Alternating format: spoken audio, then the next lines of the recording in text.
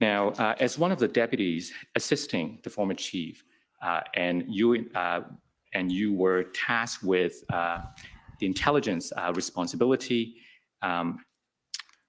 do you recall any discussions you had with the former chief about your specific assignment with respect to the Freedom Convoy events?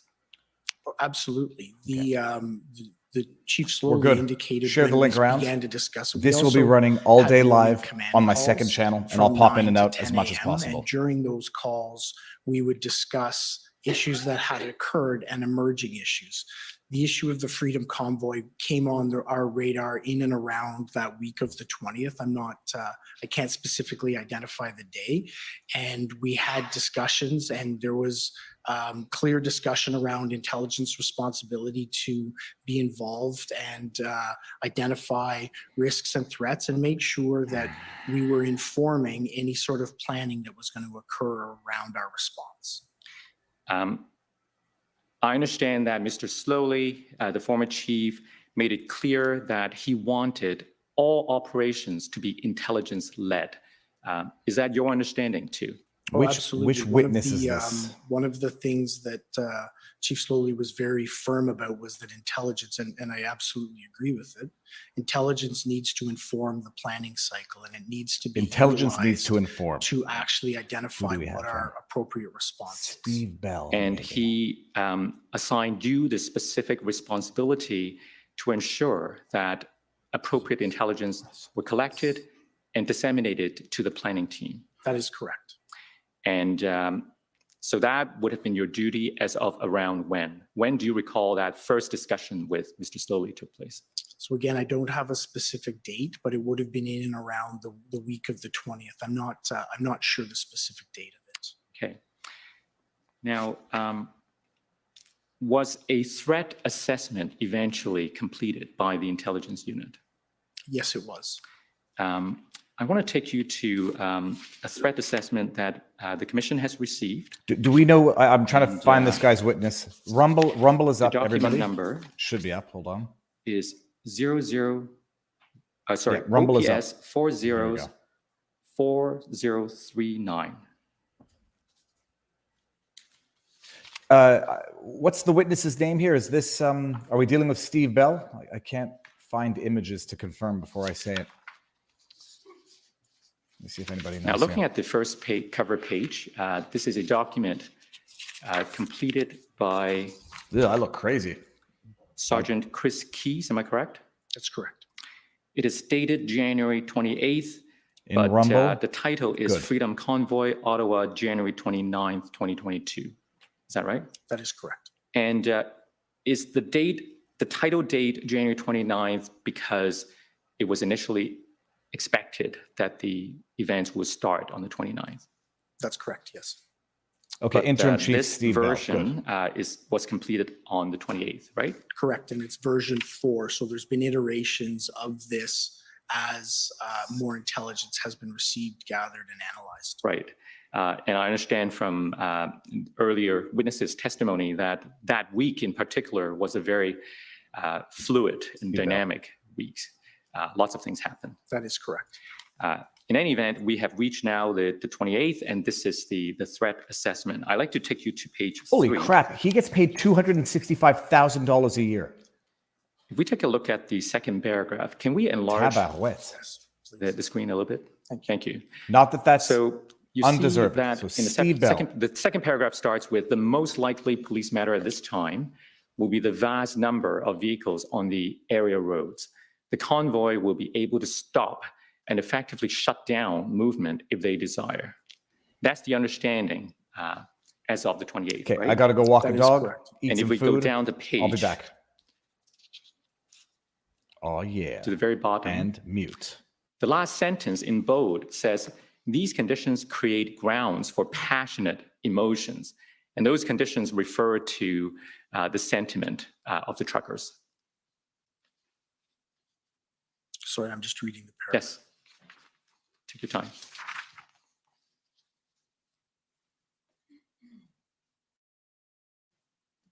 That is correct. Now, if we go to the next page, page 4, And we go to the heading Summation.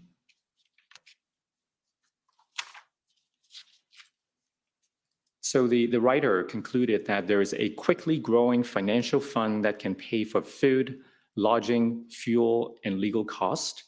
This event is, as described above, less of a professional protest with the usual sad players, but rather is a truly organic grassroots event that is gathering momentum largely from the widespread population. And then in bold, read, expect very large crowds. Am I correct? That is correct. And then the next bullet went on to quote from a journalist to the effect that if we go to the last two sentences, when it finally meets a successful protest to air the grievance, there may be larger crowds and longer disruptions than was ever planned for, right? Correct, but I also believe there's pieces in here as well as in other intelligence reports that are missing that are very germane to the discussion we're having today. Mm-hmm. Large numbers, yes, we did see large numbers. What there isn't included in any of the intelligence that we've received is the community impact that actually occurred. There's nothing around the information that identifies the activities of the protesters when they actually arrive in the city. There's nothing that indicates that the protesters are going to use the citizens of our community as the leverage point to have their voices heard. In Ottawa, we manage multiple protests on a yearly basis. We've managed protests similar to this on previous times. We've never experienced and had no intelligence to indicate that it was actually going to be the leverage of the community and the activities of the protesters to use our community members through their activities as the leverage point to be heard. Right. You're talking about the reality that dawned on everyone once the convoy arrived as compared to what was known the day before. Well, that's correct. Well, and what I would say is what was known the day before was that a large number, and the day before, so if this is the 28th, the 27th, is we were starting to receive numbers on what the size and scope would be. Right. And that the overall activity of the group moving across was extremely lawful and extremely law-abiding. Right. But you agree with me that this is an assessment, and this is a summation part where the writer was trying to draw some conclusions, right? That's correct. It's not, the writer is not here just reporting various pieces of information. This is the conclusion, at least from this writer, having gathered all of these disparate sources of information, correct? Correct. And I would say the conclusion here is that large numbers could attend the city, and we accepted that. Right. That there could be traffic disruptions, absolutely, and that it could be emotions associated to it, but not anything that would relate to the activity that we ultimately saw on our streets. Right. Now, if we go to the next page, and we look at the third bullet. So the author is here saying that in 6 years of working, large demonstration events, from the intelligence point of view, the writer has never seen such widespread community action, which means three things for planners. Now, the third thing is redacted, but we can look at the first two. The event is likely going to be bigger in crowd size than any demo in recent history, possibly on par with Canada Day events, but more disruptive. Second, there is significant popular support for this event on a scale not seen in recent years. This means the protest groups have access to larger protester pools than they have ever had access to, which means there will be likely widespread disorganization and confusion. Now, the author seems to be warning here of something quite unprecedented, at least compared to recent experience. Do you agree? Yes, I would absolutely agree with that. So it may not contain as much detail about, some of the events that the residents subsequently experienced, but it's providing a warning here as to something quite significant, not seen before. Well, I would agree with that, and I would say that all of the intelligence gathering that we'd had prior to that indicated a very similar fact. This group had only come on the intelligence radar in late summer of 2021 and never actually materialized. As they moved across the country, they seemed to build support, but they seemed to build grassroots support. And all of the activities that we had seen them engage in prior to that had been very lawful, had been very pro-social. The amount of people that were supporting them, from my perspective, actually gave it more credibility that it was a grassroots initiative, not that we were going to see the violence that we saw on our streets. Right, and there's nothing here to suggest anything other than a lawful protest, but the author is pointing to the significant number and the likelihood of disorganization, or at least if not likely, well, there will be likely widespread disorganization and confusion. Now, if we go on to the paragraph underneath the third redacted point, the demographic of the convoy is very unusual. The protests globally are made up almost entirely of middle class, members of society, since the so-called silent majority is numerically much larger than the professional activists.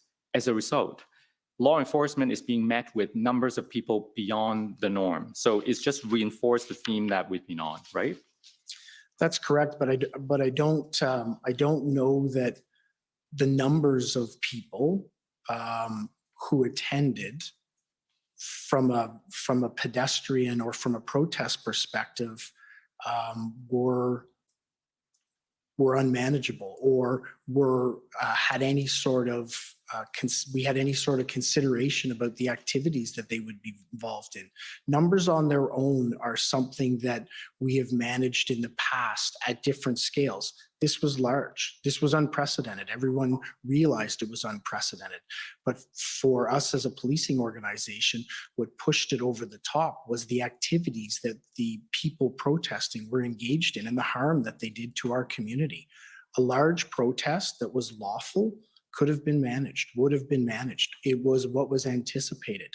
The activities engaged in were never clearly identified. And from my perspective, that is exactly what made this unprecedented to any other demonstration that we'd ever seen. Right. Now, what Chief Slowly wanted was for you and Deputy Chief Ferguson to coordinate an approach with you, I mean your unit, the intelligence unit, providing the best intelligence to the planning team so that an effective response could have been developed before the convoy arrived, right? That's correct. And he took some oversight role in the days leading up to the arrival of the convoy, right? That's correct. You mentioned so an oversight role. He had a role as a chief of police. He was informed and briefed on the progression that was being made. So let's talk about those briefings. You're reporting up to the former chief. How often do those briefings occur? So we would have had discussions on this on a daily basis at our command team calls. And that's where I would be briefed by Superintendent Patterson, and that information would be shared on our command team calls. As we came into the week of the 24th, which I believe is a Monday, and we started to increase those briefings. And actually there was in-person, I don't know the specific time, but there was in-person briefings by Superintendent Patterson in terms of what we were seeing and how we were moving ahead to the command team. Now, if Superintendent Patterson knew of the Handon report as early as January 13th, why was it that you weren't aware until the week of the 20th? So one of my responsibilities as the deputy chief is to make sure that the information is shared. And Superintendent Patterson and I had discussions around that. We had discussions around Project Handon. And one of my responsibilities was through him to ensure that the information we were receiving was gathered by intelligence, but also shared with our planning team. And he ensured me that that was happening. And then briefed me on the information that was occurring. He identified that there was regular ongoing calls that picked up in tempo and intensity as the convoy moved across and came closer to Ottawa. And it wasn't until some point during that week that he identified that Project Hendon actually had an output in a formal report. It was unknown to me before that, and that's when I requested that he started sharing it with me, and he started to share it with me. Okay. Now, I want to ask you about the plan, the initial plan that was developed to respond to the Freedom Convoy events. That plan was also dated January 28th, right? So I would need to see the plan Yes. you're referencing because there's different plans. Right. So can we call up the document OPS 404221?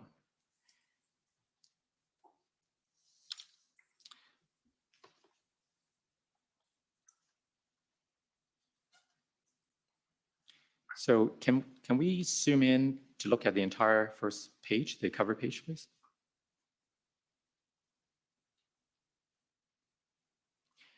So this document is titled Freedom Convoy, Canada Unity, January 29th, 2022. So the title date is also 29th, but if we go down, we may need to enlarge it now to see the print. Here is noted that it's authored, actually the name of the author is redacted. Let me put, we have the identical document in an unredacted fashion, and I've spoken to counsel about this before.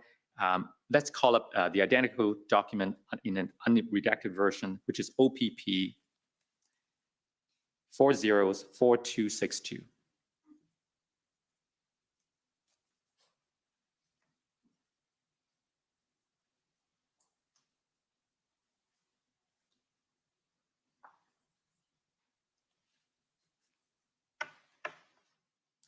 Can we go down, please?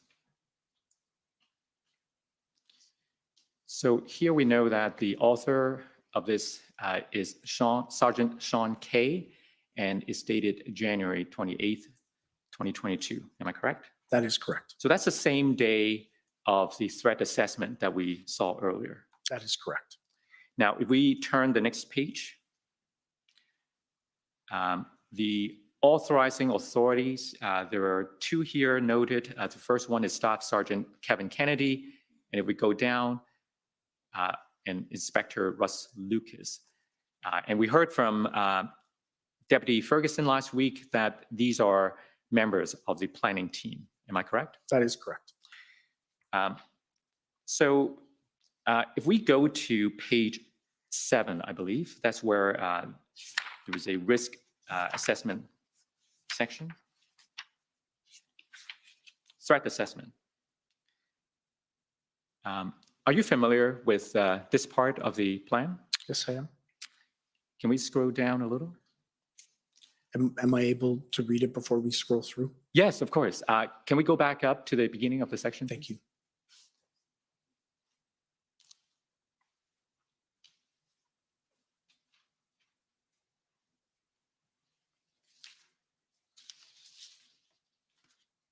Thank you. Yes. So we can scroll down now? Yeah, I'm good to move on. Okay, next page.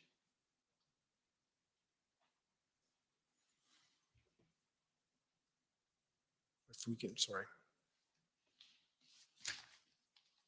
Can I just have you scroll up one there? Thank you very much.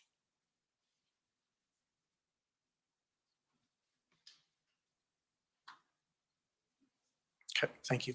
Thank you. Now, did you read it at around that time?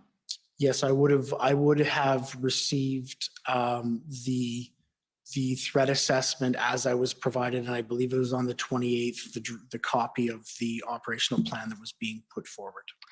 And what did you think of it at the time?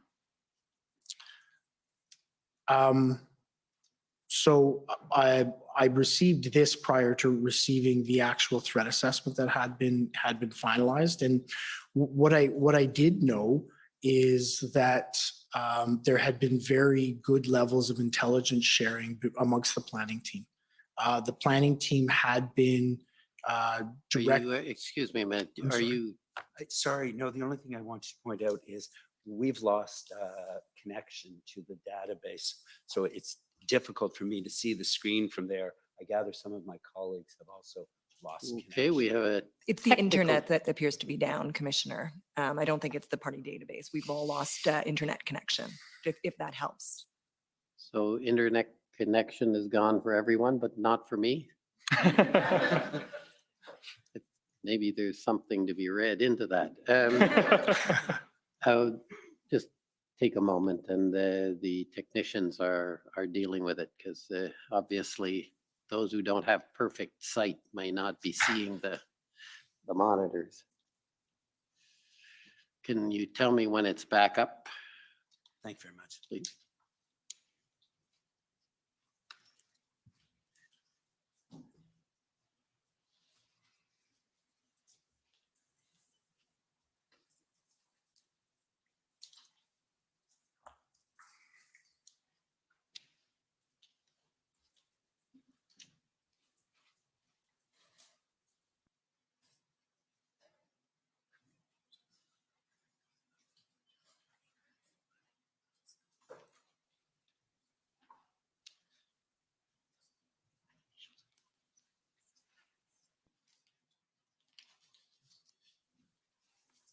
You want me to take a break while you fix it? Okay, we'll take a 10-minute break and come back. Sorry about Thank you, sir. that. No, that's fine. Thank you, sir. The commission is in recess for 10 minutes. La commission levée pour 10 minutes.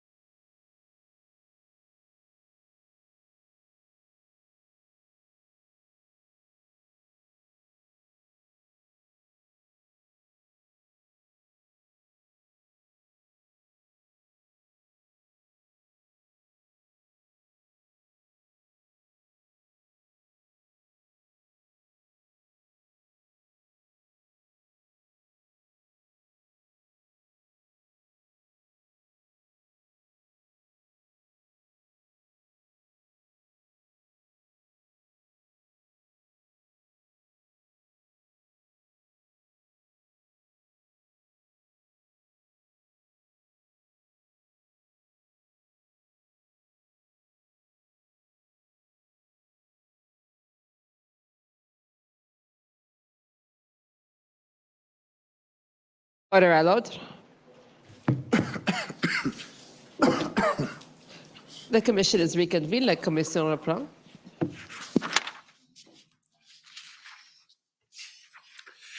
Okay, I understand the technical glitch has been corrected with our apologies. Thank you, Commissioner. Interim Chief, if I could take you back to the initial plan of the 28th of January at page 7, where the threat assessment is found. I think you were in the process of going through the assessment. Yes, that's correct. I'm going to ask you to repeat if there was a question in there. I believe I had an answer, but I want to make sure I'm answering the correct question. Well, that's a very good question. I actually don't remember what I asked, but let's start with, have you reviewed, have you completed your review of this Yes, I have. section? Okay. So I'd like to know, first of all, whether you agree with this assessment. So at the time, I think it's very important to identify how this assessment would have been created. We did create an overall threat assessment, which is extremely important, but this assessment would have also been influenced directly by the connection that existed between our intelligence unit and the planning team. And much of that information would have been gathered through the ongoing Hendon reports. So the ongoing Hendon reports and the analysis of that and more formulated the overall threat assessment that would have helped to support this. But there was also on the ground regular dialogue about the incoming information that was contained or not contained, as we've had discussions about, to help formulate this threat assessment. If I understand you correctly, your team, the intelligence unit, was both gathering information based on the Hendon reports, but also trying to gather information from other sources to corroborate those the intelligence reports. Is that right? Well, yes, and that was one of the big challenges that also made this unprecedented. It is that there was information, there was intelligence through Hendon, but there was information in an unprecedented and almost inundating way that was coming in. And as it was building through the week until this threat assessment was completed, our members worked constantly with the members of the fellow members of the intelligence group. And by this time, on the 28th, there was already a joint intelligence group that had been established that was embedded within the planning cell to try and take the voluminous information that was coming in and assess it and then disseminate it to try and get a picture of what was going to occur at this point within hours. And looking at this threat assessment and in the context of the 28th of January, what you knew, what your team knew at the time, do you consider this an accurate reflection of the reality to the best that anyone in your team can know? So at the time, I wouldn't have known this because I hadn't had the opportunity to review and look through all the Hendon reports, but I think it is a very accurate assessment.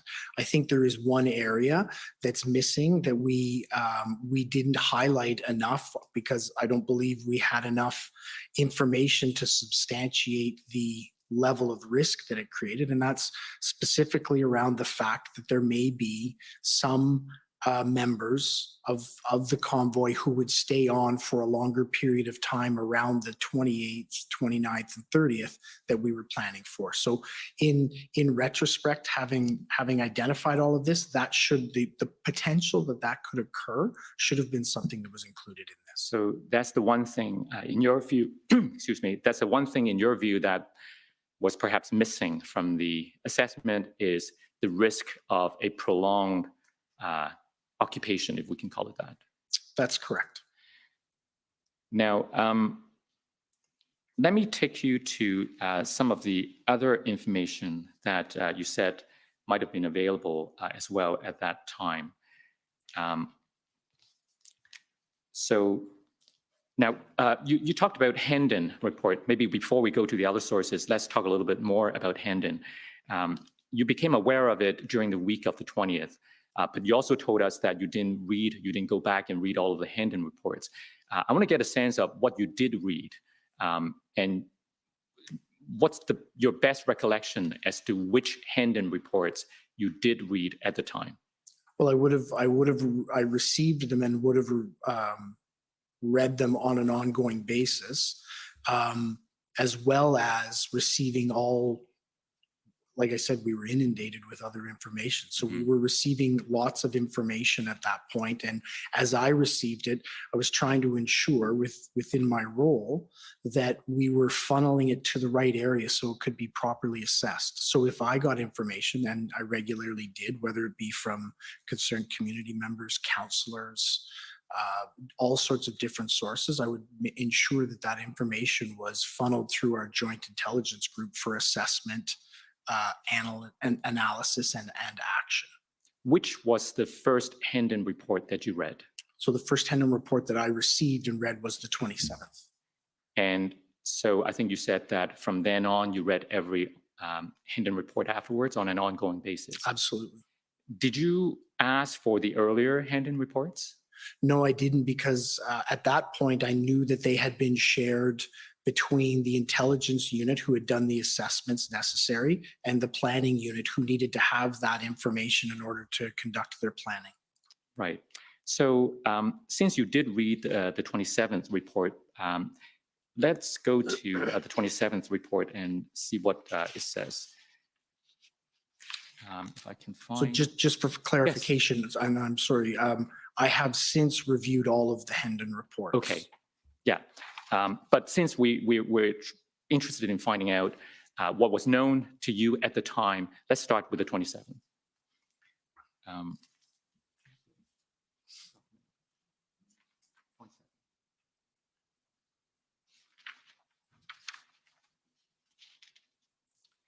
I believe it is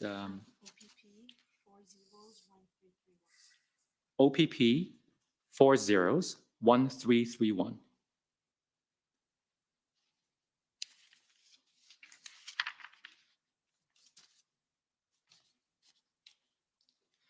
If we go to page 4 of this report,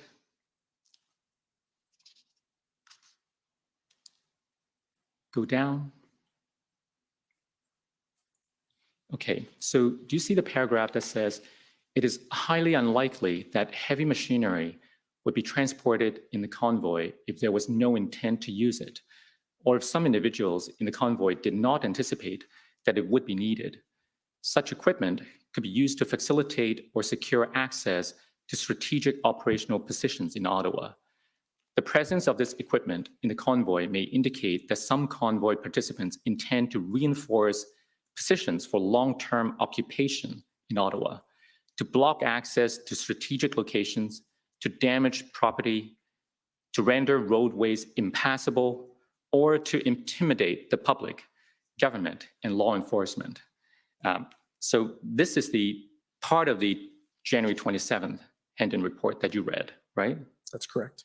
So do you agree that the presence of the heavy machinery supported what the report called positions for long-term occupation? So while I do agree that the report states that, I think the subsequent action is very important to put context to this. We identified this. This was one of the early areas that I identified as a concern. So as a result of that, through discussion with Superintendent Patterson, intelligence was worked with the operational branch to actually start to look at this, look at the existence. By this point, this is on the 27th, people are coming across, and there are police resources, specifically in this case, I believe OPP, who are with the convoy participants. The follow-up that we received from that was that the PLT, the police liaison team, who we've heard about through these hearings as well, engaged with them, and there was understanding that that heavy equipment would not be taken into the downtown core. There was also understanding through that information we received back that many of the pieces of equipment that we're seeing were fluid within the convoy. It appeared, and as we understood, as it came across Canada, the numbers fluctuated up and down on a regular, daily, almost hourly basis. Some of the equipment that was seen in here was people that in different locations had joined in. I would imagine or speculate that it was so that they could identify that they were part of this and didn't continue with the convoy as it came across. As a result of this information, plans were put in place to make sure that we diverted heavy equipment like this from the downtown core. But discussions were had with the people who had this, and from my understanding, it will be a question better posed to Inspector Lucas, but from my understanding, all of the equipment identified in here or any other trailer-based equipment never made it into the red zone footprint. So although this is concerning, it's something that we identified, action followed up on and mitigated. Now, do you agree also that there was a serious intelligence gap in terms of any exit plan for these protesters? So I do, if we can scroll down to that area. Yeah, let's go to page 6.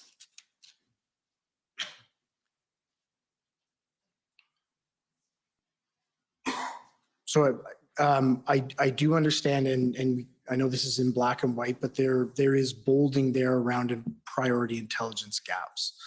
So I believe this area highlights some of the areas where we were concentrating on and some of the reasons for the assumptions that were made. This is, by this date, this is third or fourth, I can't be for sure until we pull the other ones up, where the intelligence and information had clearly identified a 3-day event. All of the discussion was around the 28th, the 29th, and the 30th. There had been through the reports passing reference, regular, but passing reference to the notion that a small group of people, a group of people undetermined, could stay for longer periods of time. But predominantly, the intelligence identified it as a 3-day event. And the top 5 areas in here are identified in red as priority taskings. Mm-hmm. The plans for departing Ottawa was something that was a concern and was identified, but based on the fact that it was believed to be a small group, was obviously not identified as a priority tasking. And as part of our planning, the egress plans for the demonstration to leave Ottawa, based on the fact that there was the concern about how they would get out of Ottawa, was built and developed into our plan.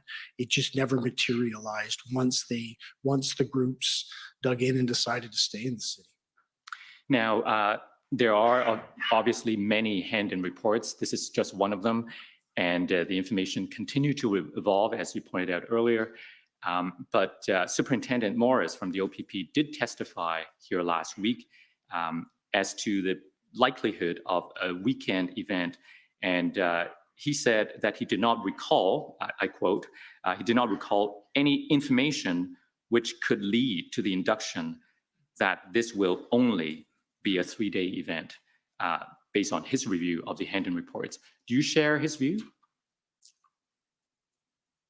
So I have ultimate respect for Superintendent Morris. I think he's an incredible intelligence leader in this organization, in this country. But when I read these reports, the specifics around the 3-day event are very clear as it moves ahead. There is references that some small numbers would stay beyond that, but all of the information being gathered, even in terms of the priorities for the intelligence gathering, is specifically around that 3-day period. Okay. Now, let me ask you along this line about the fact that many of these truckers were coming a long way from the west, right? That's correct. And you knew that. So, for example,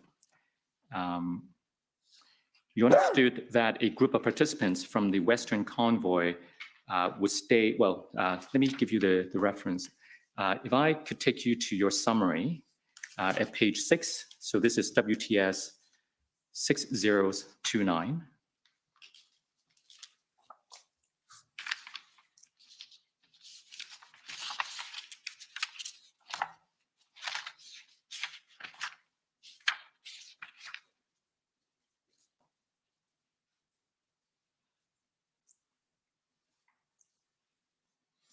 So if we go to the top of the page, the second line, as an example, PLT reported that the Western Freedom Convoy lost many vehicles when it's crossed the Manitoba-Ontario border. Interim Chief Bell stated that as the Freedom Convoy drew closer, OPS knew that it was projected to be large.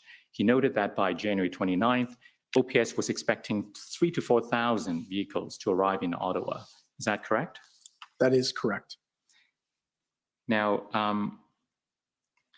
given that these convoy participants had driven across the country for more than a week, wouldn't it make sense that they might want to stay for a little longer than a weekend in Ottawa? So I think that's an inference we would now make. But I think it's important to identify that they did drive across the country. The numbers ebbed and flowed. As they moved across the country, there was police agencies engaged with them on an ongoing basis. Their behavior, as it's described within the intelligence reports and reports we had back, was that they were extremely lawful, that they were engaged in, there was no antisocial behavior that they were engaged in. And that was the observations for a number of days. Beyond that, the organizers clearly stated on many occasions and throughout the Hendon reports that their intention was to be lawful and peaceful once they came to our city. So regardless of whether the number that would have remained would have been smaller as we anticipated it could have been, it was it was the activities that occurred here that were the most problematic. We in our police service manage many protests a year. Some of them are prolonged, some of them are protracted. We've had examples of occupations of parks, of occupations of intersections that have gone on for a longer period of time. But those didn't engage in the unlawful activity that we saw here. That is what I believe makes this circumstance different. The scope of people, the size of the area that they overtook, and the activity and the trauma they put our community through. There was nothing to identify that would occur within the intelligence reports. So perhaps if I could clarify, let us assume that the intent was to engage in an entirely lawful protest. Making that assumption, wouldn't the sheer size, the number of trucks, and the intention to stay for as long as it took until the mandates are lifted create a risk that it will be a prolonged issue for the residents in terms of traffic and other issues that came with such a large crowd in the downtown area for a long time? But I think you identify the key point there. If the protests are lawful and they're within a contained area that isn't impacting the community, we would go through a regular process in order to ensure that we are managing that area and that we're negotiating with the people for them to be able to leave the area. That, what you described, though, was not what occurred in our city. There was a large geographical area overtaken, and there was extreme harm done to our community through the activities of this protest that determined it to be unlawful. So those are for me, those are two very different circumstances we're talking about. Right. Now, you would agree with me that around that time, both for the former Chief Slowly, who you report to, as well as Inspector Bryden, who reported to you through Superintendent Patterson, raised concerns about the threat assessment. Do you recall any communication with them about the nature of the threat assessment that was produced? So I raised concerns about the threat assessment, and we had discussions about it. So because my expectation was that it would have created more direct references to the Hendon reports and to the intelligence information we were bringing in. The threat assessment, as it's completed, is done on a standard template. there is actually a checklist to follow through as you create a threat assessment. We were trying to become more mature and advanced in our collection and dissemination of intelligence information. What wasn't included on the checklist was direct references to actual intelligence information that existed. So I was looking to make sure that we had that included in that threat assessment, or at least references to the mechanisms that we were drawing that intelligence from. Now, it would appear that the former chief was concerned that the threat assessment reflect the actual reality. And in the days leading up to the arrival of the convoy, if I could take you to some of those documents, OPS 403073.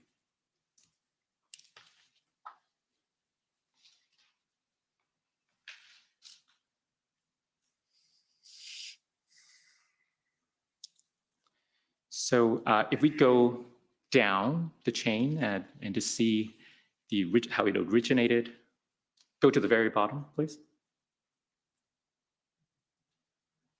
So somebody go up.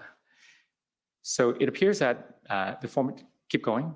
It appears that the former chief received information sent to him about some potential threat. Go up. And he passed that information on to you. So let's stop here. So somebody sent information to the former chief directly. Somebody wrote, "I lay awake tonight as I read Twitter posts from the extreme right vowing attacks on Rideau Hall this weekend. Some are calling for action akin to the happenings in Washington on Capitol Hill. I understand the right to peaceful protest, but I'm writing as a very concerned citizen, as we're not hearing any reassurances from the city or policing regarding the safety of residents surrounding these vulnerable and targeted spots." So we go up now. The former chief forwarded that to you. Sorry, can Yep. I finish reading the content? I Oh, wasn't at the bottom. Sure. All right. If you can just scroll down a little more, please. Okay, great. Thank you very much. Thank you. Is that good? Yes, sorry. Okay. I'm sorry. Thank you. Sorry, about I didn't mean to No. cut off your reading. If we go up now, it appears that the former chief forwarded that email to you and to Deputy Chief Ferguson. And he said, the email below from an Ottawa resident who's seeing online postings from what he calls extreme right-wing elements calling for violence in the event. We go further down. Sorry, if you can just, Oh, there's one okay. at the All bottom. I didn't hit number 3 yet. I will try and read more quickly. no. Take your time. Okay, thank you. So he was outlining the concerns from the citizen. Yep. And then he went on to say, yet our briefing note as of last night says there is no intelligence to indicate that this demo straying will be violent. Please review all available information, intel, incidents, and ensure we have the most accurate threat assessment and the most appropriate operations plan for the event. And he sent that before your briefing scheduled at 9. So you agree with me that the former chief was taking an active interest as you got closer to the event, and he wanted to ensure that the threat assessment reflects the most accurate information the intelligence could provide, right? Can we scroll up on the date? I'm just looking. Yes, at the date on I believe this is the 26. 26. No, so in answer to your question, absolutely. We were all taking an active interest in. I think it's important to note here that the information received by the chief was funneled to our intelligence unit and our joint intelligence unit for assessment. The Hendon reports on these days, on the 26th, would reflect that there was no anticipated violence to occur. So we were continually briefing on the violence picture and making sure that all of this information was funneled in to our intelligence unit and then into our planning team. It makes specific reference to activities or actions that could occur at Rideau Hall. We did look into that it raises a national security issue. And I can tell you that there was national security representatives, including CSIS and the RCMP, in our joint intelligence group. So again, this was information that was taken in, assessed, evaluated, put towards our threat assessment. And ultimately, this didn't bear out to be accurate. There was no threats made against Rideau Hall. And the former chief was also concerned about the language and content in the threat assessment. If I could take you to the next document, OPS 403748.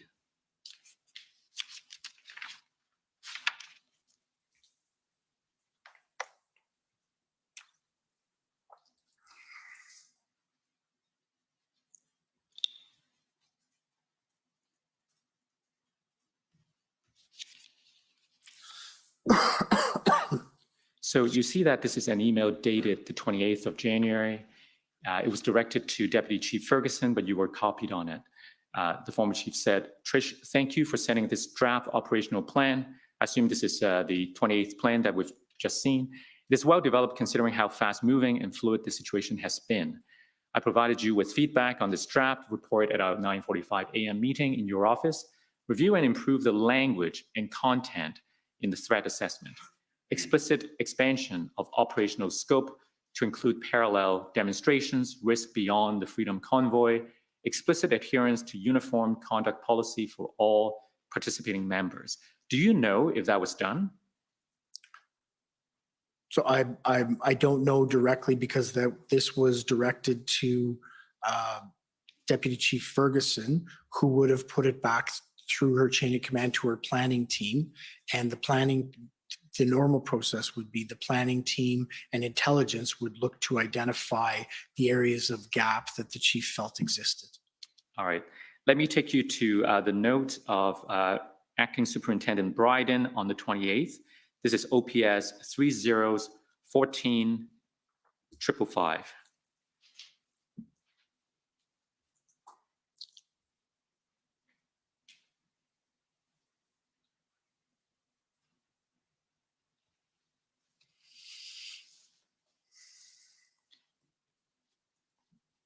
Can we go down?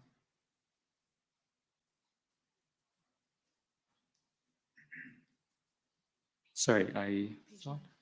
Oh, sorry, I didn't give you the page number. Page 9, please.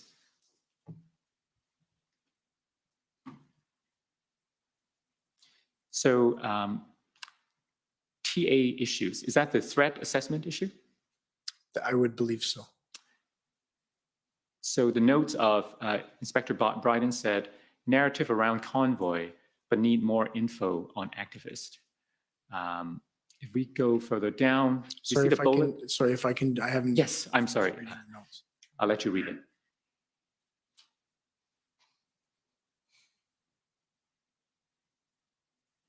Thank you.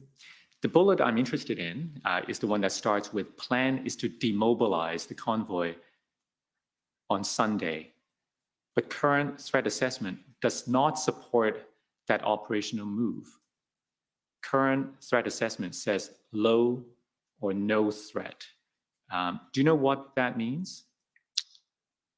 So if you can, and I'm going to apologize, but if you can let me know what date these notes are. I believe it's 28th. Can we go up to check the date?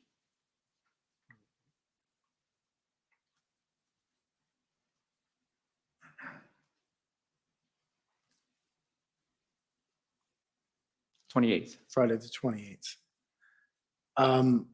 So I think it would be, if we can go back down to the notation so I can see what I'm speaking to. It's a little farther down.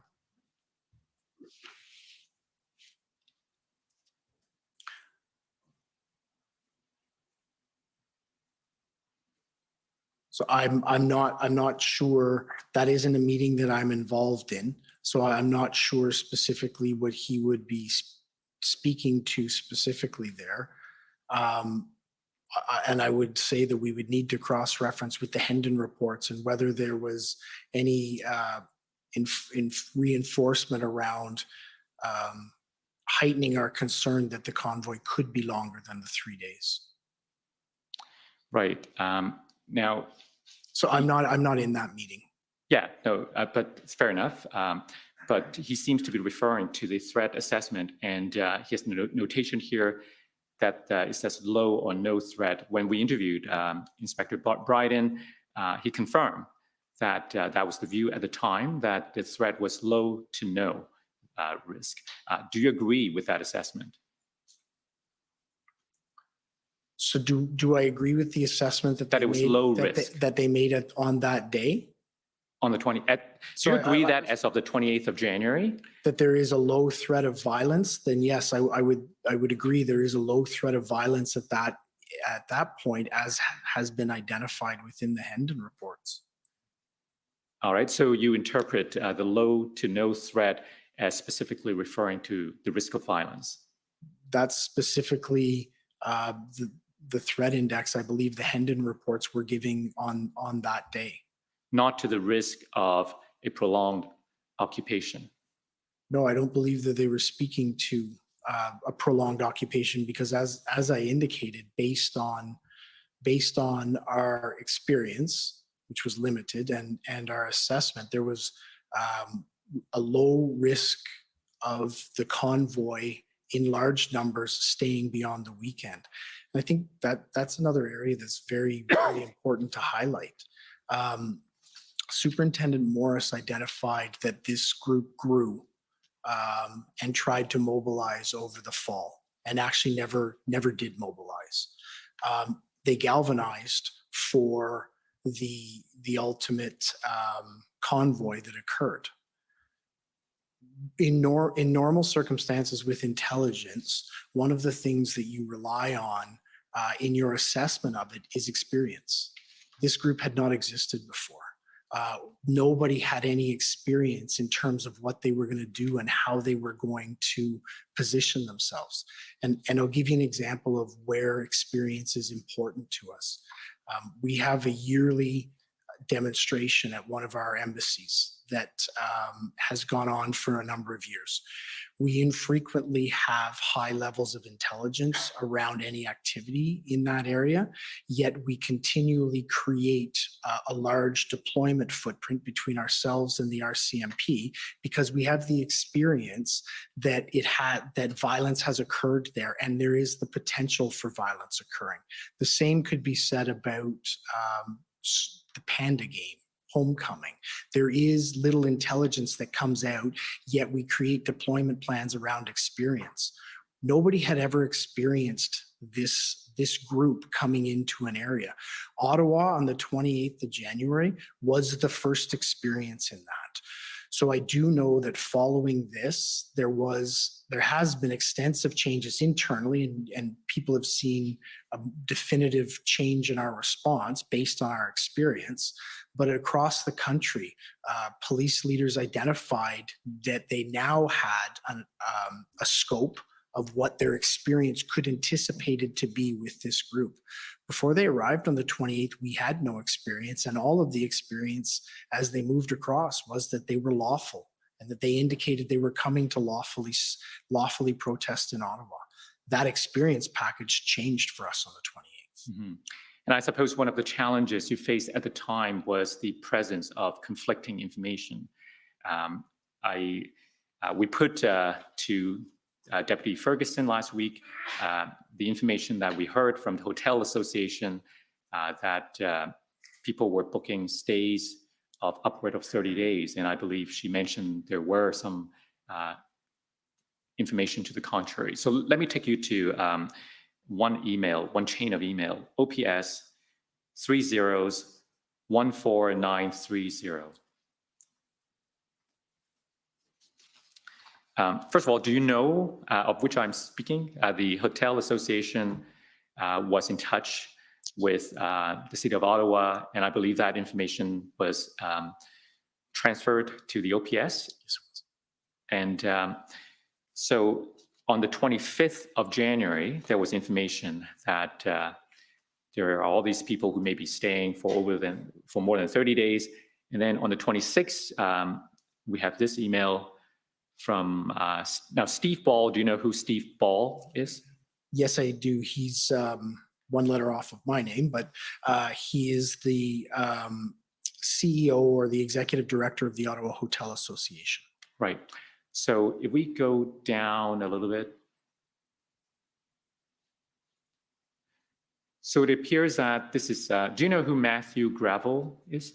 Yes, Matthew Gravel is a member of the mayor's office staff. So this is an exchange of email between them about the information they had received earlier. And now if we scroll back up. Sorry, can I read the bottom first? Oh, I'm sorry. I keep doing that. Please take your time. How far do you want us to go down? If we could go to the bottom. And it Certainly. won't take me very long. No, not at all. Can we go down to Go the very down bottom? please. Okay.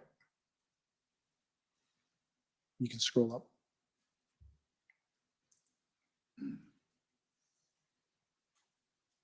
Thank you. You can scroll up.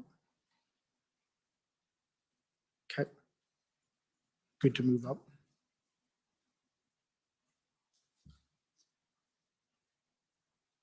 Okay. Okay. Thank you. So I just want to draw your attention to this part at 9:08 p.m. I'll get a sense of how long they're planning to be here by how long they, I guess it should be book rooms. So far, it's only for a few days. So is that one example of information not being entirely clear? So it's an extremely good example of that. And I can tell you, we did receive this information from Mr. Ball through Mr. Gravel. I believe it went into our emergency operations center, where it was put into the intelligence group to follow up. As a result, a member of our police liaison team contacted Mr. Ball, and what initially was identified as a large track of people who were going to be in the city for many, many days was narrowed down to being, no, it's a smaller group of people who have booked a 3-day stay. So one of the challenging thing for us is this was information that helped contribute to our view that it was going to be largely a 3-day protest. Right. Now, so everyone's trying to figure out to the best they can what's going to happen. And this commission has heard from Ms. Carrier, for instance, a week or so ago. I referenced this when I examined Deputy Chief Ferguson last week, so I'll put that to you again, because Ms. Carrier, who was a businesswoman, a layperson with no access to any police intelligence, just based on her observation, she said, if I could find the transcript, she said, to me personally, it was clear that the 70-kilometer train of trucks that crossed the country was not coming in for a small protest in a day.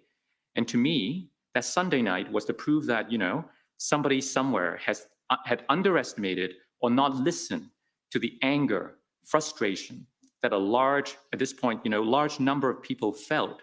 They were coming to the city of Ottawa as the representatives of what they thought, and they were going to stay there. They were going to stay there until they were heard. So entirely apart from intelligence reports and so on, there's this common sense inference that some people draw, that people are not going to drive all the way from west with all of these emotions that the intelligence reports also refer to only stay for weekend. So in terms of contingency planning, what role did intelligence have to inform that contingency planning? So I think intelligence would have played an important role, and to try and highlight the risks that they knew at the time, and I believe that was done. It became more possible, as was identified, that a small group of people could continue beyond the weekend, but that mainly was being planned around a weekend protest. all of the activities that we took, including this one with the Hotel Association, led us to believe that that's what it was. The intelligence, as we read it, talks about large protests, but the numbers that are necessary for planning didn't start to come in until the day before. And that, please don't hear that as a fault of anyone. It was just very difficult because of how fluid and dynamic the situation was for us to be able to gather through our partners real-time intelligence. So intelligence continually stayed on, continually fed the planning team of what they knew at the time with the best information. As you described it, though, it was a fluid week. It was a roller coaster that week in terms of information coming out and refining down. And ultimately, the numbers, the size of it weren't fully refined until the 29th and the 30th, when it was already upon us. And I'll go back to it again because I don't think it can be understated.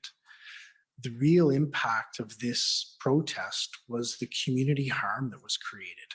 That was what the problem and the consequence to our community was through the activities of these protesters. There wasn't any information that identified that.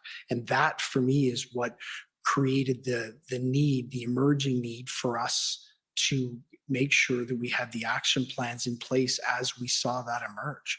Our community were dramatically exposed to violent activity over that period of time. Now, this may be open to debate, but one may argue that the combination of the large number of people in trucks with the expression of an intent to stay for some time until the mandates are lifted logically lead to this risk of social trauma if large number are going to stay here for a long time. Do you agree?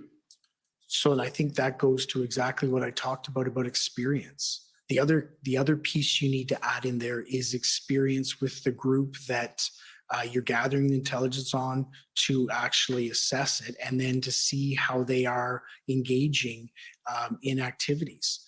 The experience we had until this point was you were exactly right. They were people moving across the country, determined to be heard, but they were peaceful.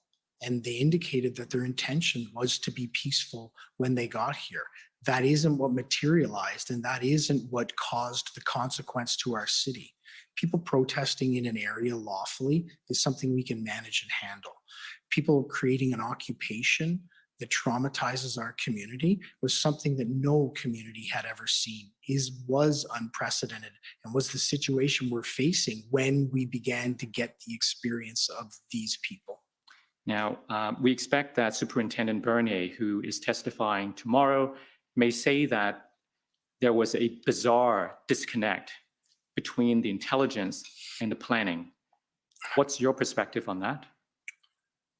So I would need to know exactly when at what point he's speaking of, because what I do know is as the planning team was doing their assessments and as the planning team was building their plans, that the intelligence and the planning team were very tightly connected. I've seen and observed several emails over my preparation for this that indicate that at every point that one of the planners is looking to develop a plan, they're referencing intelligence. And that's, as a leader in this organization, is exactly what I would expect to happen.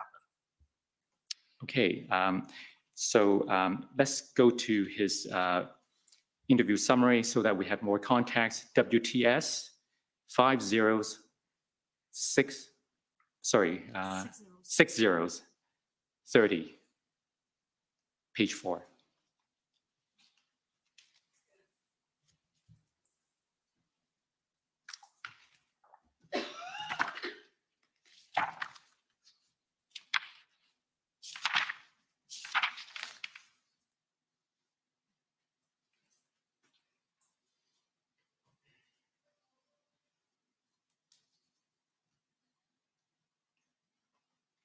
So we go down.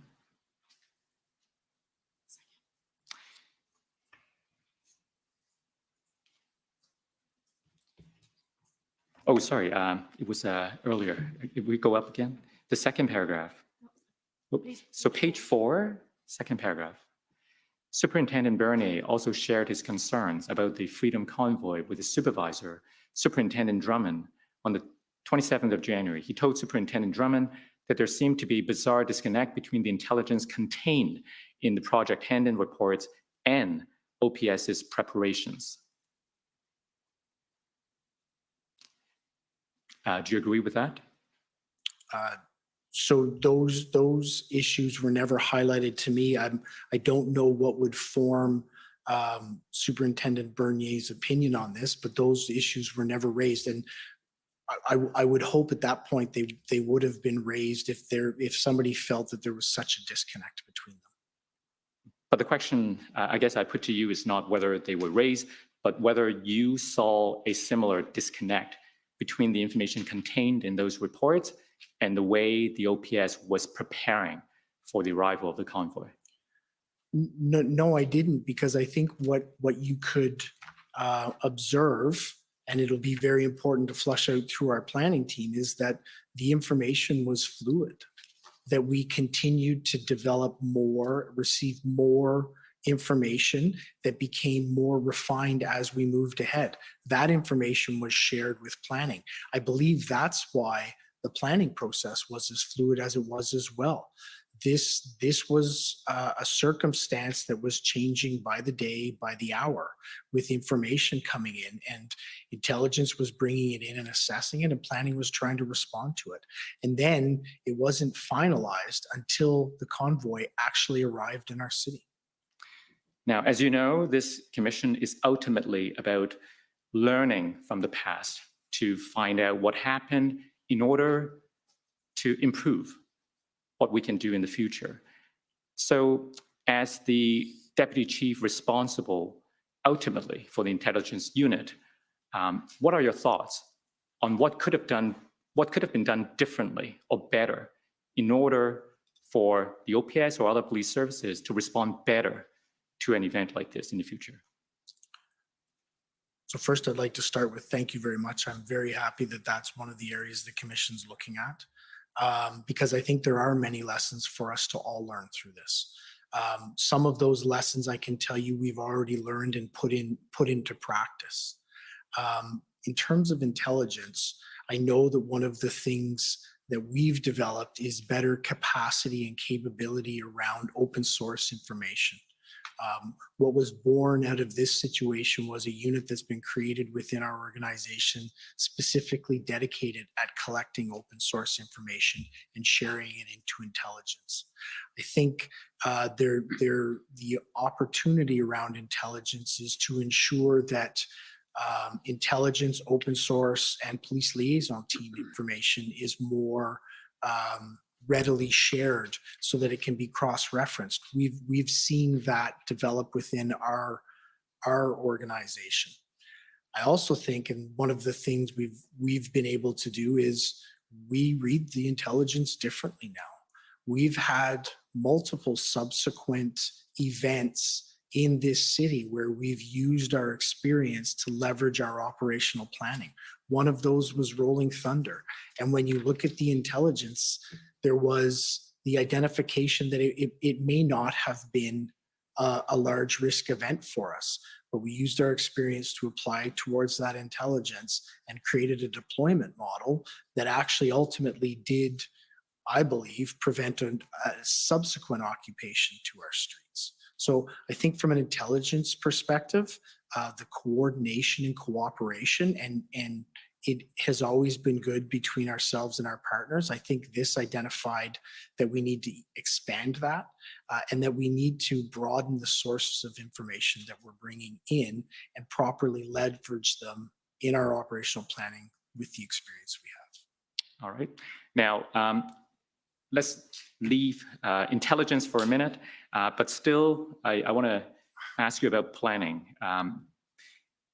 If I could take you to your interview summary. which is WTS 6029.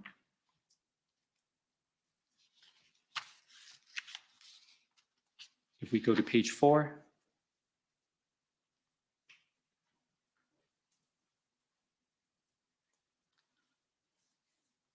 page 4. I'm looking for the part where you said that the OPS's approach to the protest at the time of the Freedom Convoy did not consider community impact. That paragraph right at the top. Okay, sorry. we There. passed it. Interim Chief Bell saw it as OPS. That's right. Interim Chief Bell saw it as OPS's role to respect lawful protest. He noted that OPS was experienced dealing with lawful protest on national and international issues and ensuring public safety at these protests.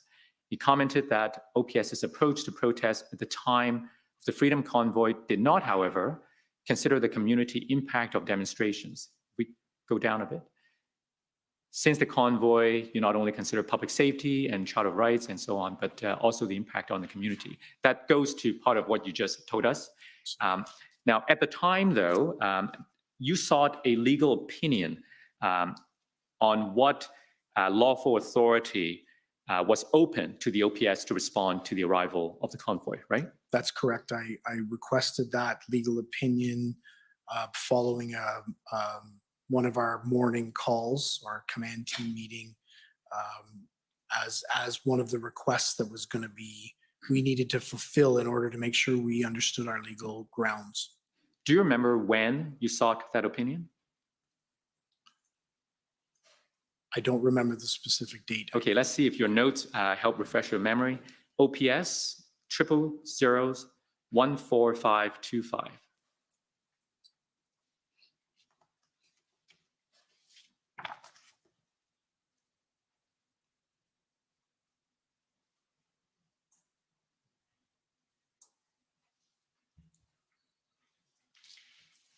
So it says here January 27th, and you have a note, convoy plan will develop legal opinion on how we will be able to end the convoy. Does that help refresh your memory? Yes, it does. Okay, so on the 27th, yeah, you sought the legal opinion. Do you remember if you got an opinion back Yes, I believe I received the legal opinion on the 28th, the next day? the next day. So let's go to that Can we now. scroll down on my notes just to make sure I'm not missing anything? That's it. Thank you. Yeah. So if we could go to the next document, OPS 403692.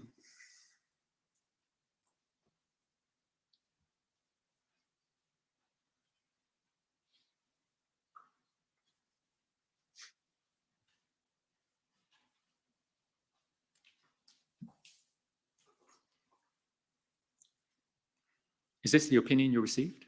Yes, it is. Did you read it at the time? Yes, I did. Sorry. Yes, sorry. Yes, I did. Okay. Did you circulate this opinion to anyone else? Yes, because it was requested at one of our morning calls, I would have shared it with the entire command team, I believe. That But I don't includes- have independent recollection that I did forward it on. Okay, but you believe you did? I believed I did. I collected it on behalf of the executive team, so I would have shared it with the executive team. And just to be clear, by executive team, you meant? So it would have been anyone who was present. So it would have been with legal counsel who would have done this. Deputy Chief Ferguson, CAO Dunker, Chief Slowly, the Chief's Executive Officer Kevin Maloney, and others. I just don't have recollection of who I forwarded it to. Okay, so let's take a look at this opinion. Staying on page 1, if we scroll down, the paragraph that starts with while the convoy, we could go up. Yeah, that's good. While the convoy has not yet reached the city of Ottawa, various considerations will need to be assessed and reassessed to determine the appropriate response, including the balancing of competing charter rights, impacts to public enjoyment and the right to mobility, impacts to health and safety, impacts on obstructing emergency vehicles, and impacts to public safety generally. So I want to ask you, in preparing for response, how did you and your executive team consider these bullets, including the impacts to public enjoyment and the right to mobility, and the last point, impacts to public safety generally? So I think that would have been done by an ongoing assessment that was being conducted by the planning team and intelligence moving ahead. Those areas were specifically impacted, as I indicated, and we only realized that once the convoy arrived. The anticipation of the community trauma and violence to our community that was going to did occur wasn't anticipated because nobody saw that coming. Nobody knew that that was going to be the tactic that the mob that got here was going to actually engage in. So that is something that we look at. We look at public safety. We look at Charter of Rights and Freedoms, and all of these index, but we had never taken the view of making sure that the community and the surrounding areas, we were as responsive to their needs. We take that into account more than ever now, and that's what you've seen as we've responded to Rolling Thunder, responded to Canada Day, to make sure that we interpret our intelligence with our experience, but also make sure that we identify potential hazards or concerns that could occur within the community and put that absolutely front and center in our planning. The reason I highlight that is the one thing that I hear consistently after the removal of the occupation, and very rightfully, is that we didn't put enough emphasis as a police service on our community and the impact that it caused to them in the very early days. That they felt that we didn't focus on the harm that was being done to them. While we have always had that in the planning, I think we need to be overt in it and say, community, this is your city. These are your streets. We will conduct ourselves in order to protect you within this community and protect you within those streets. So I think the emphasis that I'm playing is that we need to always have charter rights and freedoms in our mind. We always need to have community safety, but we need to make sure that we bring the community impact to the front of everything we do, because it was the area that was most violated during this event. Now, the opinion talked about the balancing of competing charter rights. And perhaps many of the residents felt that there was an imbalance. And one of the central questions that arose from the planning perspective is about the ability of preventing the trucks from entering the downtown core in the first place. So I want to ask you, what was your understanding of the lawful authority for the OPS to prevent the trucks from going downtown and park there that first weekend? So I believe that we do have the ability, and I think we've exercised it several times since then, to prevent the vehicles from going down. A truck isn't a protected entity under the Charter of Rights and Freedoms. People are. That is something we had not exercised prior as an organization. When we had vehicle-borne demonstrations, protests, or events in what is the downtown core, we had always allowed them because our experience was they had come and they had left, and we had managed them. And that was a regular occurrence for us. So that happened many, many times, usually many, many times a year. So although the charter doesn't protect the vehicles, I do know that our experience had been that we would allow those type of vehicles. I think there's another side to it as well that's very important, particularly as we became closer to the date. We saw the volume of vehicles that were going. They were coming to Ottawa. They were very clear about that. They were coming to Ottawa. So the ability for us to protect and preserve public safety would mean that we would want them to go into a designated area so that we could better control it. We didn't anticipate the activities. We didn't anticipate the size or scope of number of people who stayed, because we do have to remember most people did leave on Sunday night. So the ability for us to manage the protest and demonstration in a core, as opposed to people coming and have a blocked off downtown core and leaving their trucks on the 417 or trucks dispersed around many different areas. It was going to be more manageable for us in a centralized area. All right. Now, we asked the same question or a very similar question of Mr. Slowly, the former chief, and I want to show you his answer and ask you if you agree with him. Can we go to the document WTS 6040?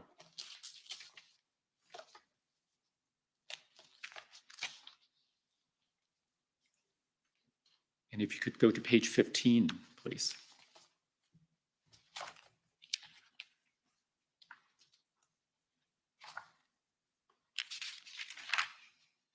The second paragraph. Chief Slowly was advised that based on the known intelligence reports, OPS did not have the legal authority to deny the Freedom Convoy access to downtown Ottawa simply because some people disagreed with the views of some participants. He understood that OPS did have authority to close roads and restrict traffic if there were public safety concerns, but closures and restrictions had to be commensurate to actual threats or reasonably predictable threats. Highway Traffic Act or bylaw violations alone would not be sufficient to justify restricting access to the city for all protesters. Do you share his view?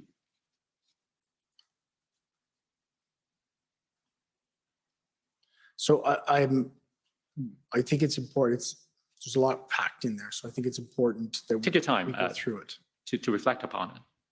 So I would say I would absolutely agree. Based on the intelligence we had, we didn't have legal authority to deny the protesters from a protest. All of the activity had been lawful and peaceful, and there was no indication of anything contrary to that.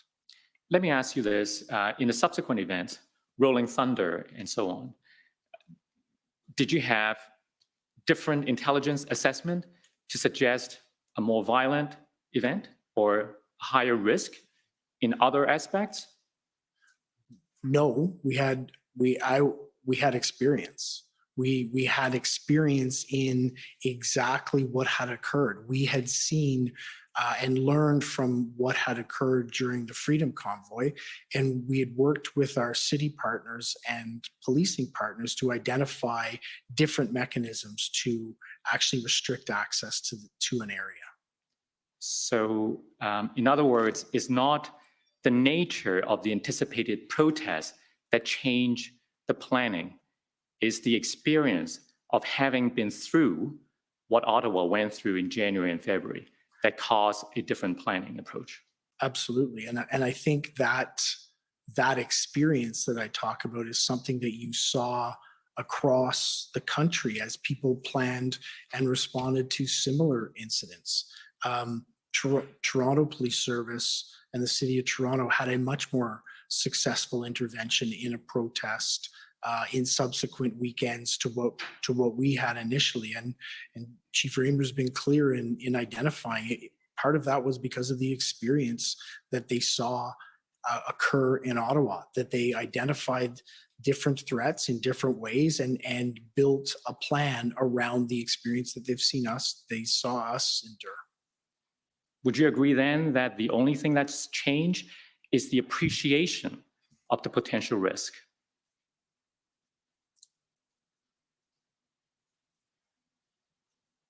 No, I don't think that that's accurate. I think what's changed is we have an understanding of what these groups are capable of when they come together. We have an understanding of what could occur as these groups coalesce around a cause in an area, and that's Rolling Thunder. I would propose that had we not had the experience we had, we wouldn't have planned in the way we did. We wouldn't have had the public order deployment. We wouldn't have had the exclusionary zone. And in that case, the Friday evening that it occurred, we would have had a truck that attempted to occupy an intersection that was followed quickly by other vehicles, set up and be successful for a period of time in, again, taking over an area of our city. That's the appreciation that we have of what is possible when these groups come together. That's the experience that I'm talking about that we are now applying to all of the intelligence. So if I understand you correctly, you said what's different is the new understanding of what could occur, right? Those are your words? Yes, those are my words. How is that different from appreciation of the potential risk? Your words are probably just more eloquent than mine. Okay, we'll go with your words. Now, I do want to ask you this. Taking you back to the legal opinion, which is OPS 403692.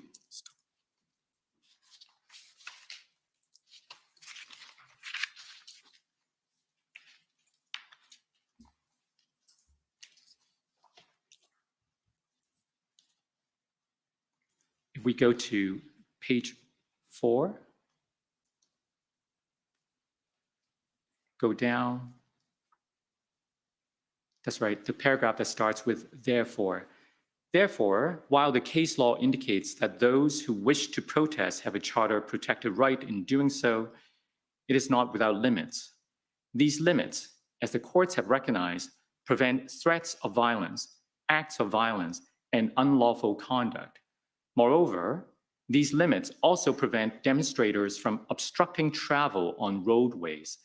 It is worth noting, however, that there has been at least one decision where it was found that a blockade for a very brief period only constituted a minor inconvenience and was therefore permissible.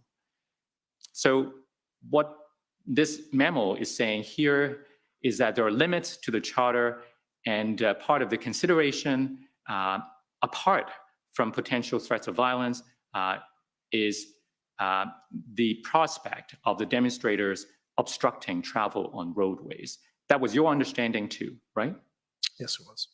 And when you have a large crowd of protesters and the trucks being brought to the downtown core with no exit strategy, why is that not a suitable consideration for road closures in order to achieve some of the bullet points we saw earlier in this memo?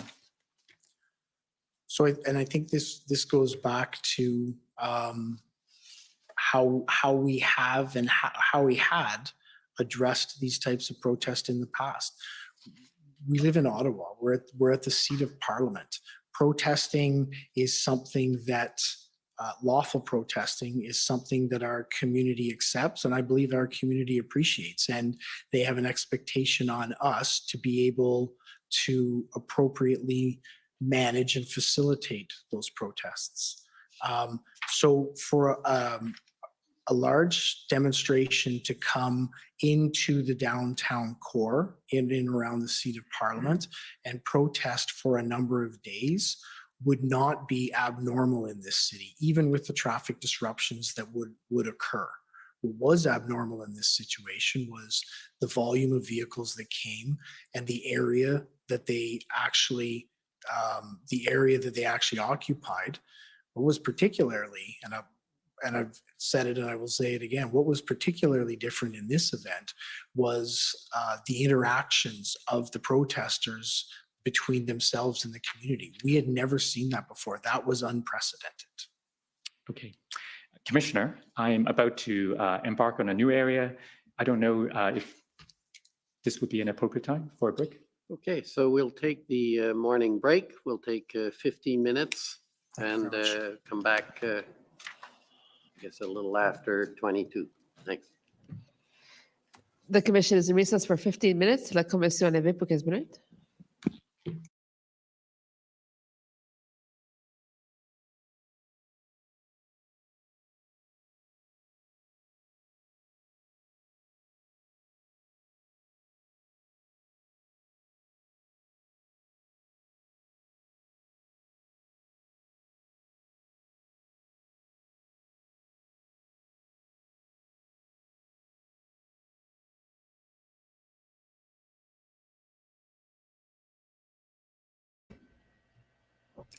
All right, everybody.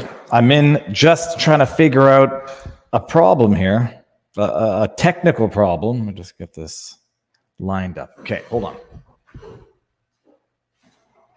Lighting. Okay, this is what I've got to do. I'm going live with Legal Bites and others at noon. I need to be able to run the audio without hearing it with my headphones. What I'm going to try to do is if I disconnect, I will bring us back before the pause is over. We've got time. So I'm thinking if I lose connection in life, like if my computer goes down, I think the stream stays live. So let me see this here. What a ginormous waste of taxpayers' money. Oh, they're all getting paid for it. They all get paid while they try to figure out who screwed up the most at the expense of the citizens. Okay. I'm going to close the window to StreamYard and see if the stream goes down. If it does, I'll be back. He's multitasking. I understood what you meant. Yeah, wakey. Oh my God. No, I was listening to it. I'm just I got to get ready for my main day stream at 1:30. Live with a leader. We're talking the Menendez brothers trial back in the day. Sorry, I had my hair in a ponytail. Ran out of thingy thing, so I found an old mask in the car and tore off the earpiece. Okay, let me just do this here again. So, okay, I'm going to close the window and see if the stream stays up. Yeah, I'm still the most tech savvy. Oh, I have no doubt about that. I am what we call in French, un débrouillardise. Débrouillardise is someone who finds solutions to problems. You scared us there. Yeah. Oh no, I'm not cutting it anytime soon. Okay. I'm gonna hit X on this window. If the entire stream goes down, I will be back by noon. Let me leave one comment up so I can see it. Here we go. You know what? I like this one better. Yeah. Happy face, thumbs up. Okay. Changes you made may not see. Now it says leaving site. Changes you made may not be saved. What does that mean?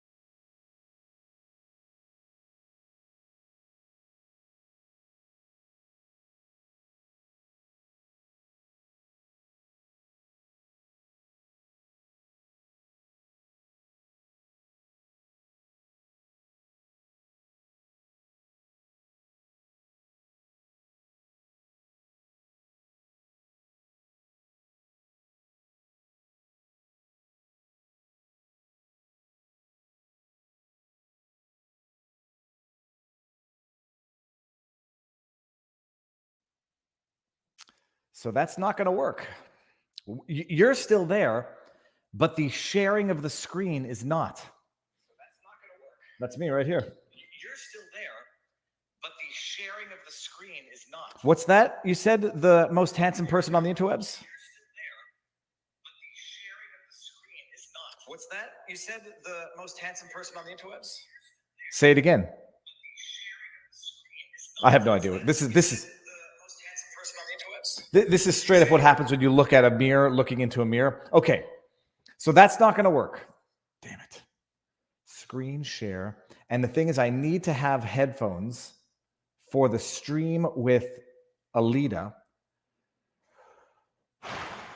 Okay, hold on. First of all, first things first. Let's go here and just go back to sharing the window. See, this is what it would have been success if we had seen this in the backdrop once I clicked down the stream. Okay, so that's one problem. How many ear jacks do I have? I have one ear jack. I think the solution, and the only solution, I'm going to have to do the stream with Legal Bites off my iPhone. And then this afternoon, I'll be able to run the audio here. I won't be playing that many videos on my stream, so I won't need to have maybe use multiple browsers. That won't solve the problem because I am using multiple browsers. It's the audio coming from the inquiry that I want to be able to hear. I can't even mute the audio. See, if I go here and then mute the audio here, then you won't hear it. If I turn down the audio on my computer, then I won't hear it. You'll still hear it, but then I won't be able to hear the audio from the stream that I'm about to do. Thrilling moment indeed. You're watching the wheels turning very slowly. Okay, so if I ran this on another computer, which I could do, but then I need to invite myself into the stream and I don't have a second computer. Okay, I'll have to do the stream at noon off my iPhone with earbuds, and that'll be fine. Okay, whatever. Yeah, you need multiple inputs, feeds for that mixer. Well, I've got that thing called a Behringer Euphoria UMC 204. That's for the mic, though, for this. Then I've got a Cloud Lifter. I don't know what the hell that does. I got a sign that says freedom, yo, and I got a shirt that says freedom. Okay, whatever. I'll do Legal Bites live stream on my iPhone. The lighting should be good, and that'll be it. Yeah, so this is painful. It's boring.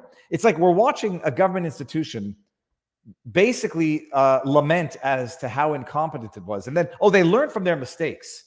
They learned so much from the Ottawa protest. They learned how to deal with Operation Rolling Thunder or that other short one-day protest, the stated object of which was to roll past the cenotaph, not park their car so they wouldn't get arrested by an overly zealous, baton-wielding, pepper spray-wielding police force.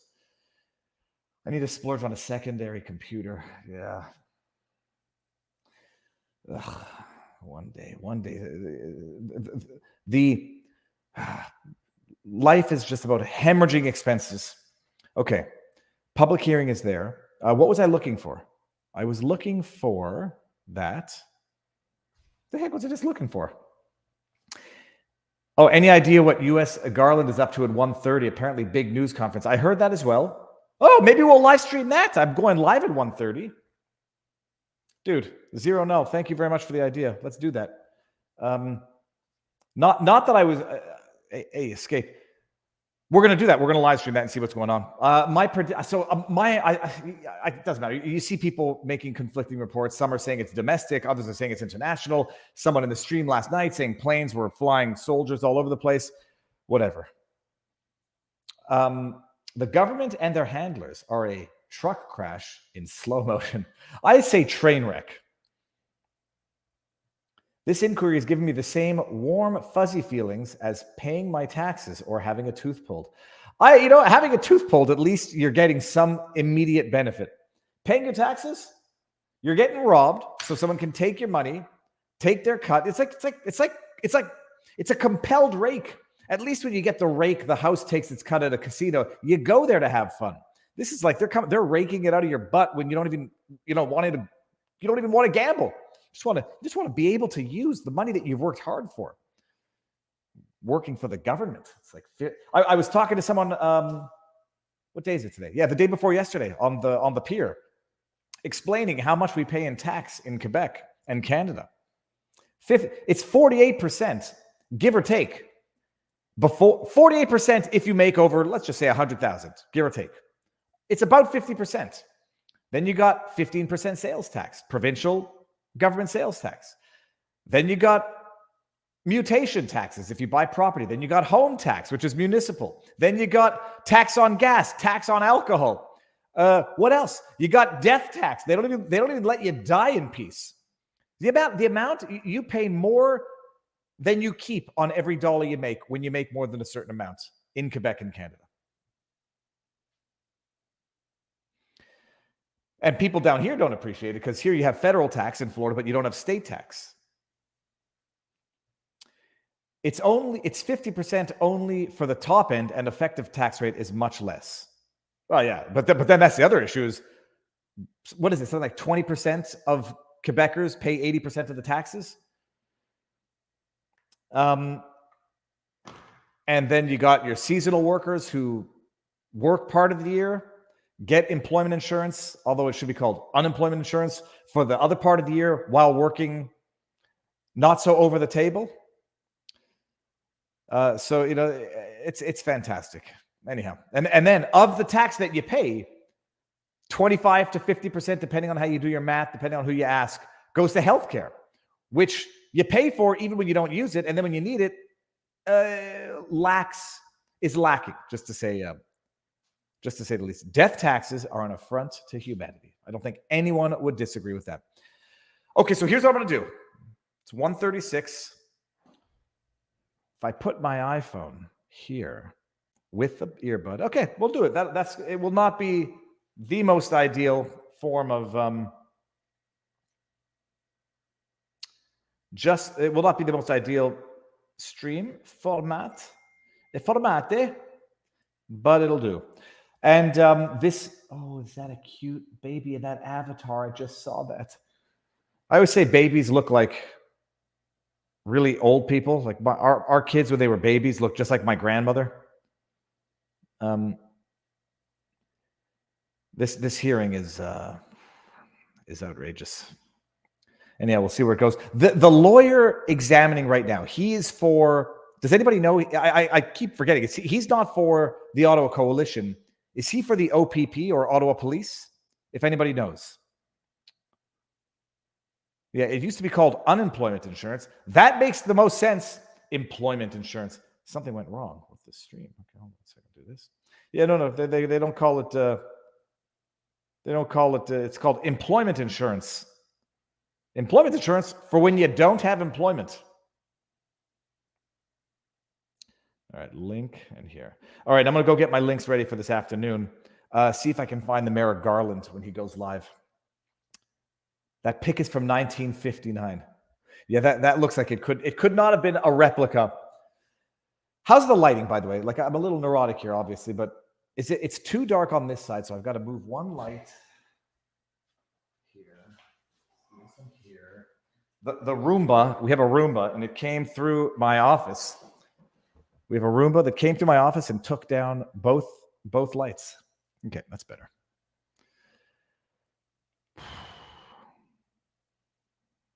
Yeah, we are funding this inquiry. The war in Ukraine, and the East Coast has to beg to raise money for what the federal government and provincial governments are supposed to do. Let's see this. If you make $130,000 a year living in Ontario, you will be taxed 40%, 40,000. So that is, hold on. 40, that's only 30, I say only. That's less than 33%.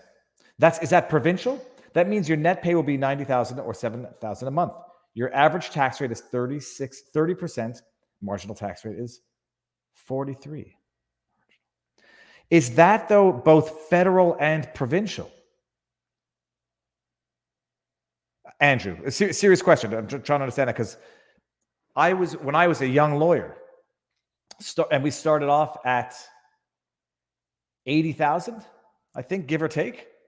I think I recall only netting in Quebec, 45.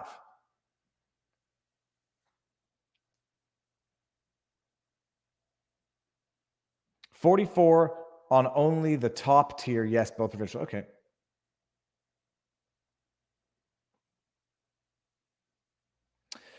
All right. Well, while you hear me ramble, they have been very meticulous. Look, I just said it, and they came back here. Okay, people, I'm going to draw myself out of the stream and try to continue getting prepped. La commission reprend. Morning again.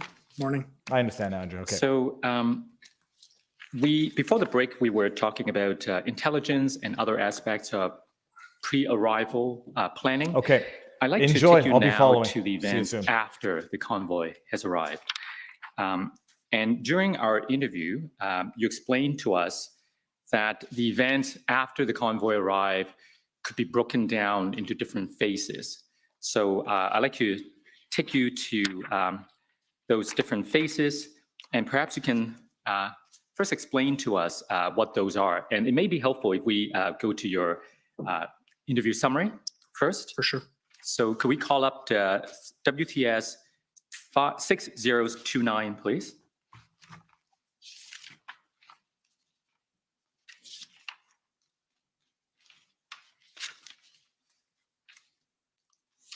And this will be found at page 9. So Interim Chief, you told us that broadly speaking, the events after the convoy arrived could be broken down into 3 phases. The first, roughly from January 28th, which was a Friday, to February 4th, another Friday. Now, you separated the weekends from the weekdays because you said the weekends are very different. First of all, why are the weekends so different from the weekdays? So what we found during the course of the occupation was during the week time, it was the people that were here. We would see those numbers swell Friday night, usually Saturday during the day, into Sunday, and then disperse into Sunday, and we would go into another week long. But the people that traveled to Ottawa, not in trucks, but people traveled that on foot attended the area during the weekends really seemed to swell and rise. And the week was more of a stagnant, stagnant's probably not the right word, a period where it was the people that were dug in and sitting there and remaining. Mm-hmm. So phase 1 from January 28th to roughly February the 4th, I believe you call that a period of orientation or adaptation after the convoy's arrival. Tell us what you meant. So during that period, several key things occur. So on the 28th, the convoy arrives. We are anticipating a 3-day event with the potential of a smaller group of people staying, and there's massive numbers. So through the weekend, and I wouldn't be the one to best speak about it, but through the weekend, the event is managed.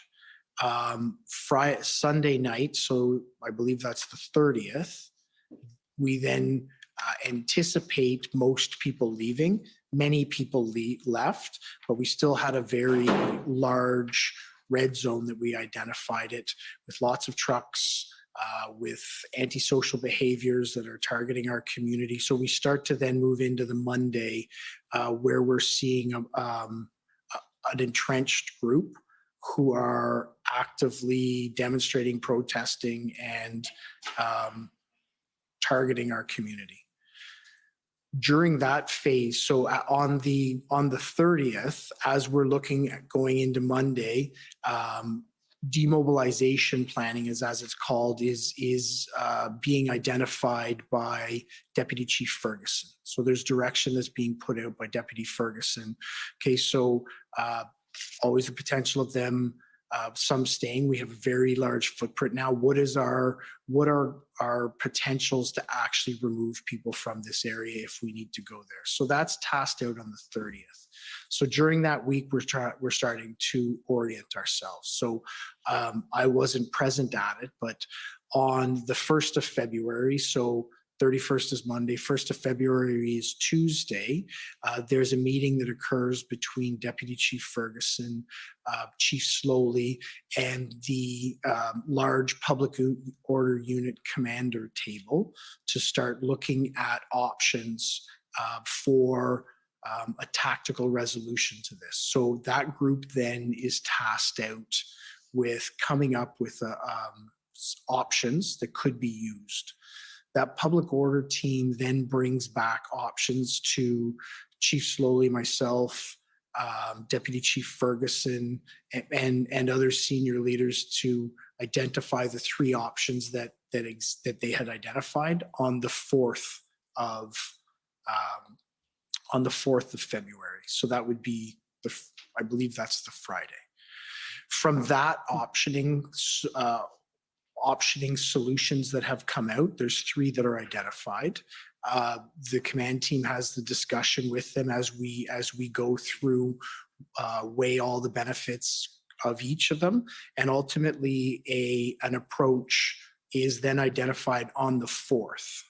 So that takes us through the first week. So the orientation is figuring out what's going on within the environment, making sure, trying to get the resources that we require or assign the resources that we require to hold the red zone in a safe manner, try and manage public safety issues in the way that we can with the limited capacity we have, as well as then start to develop planning or at least identify strategic concepts around how we're going to approach this moving ahead.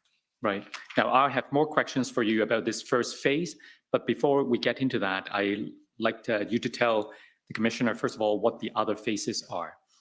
So the second phase, I believe it is from February the 7th, which is a Monday, to February the 11th. Is that a Friday? I believe it is. I'm sorry, I don't know. This is a block of time to me, the days. I'm not sure of what that day is. Okay, but in any event, from the 7th to the 11th, right? I believe the 7th, the 4th is, so The 7th would is be a a Monday, Monday, and the 11th would be the Friday. the Friday. Yeah, so during that period is the time that we're looking at doing, it was the strategic concept that was developed and approved was to look at taking off bite-size or chunk-size pieces of the demonstration to decrease its footprint, to ultimately resolve it.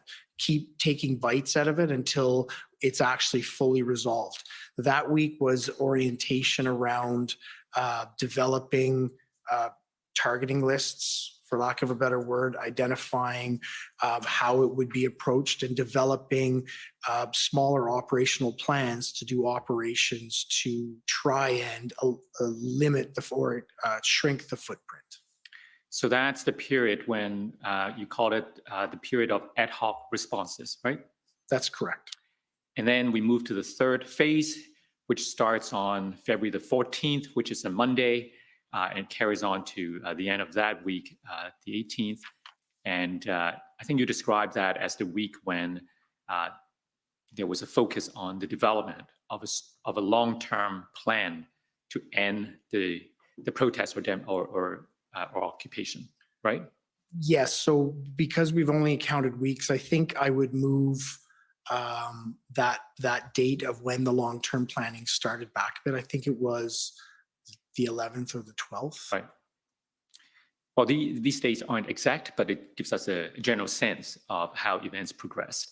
So going back now to the first phase, now you've told us in our interview in the summer that that was a time, you described it as, I believe, let me look for the reference, you said the OPS was exceptionally unprepared for, and the team realized that after that first weekend. Do you still agree with that description that you gave before? Yeah, I believe we were unprepared for what transpires. In the sense that you weren't prepared for what would eventually turn into an occupation. That's correct. Now, so I want to take you to some documents and see if we can explore further what happened during that period. Superintendent Abrams from the OPP testified last week that he had a conversation with you on, I believe, the 31st of January. That would be the Monday after the first weekend. And you told him that the OPS is now looking for a 4-week sustainability plan. Do you recall that conversation? Yes, I do. Tell us more about that conversation. So as we transitioned from the Sunday night of the 30th into the Monday morning of the 31st, the reality of what we were facing was much more clear.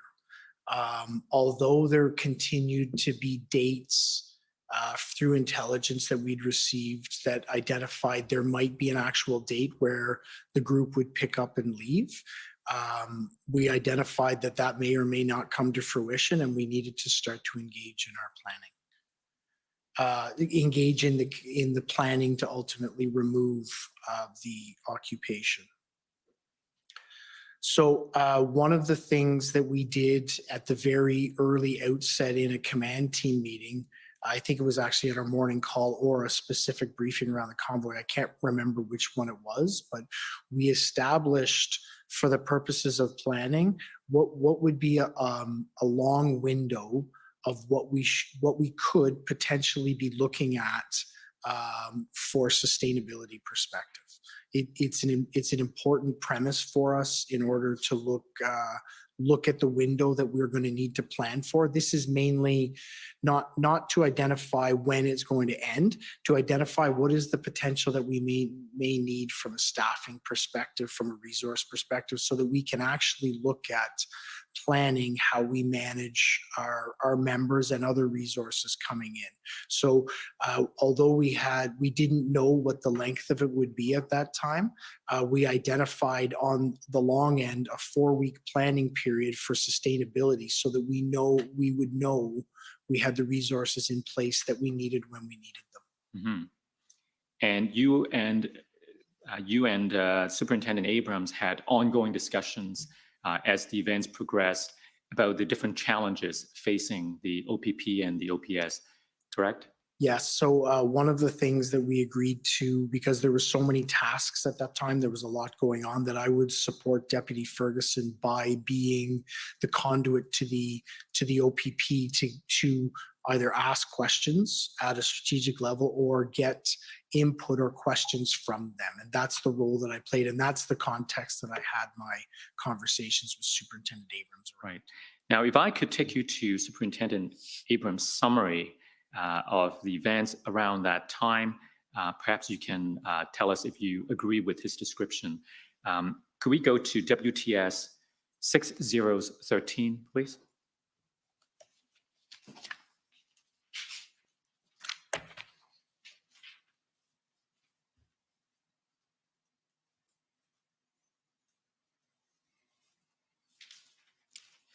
Page 5.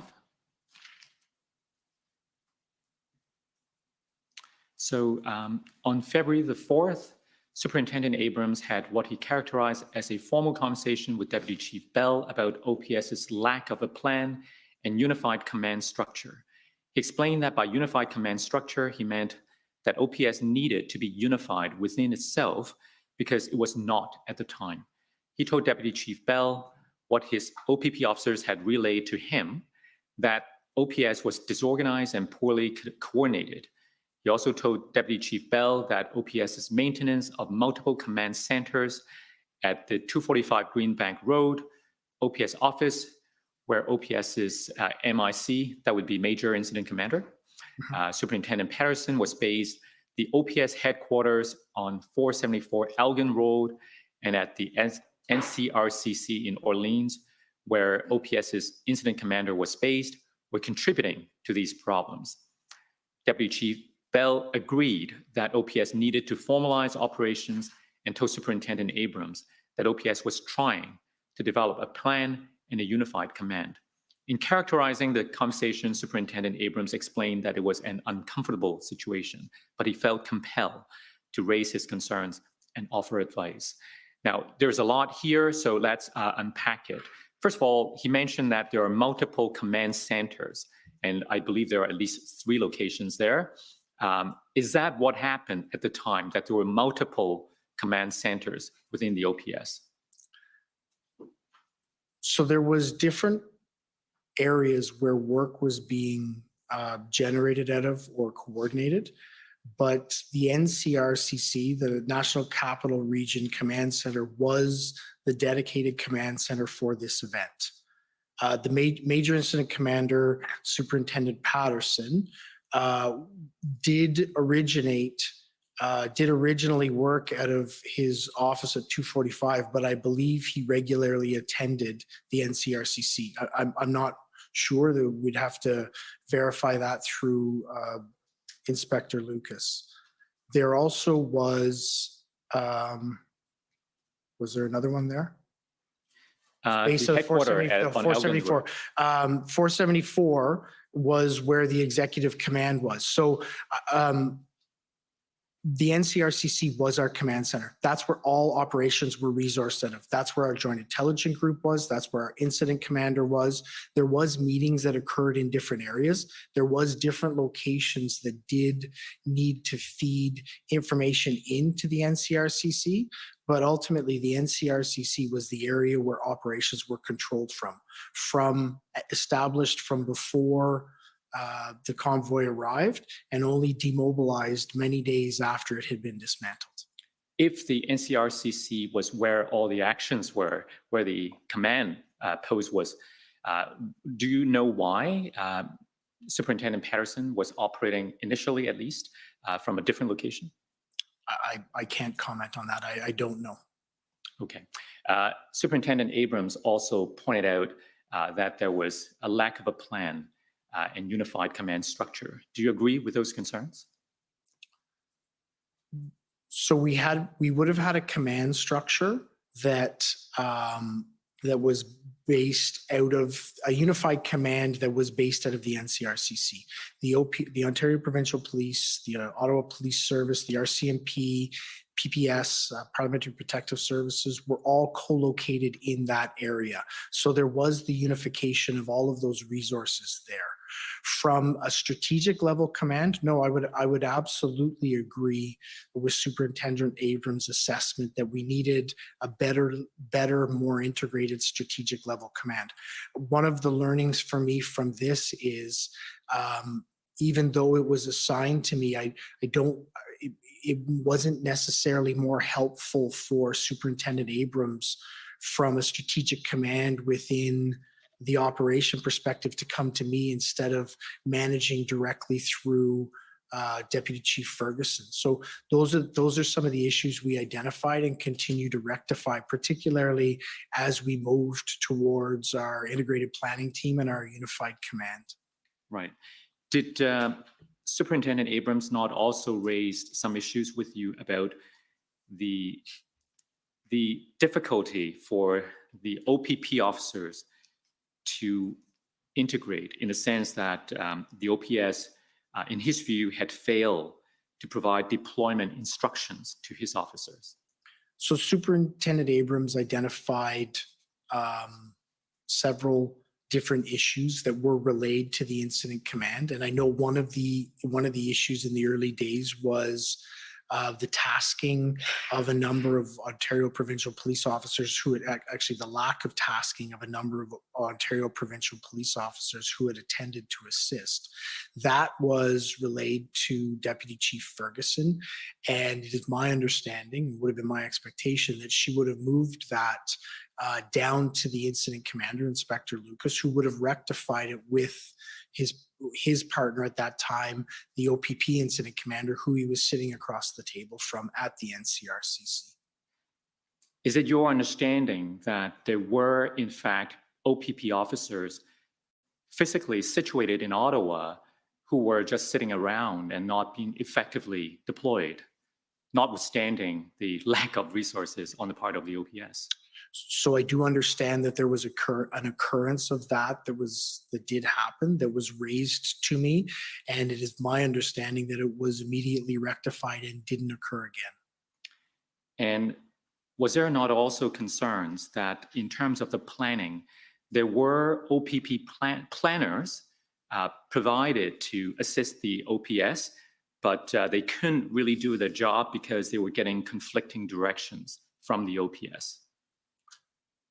So I don't believe that was a concern that Superintendent Abrams raised to me. Okay. Could we go to page 4 of this document?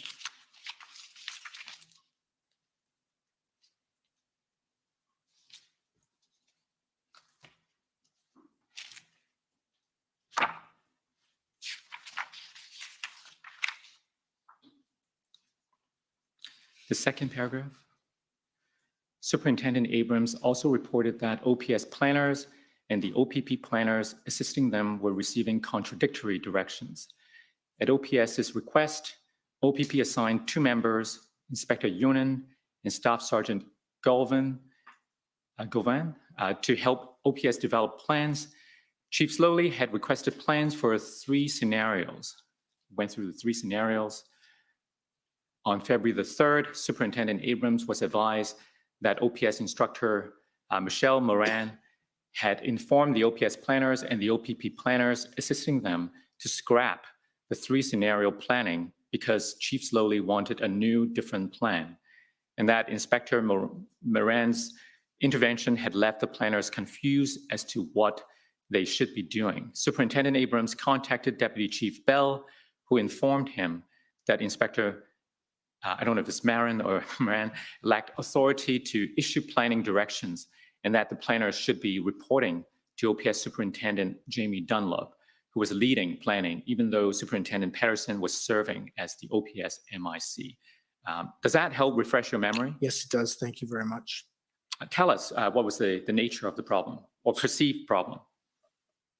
So, and this highlights where some of the challenges. I wasn't involved in any of the tasking that was going on around as not the major incident commander. So my understanding of what occurred here is, and I do recall Superintendent Abrams calling me and saying that Inspector Marin had come in and given a direction that was contrary to what we had expected to come out of this planning table.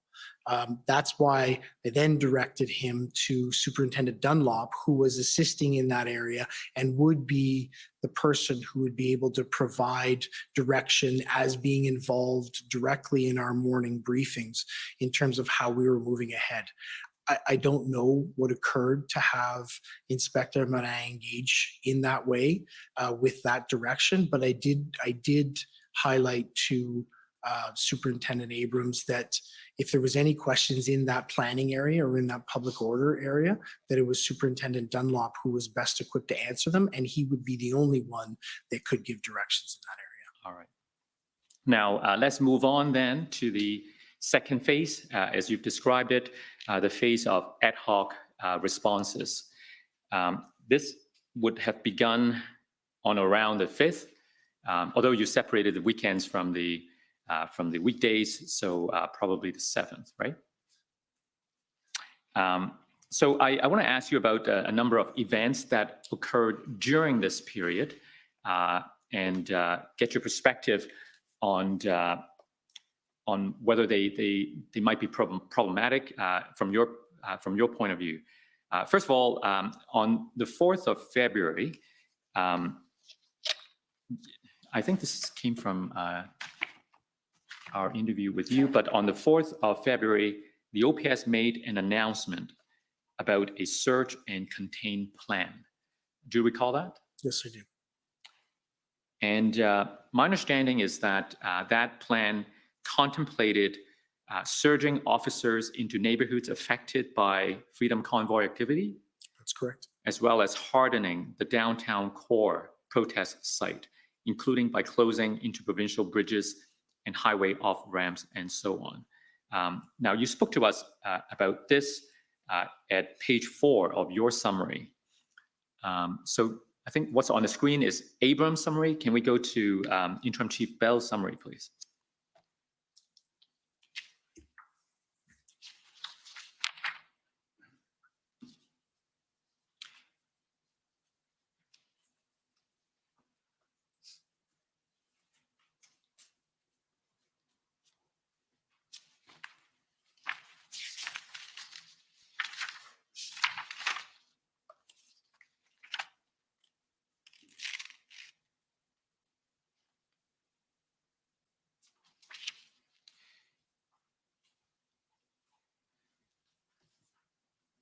So if we go to page 14,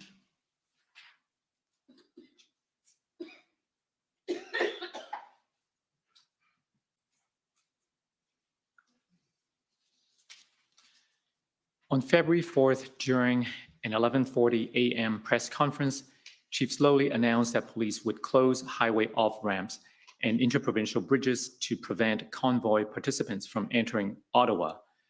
Now, first of all, I don't know how precise the wording is, so I want to ask for your best recollection of what was announced during that press conference? So what was announced during that press conference was that the Ottawa Police Service would take into account all options, including consideration of closing of the off-ramps and of the interprovincial bridges. So there wasn't a definitive statement saying we are closing the bridges. It was a statement by Chief Slowly indicating we can, and we will consider it if it's appropriate. Now, if we carry on, Superintendent Abrams called Interim Chief Bell and informed him that OPS had not consulted OPP. On February 5th, during a 10 a.m. briefing meeting, stay where we are. On February 5th, during a 10 a.m. briefing meeting that Interim Chief Bell attended, Chief Slowly directed OPS officers attending the meeting to close off-ramps and bridges. First of all, is that accurate? Yes, it is. Chief Slowly directed OPS officers attending the meeting to close off-ramps and bridges. Interim Chief Bell stated that his understanding was that OPP, not OPS, was responsible for closing off-ramps, and that OPS lacked authority to close interprovincial bridges. Could you explain the authority to do any of these things to us, please? So the ability to close off-ramps is normally attributed to the OPP, the Ontario Provincial Police, because they are the police of jurisdiction responsible, or the police responsible for the 400 series highways through Ottawa. So Ottawa Police would not normally engage in exigent circumstances that could occur, but we would not normally engage in closing off-ramps at the top of the ramp because it was an OPP responsibility. We do have the ability to close ramps on the street side, but that creates traffic problems and issues. So we could close them, but not normally. Interprovincial bridges are a different circumstance. Interprovincial bridges are much more challenging to close, particularly in a preventative way. In exigent circumstances, as things are occurring, they may be closed. And the first weekend, the second weekend, and even in the third weekend, you saw that happen when the threshold for us to do that was met by the operational commanders. But to preemptively close an interprovincial bridge would take the intervention of I believe it's the Minister of Transportation to be able to allow us on a preventative measure to close those bridges.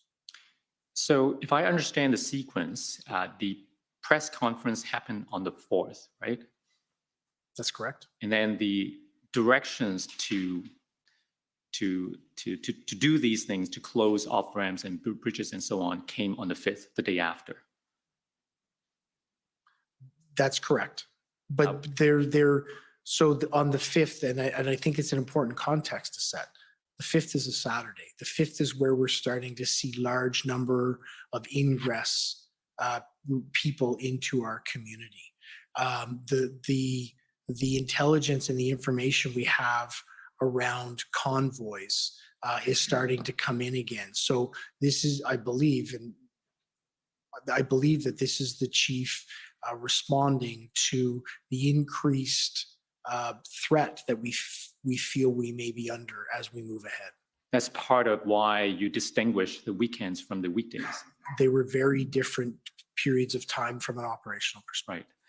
Now, with respect to this incident, the 4th and the 5th, the proposed actions and so on, did you have any concern about the way things unfolded? So I did, on the 4th, no.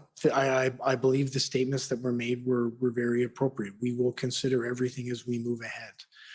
On the 5th, my only concern would be to as the chief of police to provide direction like that on an operational matter as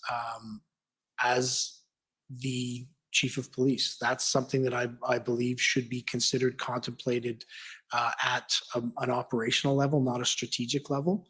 And that would have been my concern in that area.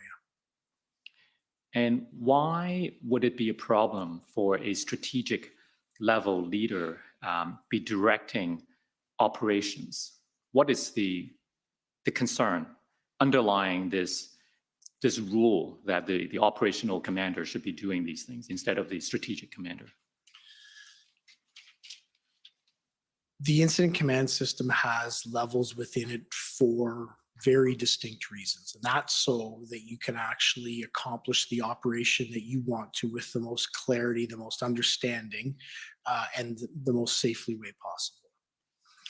The strategic level needs to actually identify what is the approach that's going to be used. What is the general outcomes that we are looking for? The operational needs to then look at what are the resources? How are we actually going to make that happen? The tactical level then needs to execute on those plans. When somebody engaged at a strategic level begins to give tactical or operational level commands, it creates a lack of clarity in terms of everyone's role within the structure. That lack of clarity then creates questions around what do I do? What is my responsibility within this? Do I have to escalate and ask a question up? So the necessity to have that role clarity through it, I believe, is very important. And you have to play your roles through it, because when you don't, you create a lack of understanding, which can impact the operations. Now, to what extent is it clear or ambiguous what action constitutes a strategic direction or an operational direction? Sorry, can you re-ask? So I'm just trying to understand, as a layperson, having never worked within an incident command, like what kind of directions would be considered a strategic direction, and what direction might be considered an operational or tactical direction? So this is one of the key areas that I believe that we needed to look at when I became interim chief, in terms of how we continue to progress around this area. In this case, a strategic level decision could be, I don't want the convoys in the downtown area.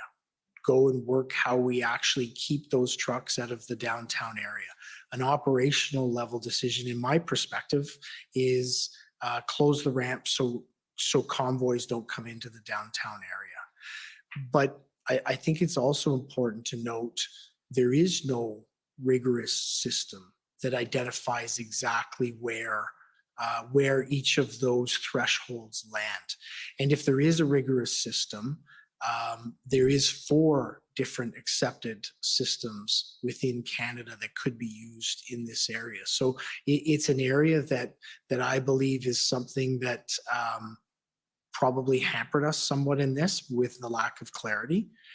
No fault attributed to anyone, just there was not clarity across the services, across ourselves, in terms of what constituted each of those decisions. So I believe that clarity needs to be struck and needs to exist. And that's one of the things that in the early days of me taking over the operation as interim chief, that I spent a considerable amount of time doing. So the people that I was working with, Deputy Chief Ferguson, Superintendent Bernier, had a really clear understanding of what I felt was a strategic role and what I felt was an operational level decision. Mm-hmm. Now, in this paragraph that we just read, it would appear from what Superintendent Abrams said that the OPP was not consulted before the announcement was made on the 4th, because he heard it from the news.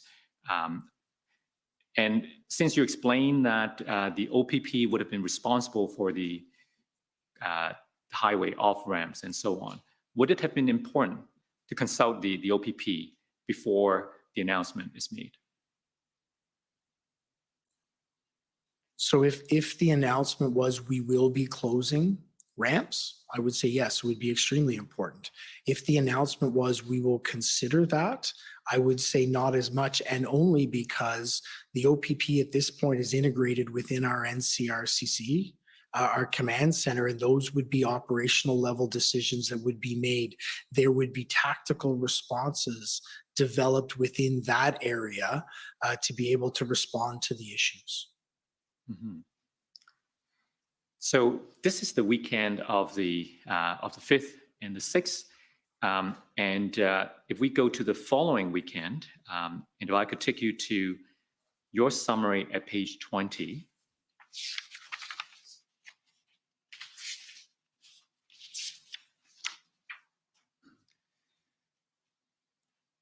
I suppose the OPS was anticipating another surge for another weekend. So I'm sorry. Nope, go ahead. Well, what I know was occurring, not what I think, what I know was occurring here was there was intelligence and tracking of a convoy that existed, I believe, within Quebec that was being followed towards Ottawa.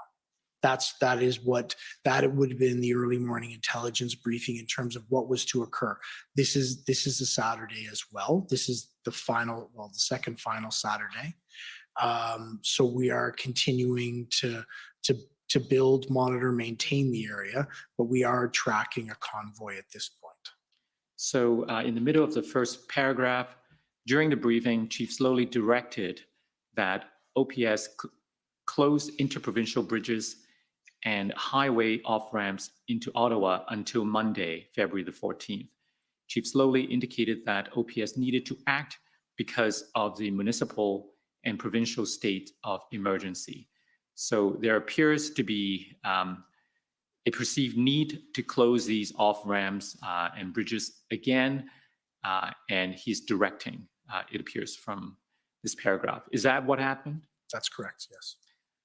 So if we go to the next paragraph, Interim Chief Bell engaged in back and forth discussions with Chief Slowly about whether OPS had authority to close interprovincial bridges and highway off-ramps, including at a 12:17 p.m. meeting that OPS General Counsel Christian Hanaud attended. Now, first of all, wasn't this discussion, didn't you already have this discussion with the former chief the weekend before about the authority to do all this?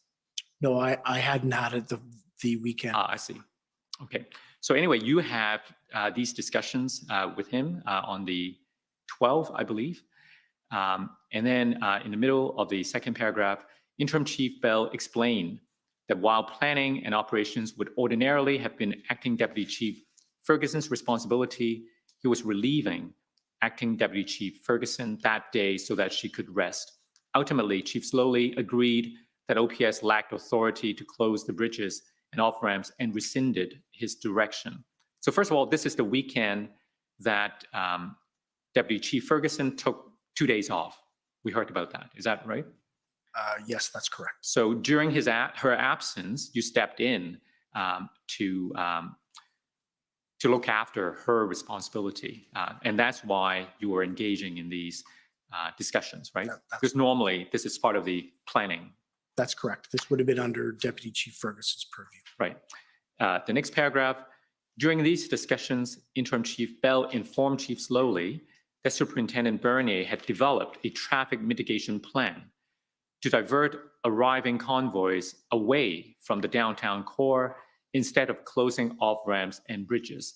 So first of all, we heard about directions to close off-ramps and bridges. Did you have the same concern expressed earlier the weekend before about a strategic level leader providing operational level directions? Yes, I did. But in this case, we have a different incident commander or event commander who already developed a traffic mitigation plan, right? That is correct. So we start reading from the middle of the third paragraph. Chief Slowly told Interim Chief Bell that he needed more details on Superintendent Bernier's plan so he could decide whether to approve it. Now, do you have any concern about the former chief expressing the need to approve the event commander's plan? So it is not typical in incident command structures. The strategic level doesn't approve operational level plans. After some back and forth OPS implemented the traffic mitigation. Can we go up? No, sorry, go down. Traffic mitigation plan, which kept convoys from entering the downtown core. Interim Chief Bell's notes record that during the 12:17 p.m. meeting, Chief Slowly told him that Chief Slowly would assess the plan and if not satisfied, would take appropriate actions. Interim Chief Bell explained that Chief Slowly was asserting his authority to approve or reject the traffic mitigation plan that Superintendent Bernier was developing, as well as to hold Interim Chief Bell accountable if that plan did not meet the thresholds that Chief Slowly believed it needed to meet. What did you mean by that? Holding you accountable. So I don't know, but he did indicate to me that I would be held accountable for the success of that plan. I don't know specifically what that would mean, but those were the words used by Chief Slowly. Okay. Did that cause you concern? No, I think there's I believe there's a level of accountability in every level within the organization. I actually believe I would be accountable for the delivery of that. And I was confident in the plan. So you were accountable because you are now stepping into the shoes of Deputy Chief Ferguson, who was the strategic commander, right? That's correct. And so when Superintendent Bernier was implementing that traffic mitigation plan as the commander, you were the one then providing strategic oversight. That's correct. And that's why you would have been accountable if anything went wrong. Well, we ultimately, the chief's accountable for everything. Right. That's part of the responsibilities of being a chief of police. The delivery of this day and the diversion of this convoy would have, from a strategic level, come to me, and from an operational level, come to Superintendent Bernier, who developed a very effective plan and had teams that executed those plans very well, that kept them out of our downtown core. So was that an example of you trying to protect the autonomy of the operational commander? Yes, I would believe yes, because I strongly believe in the autonomy of the operational commander. And I believe at the end of the day, the strategic intent was clear here: keep convoys out of the area. Superintendent Bernier and his team took that away and developed a very strong plan to manage that. Members of our organization and other organizations executed that plan very well, that ultimately did result in those convoys not attending. That is how strategic, operational, and tactical level decision makings are intended to work. Mm-hmm. Now, I want to turn your attention to another aspect that happened during the convoy events. If we could go to your summary at page 13.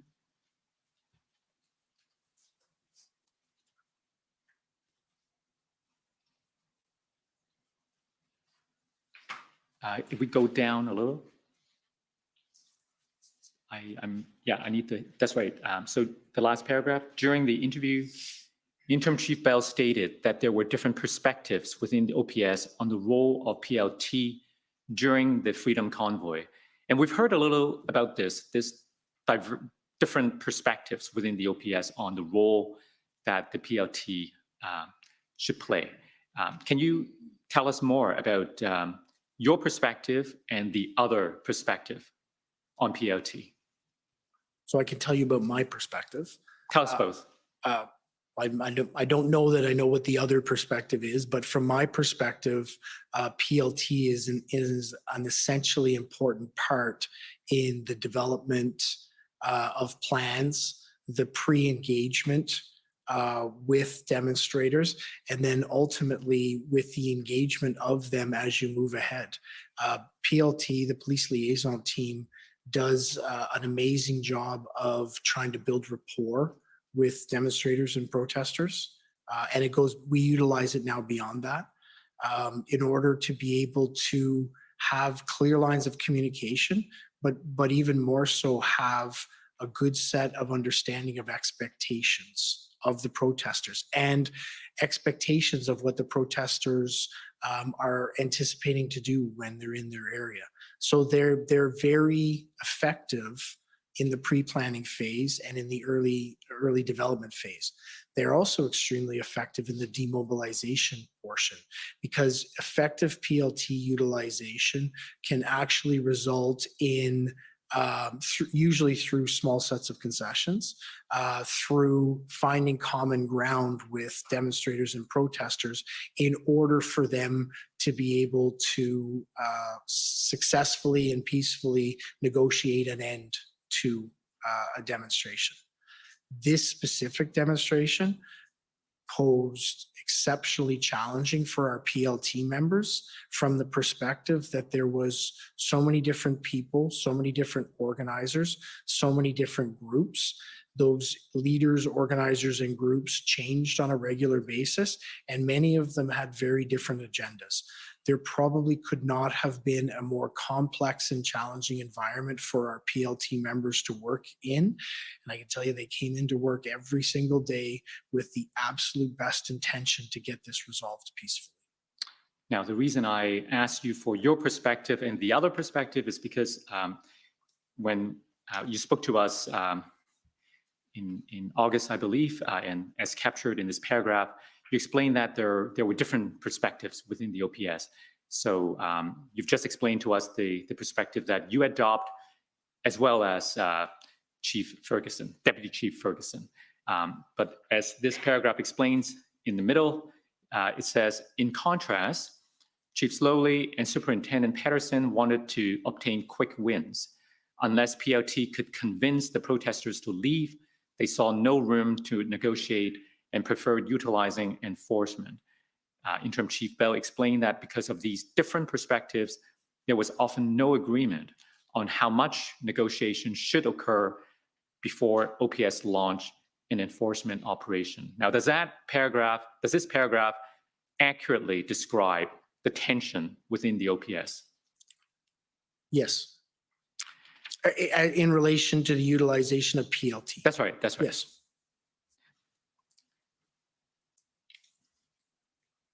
Now, do you recall that on February the 6th, on around the 6th of February, that you had a conversation with Superintendent Abrams from the OPP, and he said that the OPS needed to give more PLT autonomy to the PLT team, and that the OPS command was not doing that. Do you remember having that discussion with him? I do recall on that occasion having discussions with Superintendent Abrams about. Can you tell us more? So I think you've summarized it very well. The Ontario Provincial Police has an extremely well-developed, well-used, well-balanced police liaison team.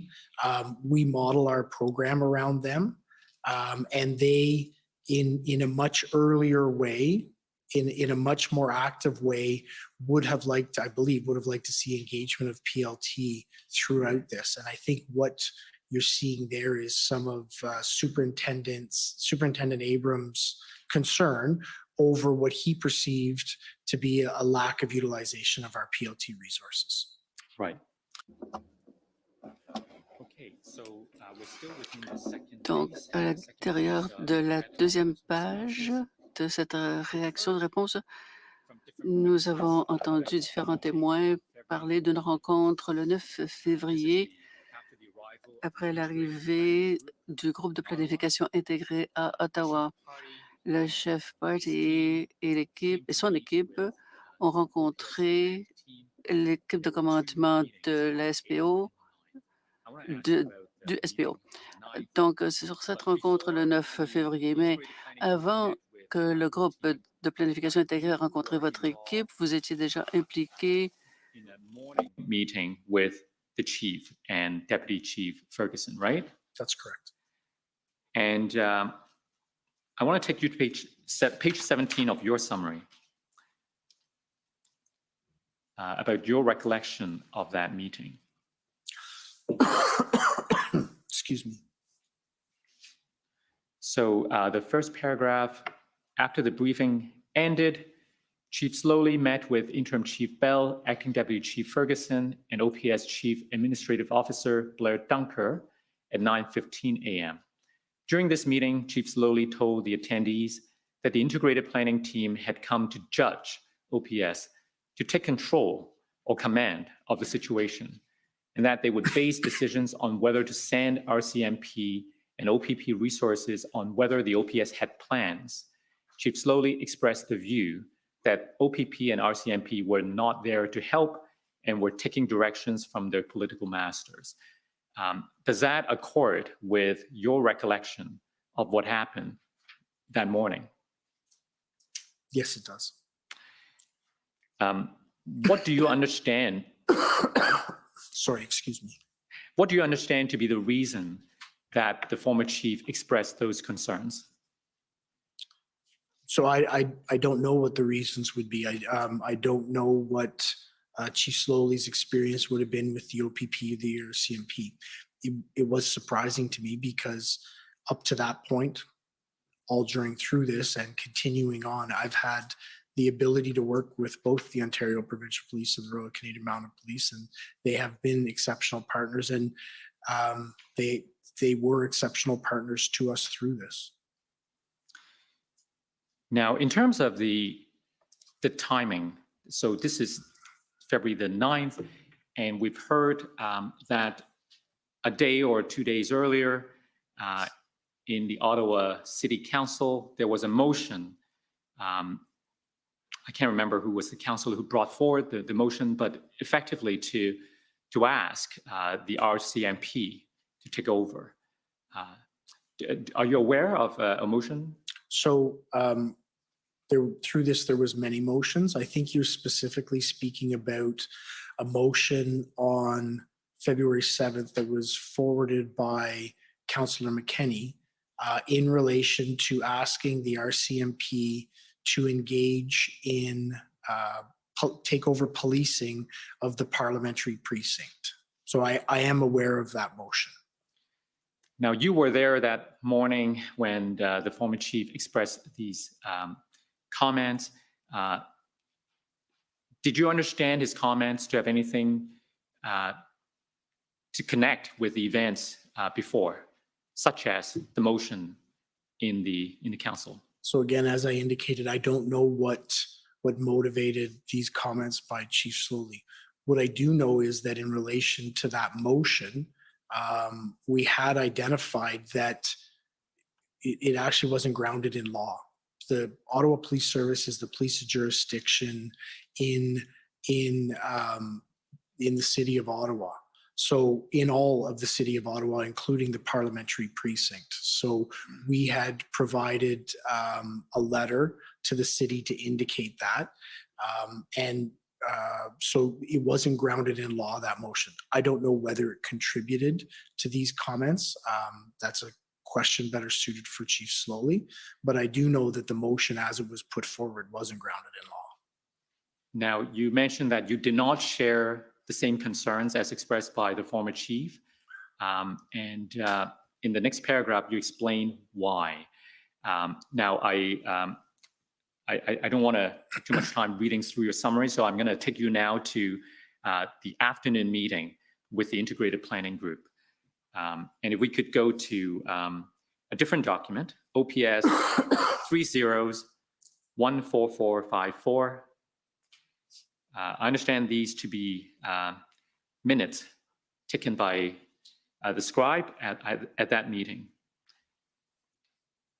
If we could go to page 131, please.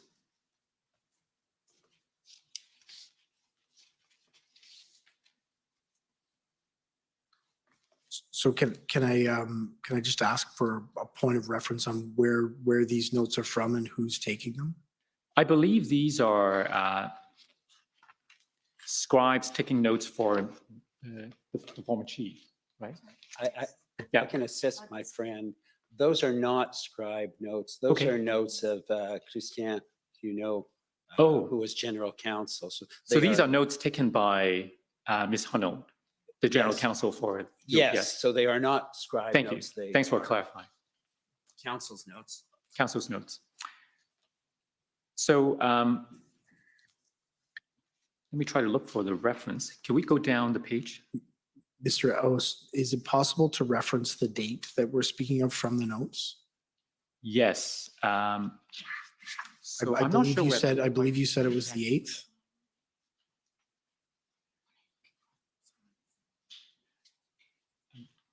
Moments, indulgence.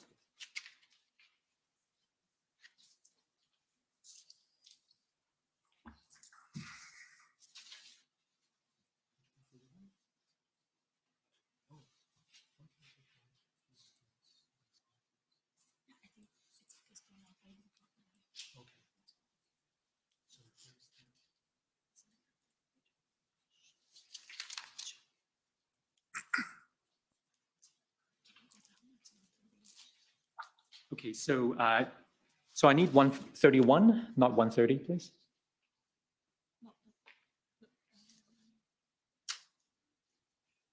Keep going down. Oh, was it early? Sorry, can we go up again?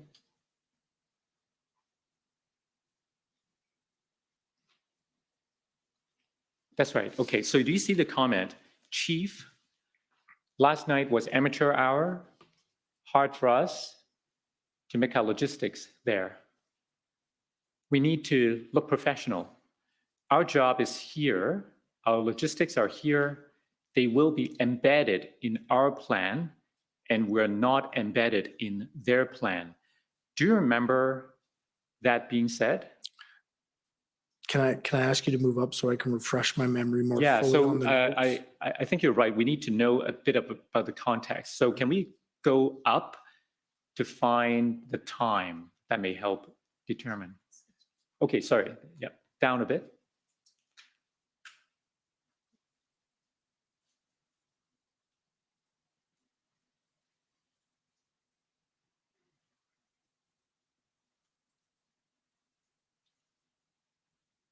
Sorry, can I just read that portion? Can you go back up a little, please? Thank you. So it appears that this is a meeting that started at around noon, Okay. right? And then if we go down a bit, you see the comment from Trish Ferguson, I want us to limit politics. We've heard from her that those were discussions at the meeting itself. I recall this meeting now. The chief said last week we didn't have an incident command. Everyone was running around with confusion. Now we know our roles as of noon. And we go down. Some of us did our jobs last week in what our teams needed. We need to stay focused and stick to the plan. Trish, they're here to help.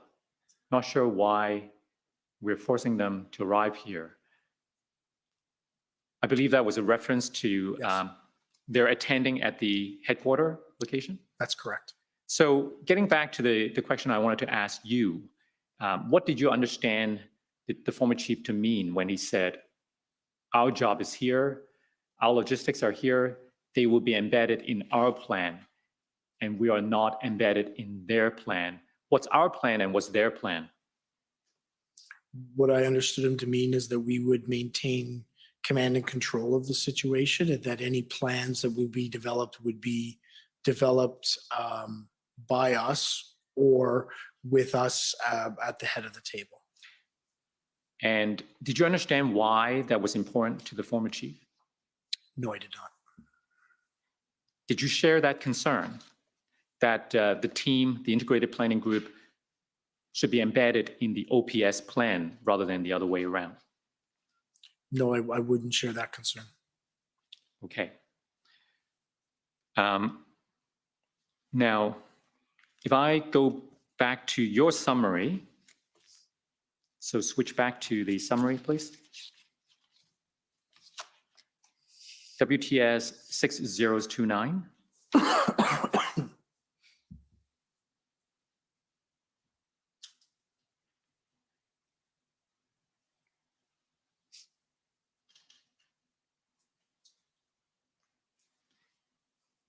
We go to page 17.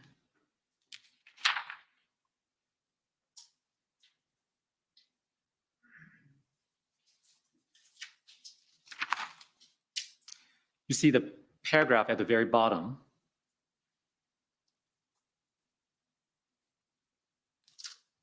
The very last line. You describe this meeting as contentious and heated.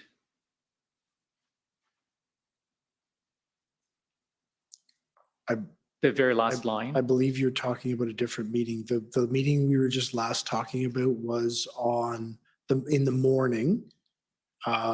This is a different meeting, I believe. No, sorry, I thought there was a meeting So within we the had OPS team. I'm sorry. Sorry, I'll let you explain. There was a pre-meeting Yeah. before we went down and met with the integrated planning team. Right. The notes that you had just taken me to were notes that referenced that meeting that Deputy Chief Ferguson, myself, I don't recall who else was there from the notes, had with Chief Slowly prior to all of us attending the integrated planning team meeting. So before the meeting with the integrated planning group, there was that discussion to ensure that the plan was to meet with them and ensure that they will be embedded in the OPS plan.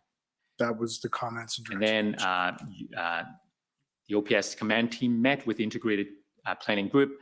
And now here in this paragraph that we read, you're describing that meeting with the integrated planning group as contentious and heated, right? That's correct. Now, I understand that we also put to Chief Party of the OPP, who was present during this 12:10 p.m. meeting, about the discussions that was had during this meeting, including the OPS asking the integrated planning group whether they were willing to be embedded into the OPS plan. And he responded, yes, they were willing to do that. But tell us why you observed this meeting to be contentious and heated. Well, Chief Slowly, as this meeting went on, expressed reservations about the reasons for which the OPP were present. He identified that he had concerns with them about a couple of things. One of them was about the recording of numbers of OPP members that had been provided to us. And another one was whether they were here to help or to assess and potentially overtake us was my impression. It was a contentious meeting that did not, I don't believe, formed a good start first meeting in what I believe needed to be a very strong partnership. I see. Now, after this meeting with the integrated planning group, there was a kind of debrief within the OPS command team, right? Do you remember that? If you can bring a set of notes up, I believe. Okay, I'll try. So this time we go to OPS 30-14454. So this is again notes taken by Ms. Hunold, the OPS General Counsel. And I want to take you to, let me find the right page.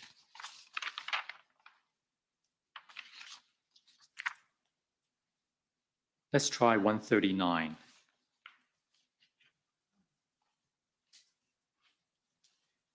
Do you see references to OPS debrief from meeting with OPP RCMP? At 1840?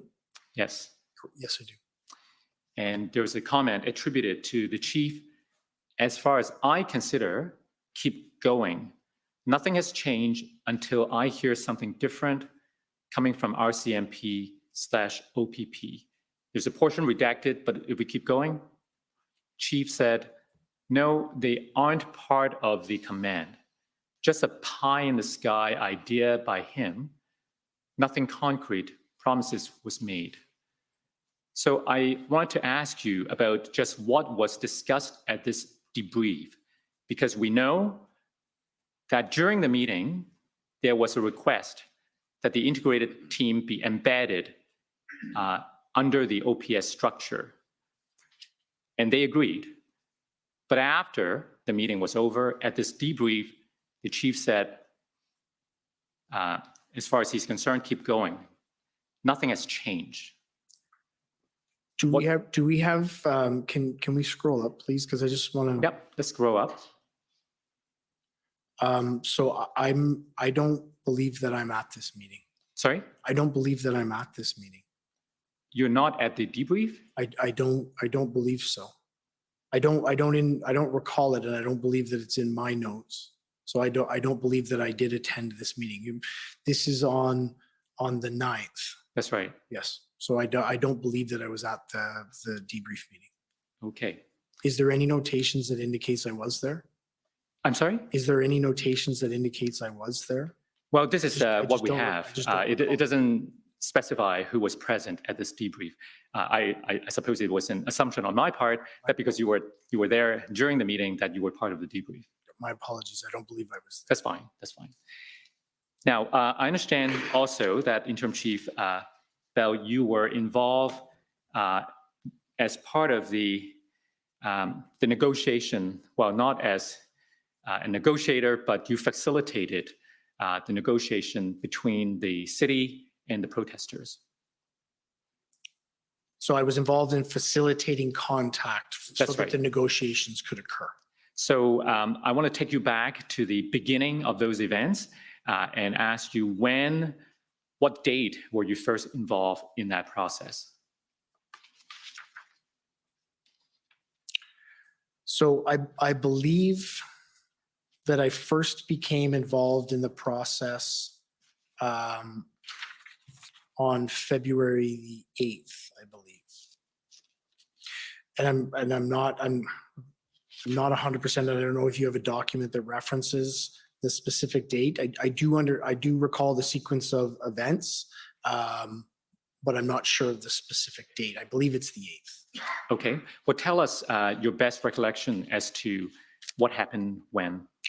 So I was contacted by Superintendent Patterson, who identified that he was looking for a contact between the police liaison team and someone in the city to have a discussion with a group of protesters.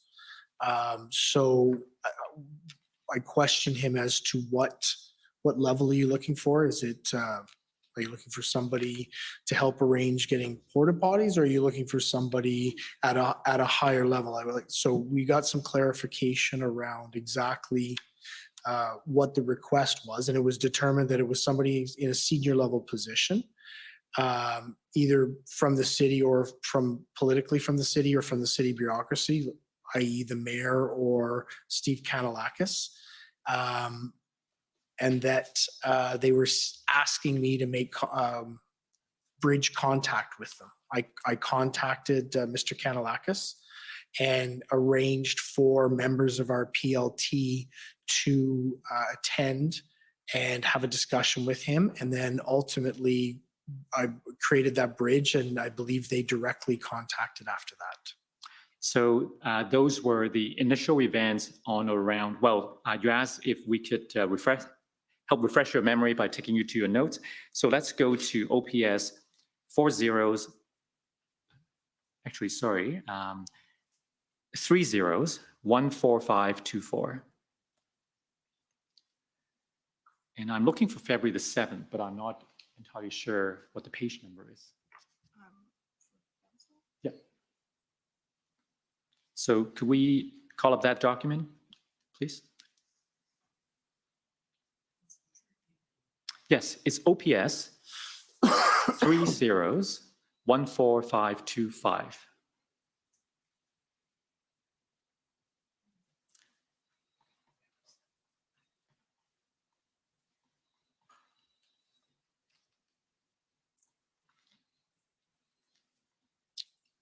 So my understanding is that, can we scroll down to February 7th?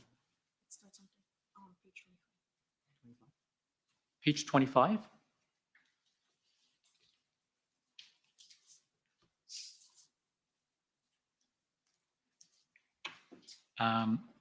I believe it's in the evening.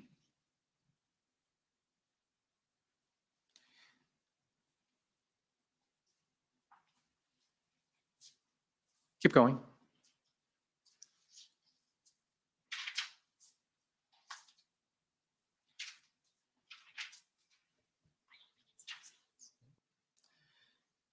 All right, maybe let's try another. Let's try another way. There's another. I'll take you to an email, OPS 408464.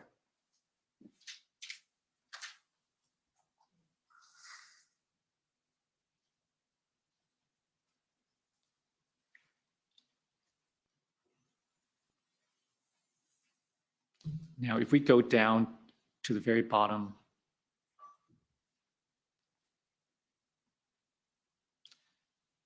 so this chain began as a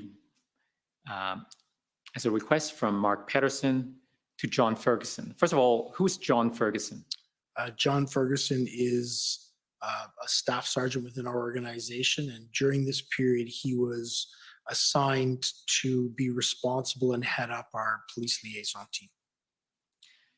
So it started as a request from Superintendent Patterson to Staff Sergeant Ferguson, and then we can go up and follow the chain.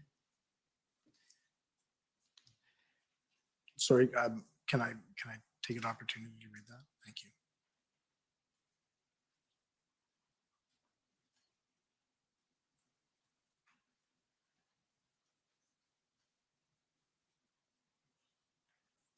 Okay. Okay, go up. So this is when you are added to the chain.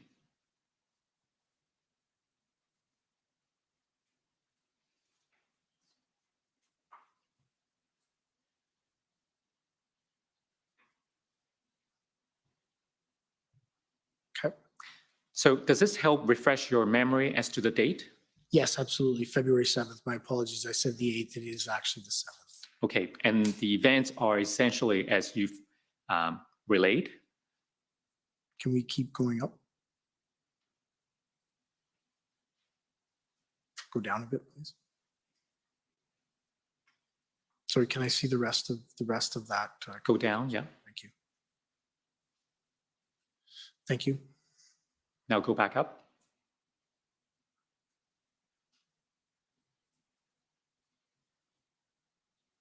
Okay. I think that's the top. Yep. So it does explain. It does. So we came from Mark Patterson, as you said, on the 7th, and then you facilitated contact, and that happened on the 8th, right? So my contact with the city happened on the 8th. I don't recall what date the meeting actually occurred. Right. So that was your first involvement, and then you had more involvement later. Was it not the case? A few days later? So you'll need to be more specific. I had involvement Okay. every day in this. So I understand that on the 13th of February, if we could go to your notes now, it's OPS 30-14525. Let's go to page 64 of your notes.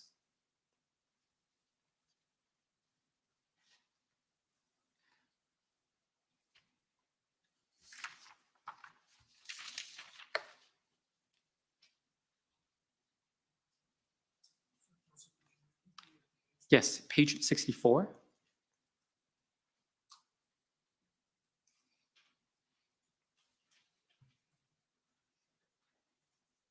So can you move up, please, just so I can see the date that we're discussing?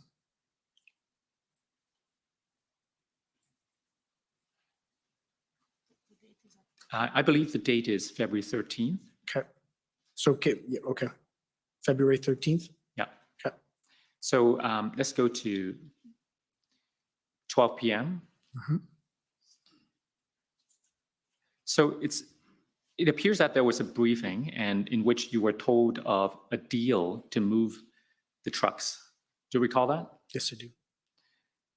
What can you tell us about that? If you can go down so that I can refresh my memory, okay, if you can go down more, please.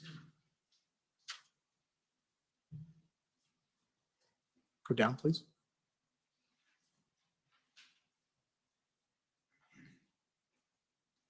Okay, you can keep going.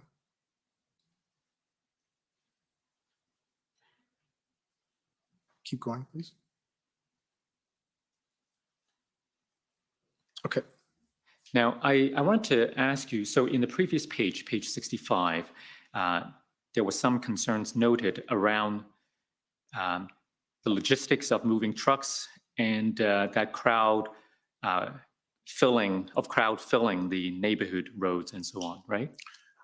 So it wasn't crowd filling, it was concerns that if we displaced a truck from Kent Street, say, and put it onto Wellington, that another truck would then occupy behind them on Kent Street. Those were some of the early concerns that were identified. So what was your role at this meeting? I was there listening. Okay. We were just being briefed as part of the executive command.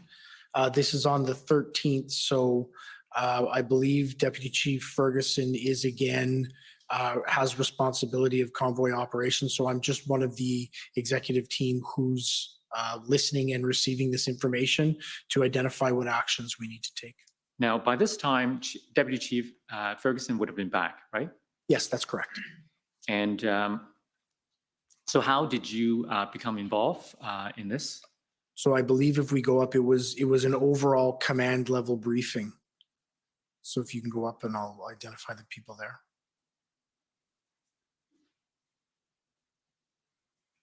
Yes. So a little higher, please.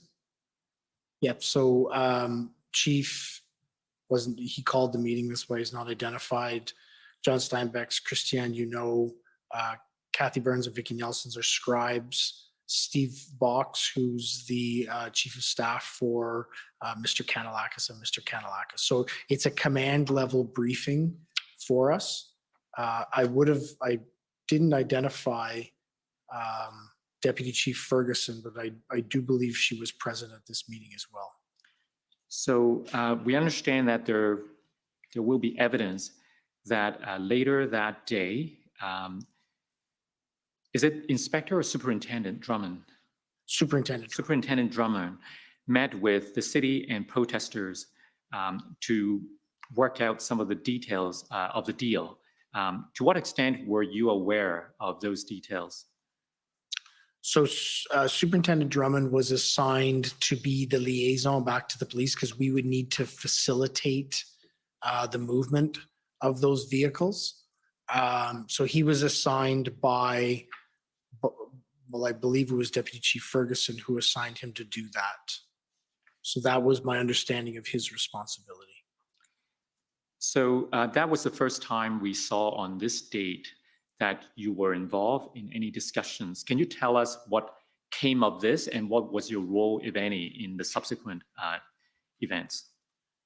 So I didn't, I was continually briefed. I didn't have a specific role. At this point, we'd ensured that the chief had ensured that Deputy Chief Ferguson was the single point of contact for the convoy operations, and I was responsible for things that included our enterprise project management change projects. So I wouldn't have had any direct role in it, other than being present and helping to support whatever was needed of me. Now, let's go to your summary.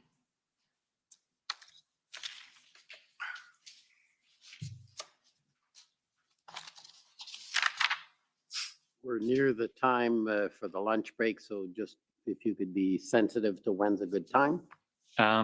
Well, it may be a good time now, and we can come back and finish it.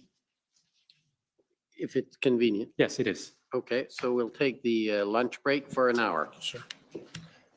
The commission is in recess for 1 hour. La commission est levée pour 1 heure.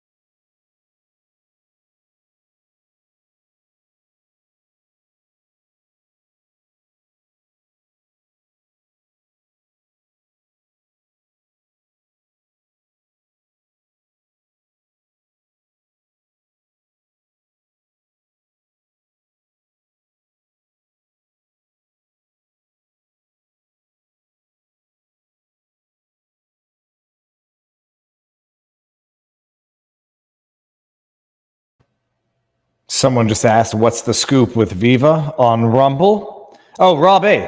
What's the scoop with Viva? When is he coming back? Well, I'm back now, but we're going live on the main channel and another live stream on Rumble in 11 minutes. This might be on pause for long enough to hear Merrick Garland's live statement, because apparently something's up. Something's up in the interwebs. So what I'm going to do is bring myself out of this. I'm going to hope that this stays on pause for long enough so that we can listen to Merrick Garland give his public speech. And I'm going to go live on the main channel for today's stream at 1:30. So I'm going to bring myself out. This will still be in the backdrop. And hopefully this stays off long enough that we can hear Merrick Garland live. And then when the inquiry comes back on, my wife almost knocked over the lighting. When the inquiry comes back on, I'll take the headphones off so that stream can continue, and then we can continue going over the stuff that we have to go over today. Okay, hope that's clear enough.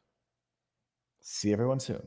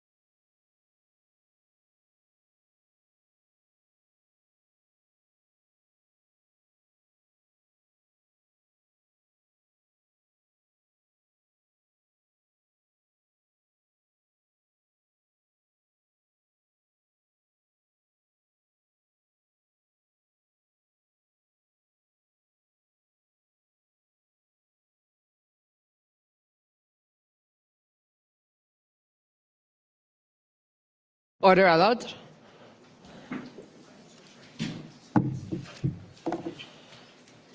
The commission is reconvened. La commission reprend. Okay, well, welcome back. There's a bit of an internet problem. It's not here, it's the service provider, which means that we don't control it. We're working on trying to get it going. We have two choices. We can continue and all of our functions continue, the webcast and the access to the documents, but you will have not access on your laptops. You may be able to tether to your phones, but that's an issue. So the question is whether we should or should not proceed on that basis. We can delay. I'm looking for a consensus or a response. I obviously don't mind because it doesn't affect me. So that's what I'm canvassing. If you could, I'm told you have to introduce yourselves because they're having trouble in the transcripts when there's an objection. There's no objection. Sir Brendan Miller for Freedom Corp. I can advise that the other internet connection works. It's LAC, guests, back, invites, fully works. It's just not the one that we typically use. Very creative. Obviously, there's a lot of organization in the convoy organizers.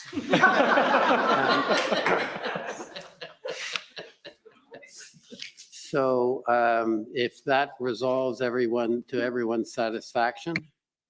Yeah, Paul Champ, I can confirm that one's working. So there you go. Thank you for that. Good afternoon, Interim Chief. Good afternoon.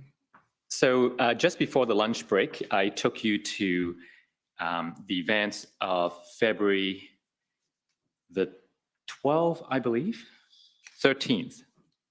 And I took you to your notes. Perhaps we could go there again.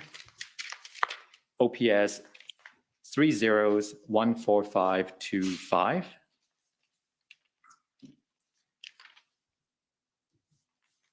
So you may remember that I asked you about this meeting you had at 12 o'clock. Yes, I do. And it was a meeting in which you and your command teams discussed this deal that the city was entering into with the protesters, right? That's correct. Is it possible to get the notes up? The notes are up. The page reference is not there yet. Oh, I apologize. It's page 64. Thank you. That's correct. And I think you mentioned that you were there in a listening capacity. No, what I indicated and what I would call is I was there as a member of the executive command team. Right. Primary responsibility was with Deputy Chief Ferguson, but myself, I would have been there to help support in any way that was necessary. Right. Now, given that it was on the 13th of February, and we've heard some evidence that that was the date when the integrated planning group was very close to finalizing a plan with the Superintendent Bernier, who was the incident commander at that time, right? Are you aware of that? No, I'm not aware of that. You're not aware that they were working towards an integrated plan? Absolutely, I'm aware of that, but you identified that they were about to finalize a plan, and I was not aware of that. I see. So I guess one of my question is whether at this meeting at 12 o'clock, when people were expressing concerns, and we've seen some concerns noted in the minutes earlier, whether anyone raised any concerns about how this deal might affect the plan being worked on by the larger group, the integrated planning group. Any concerns raised about that? I don't recall that because I don't actually recall, well, myself specifically being aware that by this point they were almost completed the integrated plan. Okay. And to the extent that anyone raised any concerns, and again, if we perhaps scroll down a little, you remember that you read through this and there were some concerns noted, right? Correct. Did you share those concerns raised by others? I'm sorry, I don't understand. Did I share them with who? No, I mean, to the extent there were concerns expressed, did you agree with those concerns? Oh, did I share? Oh, sorry, I misunderstood your question. My apologies. Can we move down in the notes a bit, please?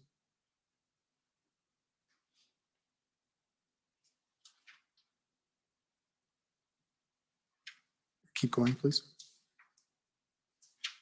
Yeah, so I think I believe thank you. I believe they're legitimate concerns that needed to be identified and raised in terms of how we would move ahead. Yeah, so if we scroll up a little, for example, feds are moving into stage of engagement. What does that mean? I think one of the discussion points that we were having at this meeting is that the federal government was coming to the point, somebody had made the comment, not myself, but that the federal government was coming to a point that they were looking to engage in what was happening in Ottawa. Okay, and if we go down, concern of logistics on how to move trucks, what was that about? So the logistics specifically would be, how do you organize ourselves to move the trucks? Which trucks are going to move? Where are they going? Just the overall logistics of the movement of the vehicles from one place to another. Now, you may not have been aware of the details of the progress of the integrated plan, but you were stepping in on the 11th and the 12th for Deputy Ferguson, and in that capacity, you were involved with the planning part, right? Absolutely, in terms of how the work that I understood that the work was coalescing between the integrated planning team, but I didn't have any indication of how far along they were with establishing a unified command and a unified planning team, or how far along they were in actually completing the plan. Would it have been important to understand how this deal fit in with the overall plan? We've heard from Chief Party about the importance of ingredients, fitting into the overall plan. And I would agree with Chief Superintendent Party that it is important that these two activities mesh together. But you don't recall any discussions at this meeting about those concerns being expressed? No, I don't. Okay. Now, we know that on the 14th, the next day, by the way, maybe if I could take you to your summary. So again, this is, I think Mr. Clerk will know the number better than I now.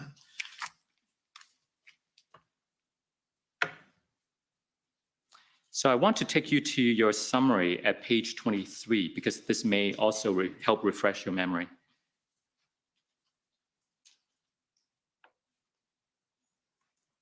Page 23. So if we go down a little, so even though the meeting we just talked about was on the 13th, you learned about this plan to move forward with a kind of deal between the protesters and the city on the 12th. On February 12th, Chief Slowly told Interim Chief Bell that the city was involved in discussions with the convoy leaders to have movement with the current situation and that the information was highly confidential. Does that help refresh your memory? Absolutely. And I think we did cover off the content of that meeting earlier on the 12th. Right. So you were aware of the situation on the 12th, and then on the 13th in the morning, at around 12, we saw what we talked about. Now, when did you notify Superintendent Bernier for the first time that these negotiations were going on? So I don't believe that I was the one that notified him. At the meeting on the 12th, as I indicated, we were told through the city and through the chief that these negotiations were highly confidential and that they shouldn't be shared. So I don't believe it was shared until the 13th with Superintendent Bernier. Right. Now, I understand the sensitive nature of these discussions, but wouldn't you agree that if anyone needed to know, it would have been the one responsible and had the authority for the overall plan, right? And that would have been Superintendent Bernier at that time. I would absolutely agree that we could have handled that notification better, and it should have been done earlier. So when you became aware as the strategic commander on the 12th that this was going on, it would have been preferable that Superintendent Bernier be notified at that time. Yeah, I would agree with that. Now that didn't happen, and he found out later. Are you aware that Superintendent Bernier expressed concerns about this negotiation? Not directly from Superintendent Bernier, I don't believe, but I believe that Superintendent Drummond did indicate that to me in conversations we would have had.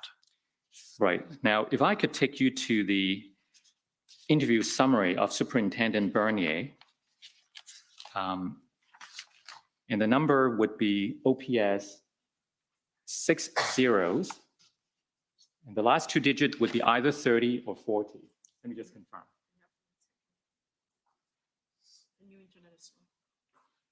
I'm told the new internet is slow. Isn't it? Could we try 30 and see if I have 1 in 2 chance of guessing right? 30, yes.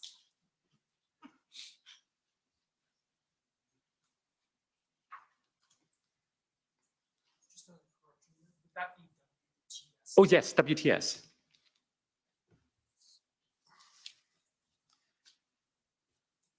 So if we could go to page 17.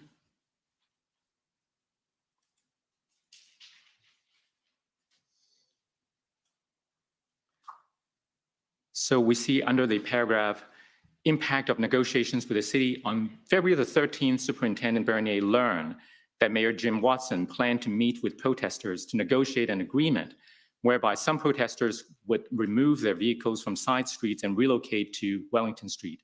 Neither the city nor the OPS executive had informed Superintendent Bernier of the negotiation. Superintendent Bernier was concerned. He told Inspector Springer that OPS should stay clear of the negotiation because political influence and political negotiation could adversely impact the police operation that OPS was preparing. He was also concerned that not all protest leaders would agree to move their trucks to Wellington Street, and that not all protesters would comply with that agreement. He shared those concerns with the IECT. Do you know what that is? Yes, I do. What is it? It's the command team. It's the integrated.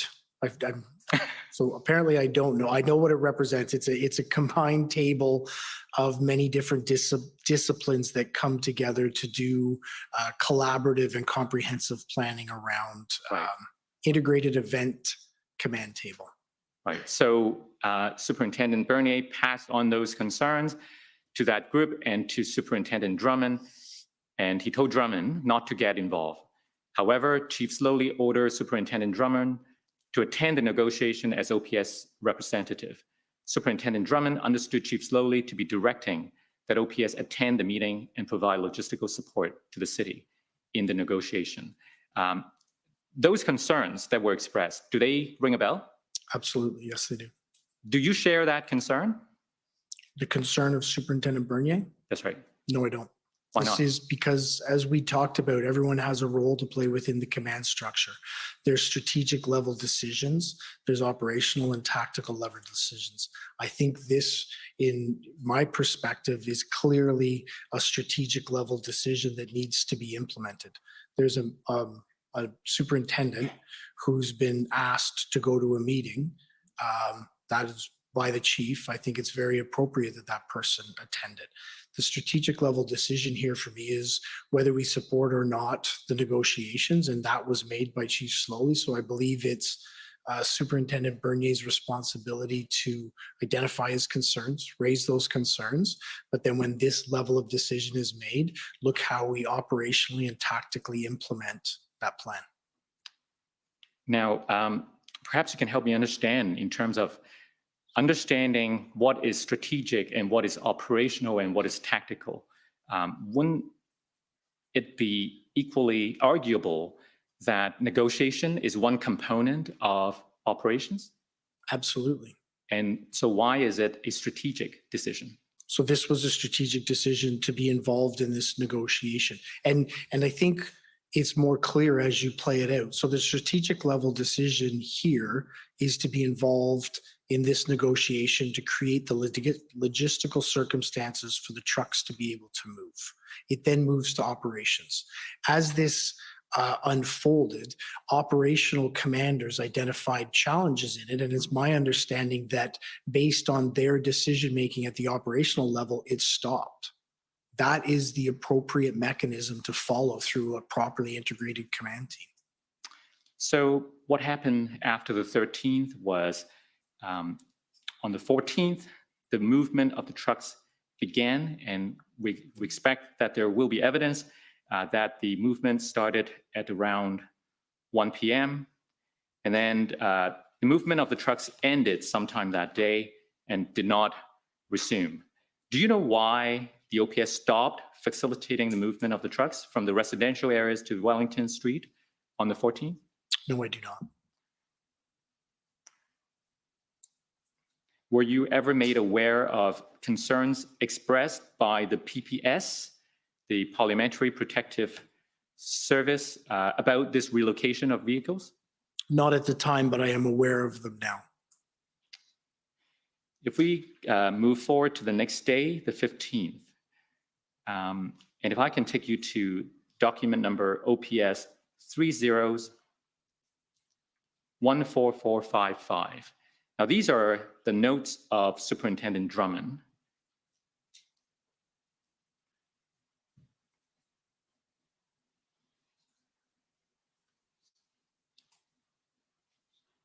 If we go to page 59,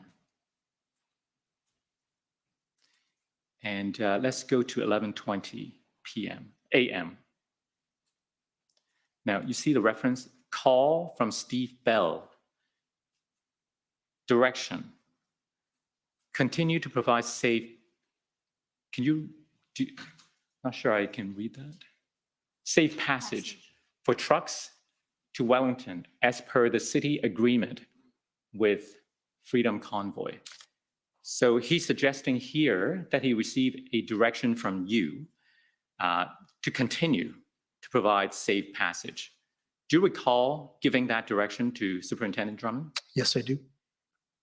Tell us about the circumstances, why you gave this direction.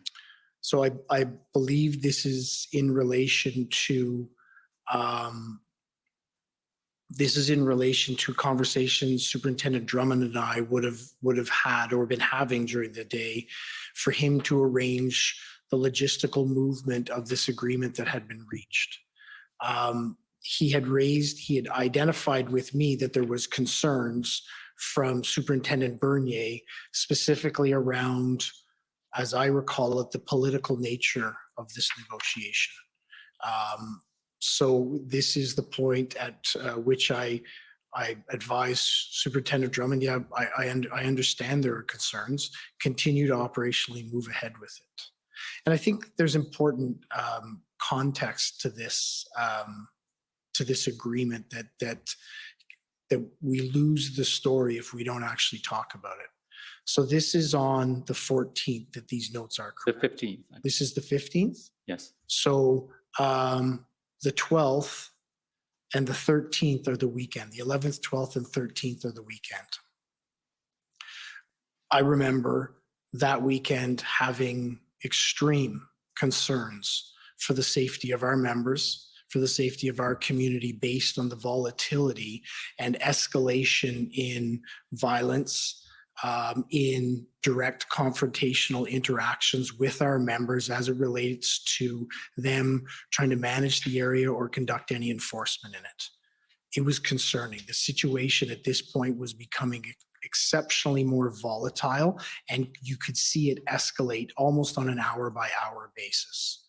One of the components that for me contributed to wanting to be involved in something like this is negotiations tend to take the temperature of the situation down. That is exactly, in my opinion, what occurred in this circumstance. I will absolutely concede we didn't notify Superintendent Bernier early enough.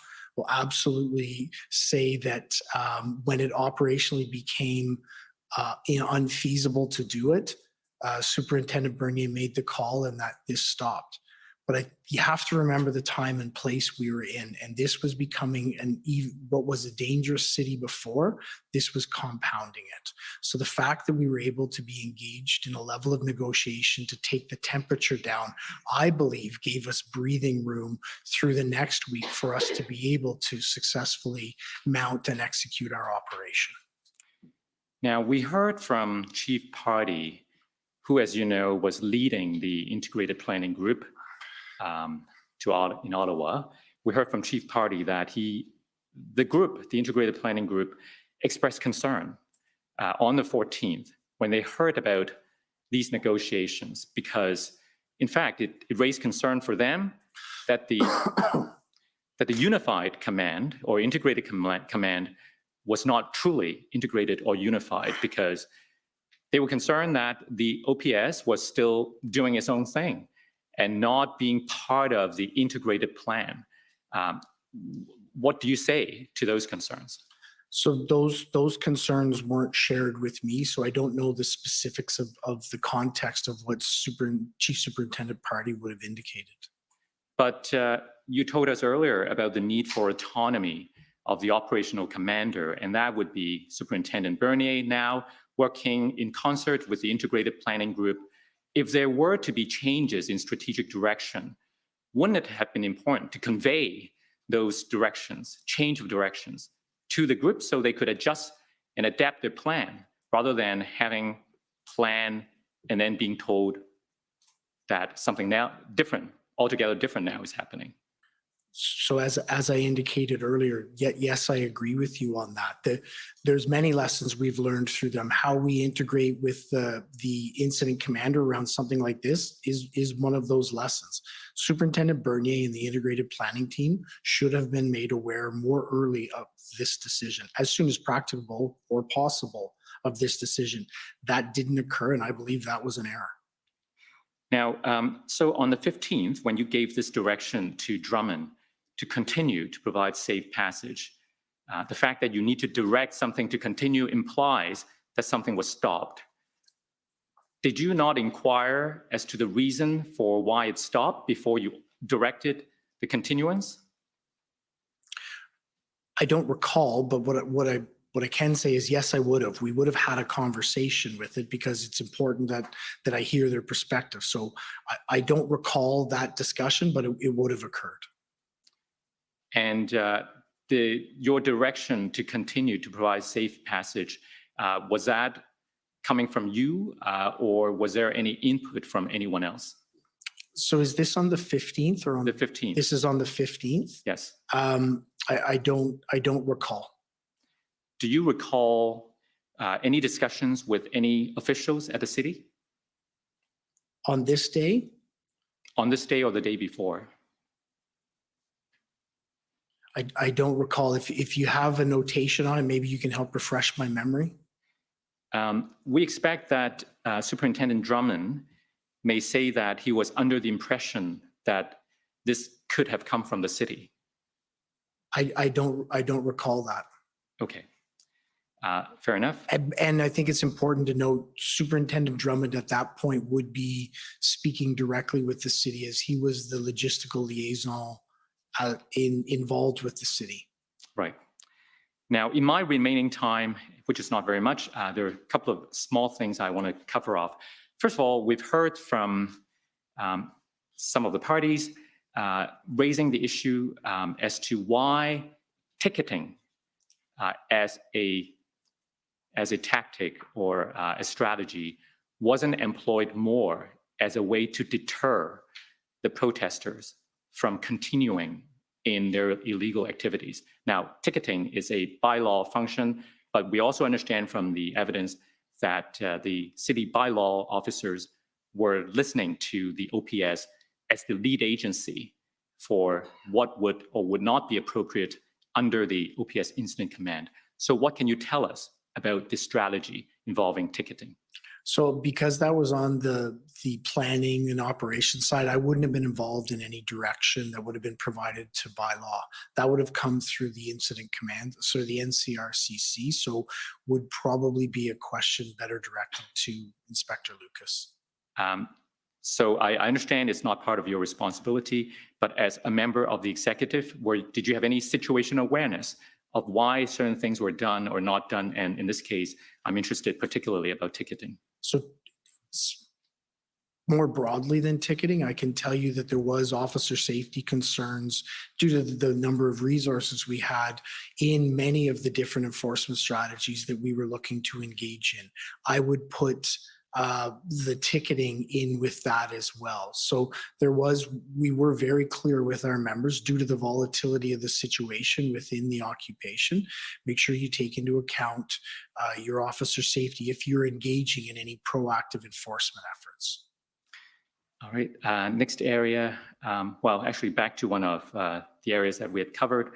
I believe you mentioned earlier when I asked you about intelligence that the OPS planning decision was based on intelligence you're familiar with that would suggest that it would be a 2-day or 3-day event. Are you able to assist us with any specific document that would lead you to believe that it was a 2 or 3-day event? Absolutely. So if you go to the Hendon reports, I believe beginning on the 22nd or 23rd, all the way through to the 29th or 29th, I believe, there's references to, in the intelligence gaps, the 28th, 29th, and 30th as key dates that they're referencing in relation to the demonstration.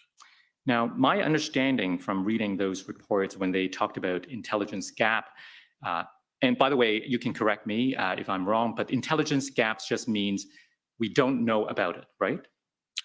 So I would read intelligence gaps to mean we don't know and we need to put some effort here to collect this information. Right. So I remember, for instance, reading the January 25th Hendon report when it talks about intelligence gaps for those 3 dates, 29th, 30th, or 31st, maybe 28th to 30th, right?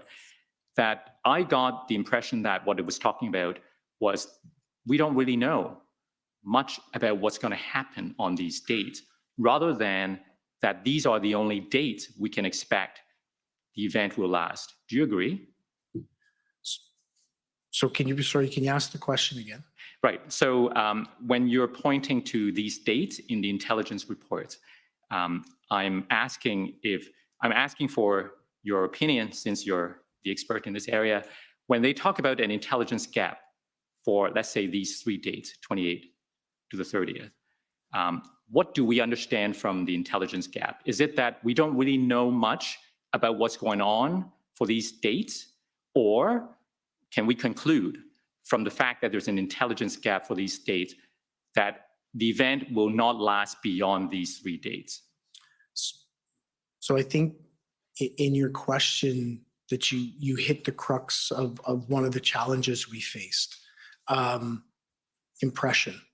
So there was a lot of opportunity to have subjective interpretation on it. I think we've done a much better job as an intelligence community to come together and be more clear through conversations in terms of what we feel these different statements mean. For me, it's important as we move ahead that you and I don't need to formulate an impression on what it is, that we actually have a clear common understanding of how and what that intelligence means, so that we can actually have a clear common understanding on how we're moving ahead with it. As I read those reports, my impression was that they were largely scaled around a 3-day event, with the potential and possibility that there could be a small group of people stay longer than that. All right. Now, we also spoke earlier about planning and who might have had the experience to help the OPS at that time. But don't you agree that Superintendent Bernier actually had a great deal of experience that he could offer, but he wasn't really asked to to assist at that time, during the early stages of the convoy events? Again, that's going to be that would be a question better suited for Deputy Chief Ferguson in terms of how Superintendent Bernier was utilized. It is my understanding is that he did play a role in early days and played an increasing role as the convoy went through, because as I recall, when he was finally assigned as major incident commander, my apologies, he had to take some time off because he'd been working so hard in his other responsibilities. I just don't recall what they are. So that would indicate to me that he was being utilized. All right. I'm not entirely sure how much time I have left, but I have one area left. So if I could take you to the witness summary again. And this time we go to page 26.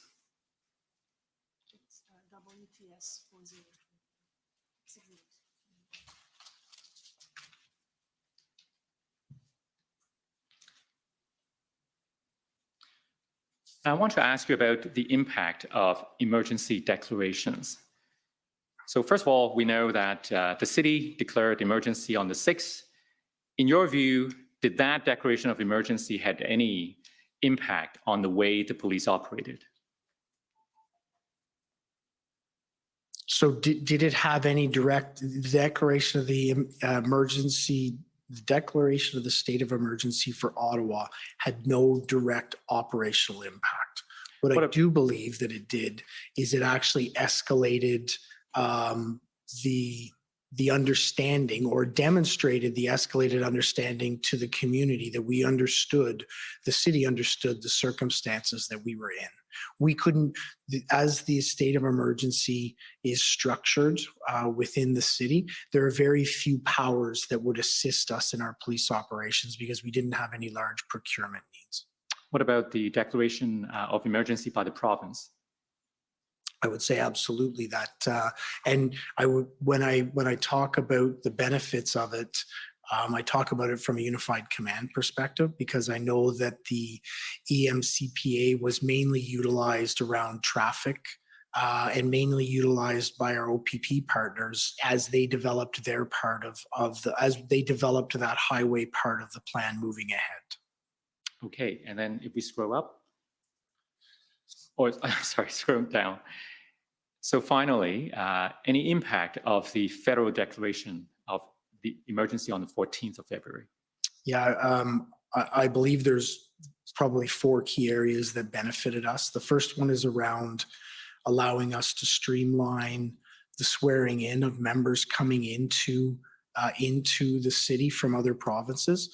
It's a challenging, sometimes cumbersome process that has multiple stages to it. So the ability to not go through that process with many different checkpoints in it allowed us to more streamline and effectively create operational bodies with members coming in. Second area would be around tow trucks.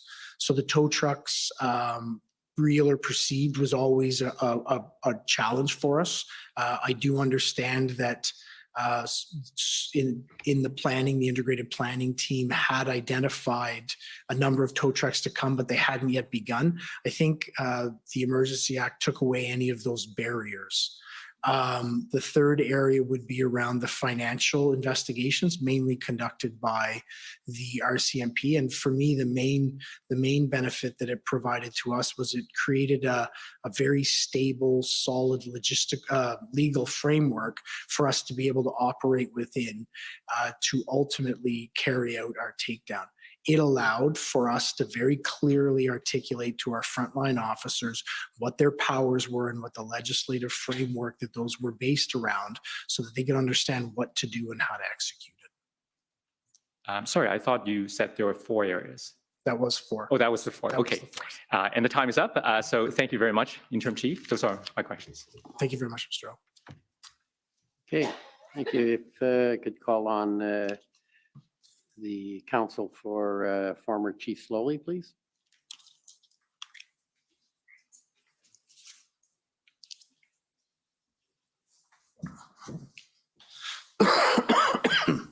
Thank you. Chief Bell, I'm Tom Curry for former Chief Slowly. Good afternoon, Mr. Curry. Just a couple of, if I can get your help for the commissioner on a few things today. Just going back, if I could, to the pre-convoy period. So prior to the convoy issues, and just a couple of questions about the Ottawa Police Service. We have had some other evidence about the circumstances of the service and the strain on resources prior to the convoy's arrival. Did you also experience that?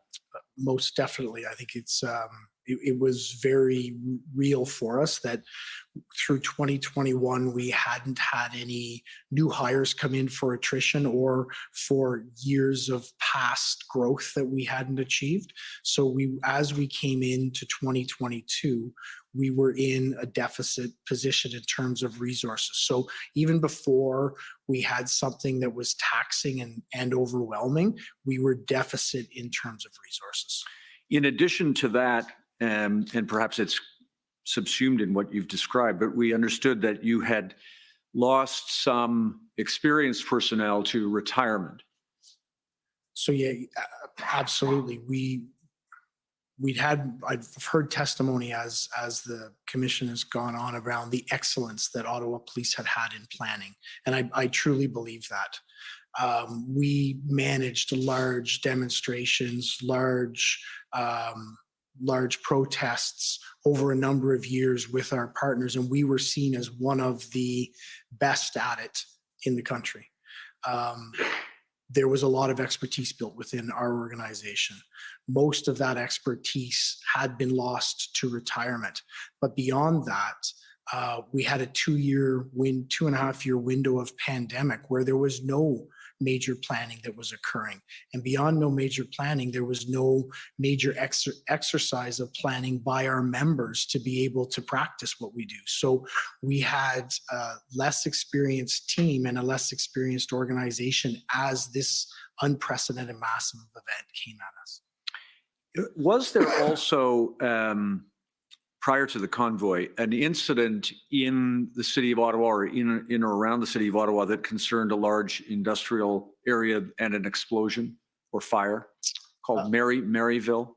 Yes, that's correct. So there was an industrial area, Maryville, which is in southwest end of our city, where there had been a large explosion. A number of people had died through it. And as a result of that, we'd been involved in our partners with the fire department to be involved in incident management of that event.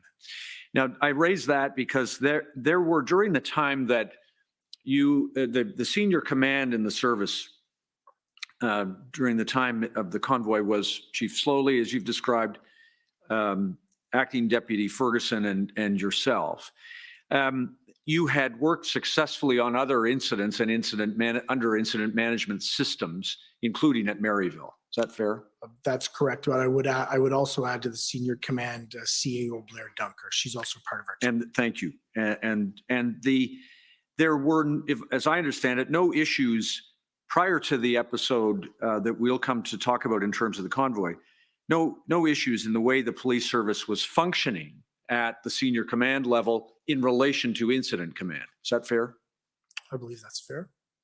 And in terms of you and Chief Slowly, you had a good, productive working relationship with him and with Acting Deputy Ferguson. We've had a professional relationship, absolutely. You told the commissioner that there were command meetings amongst that group that you just described every morning, including during the convoy. Yes, those meetings came into effect.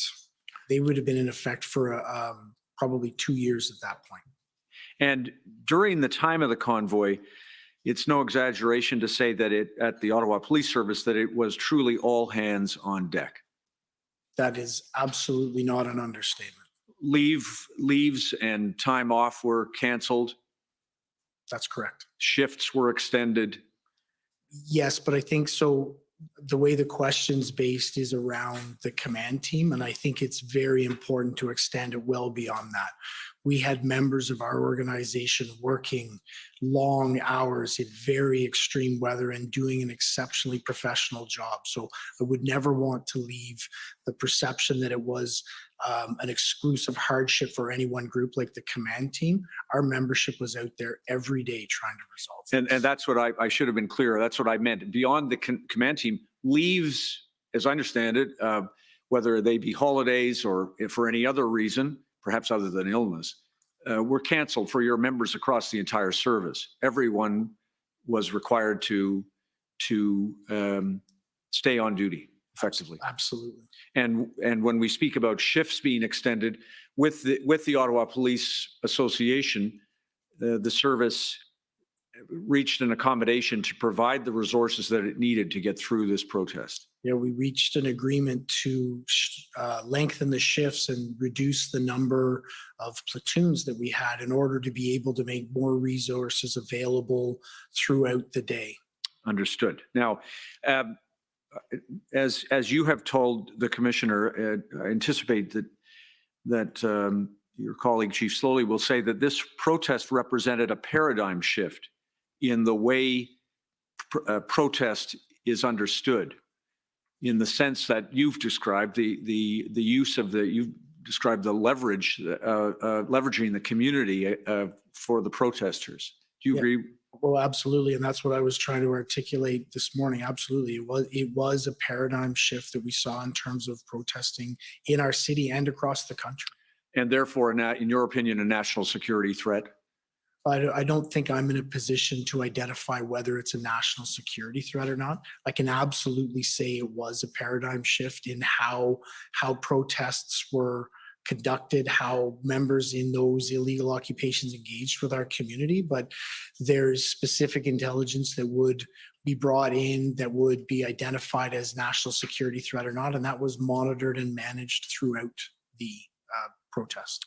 In terms of intelligence, you told my friend Mr. Au that there were within the intelligence directorate there were members of your team who did receive the Hendon reports. You were not on that list at that time, but your colleagues were including them among the other pieces of intelligence that they used. Oh, absolutely. Right from the first Hendon report that was integrated and sent to our intelligence unit and our planning team. So the information that was contained in there was known to our organization and I believe disseminated properly. And it came in through your directorate, and the idea was to try to make certain to the extent that it could be, the best extent it could be done, to send into Acting Deputy Ferguson's planning efforts. Well, it is actually, as we look at the tracking, it was simultaneously sent into both areas. Could I please just have your help looking at that plan that was, I believe, dated January 29th. So this is for the registrar, OPS 503531. Other witnesses have seen this, and I think you told us while it's coming up that you saw it, but at the time it was presented.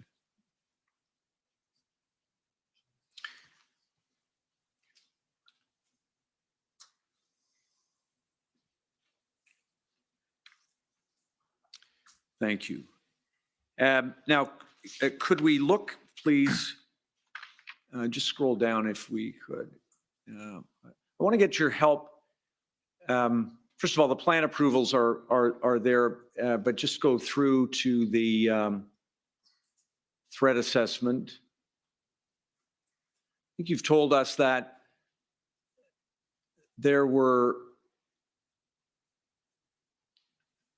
to the best of your team's knowledge, this was expected to be a weekend event with the possibilities you've told us that some people may hold on afterwards, but the number of those people was not considered to represent a material threat that required that something be done differently with this protest. Is that fair?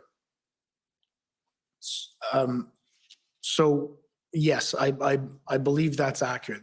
We had We had the intelligence and information to form out that this would happen over a weekend and that there was the possibility that a small group of people beyond may stay in the city beyond that.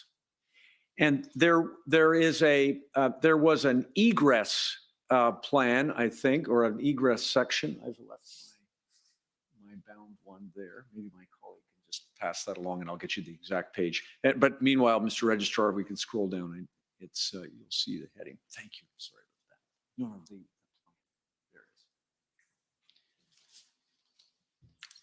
it is. What I want to show you, thanks so much, is section 3.2, please. It's under the heading event stages. You'll see, do you see that? And just, I'll let you just have a look at it, but I want to,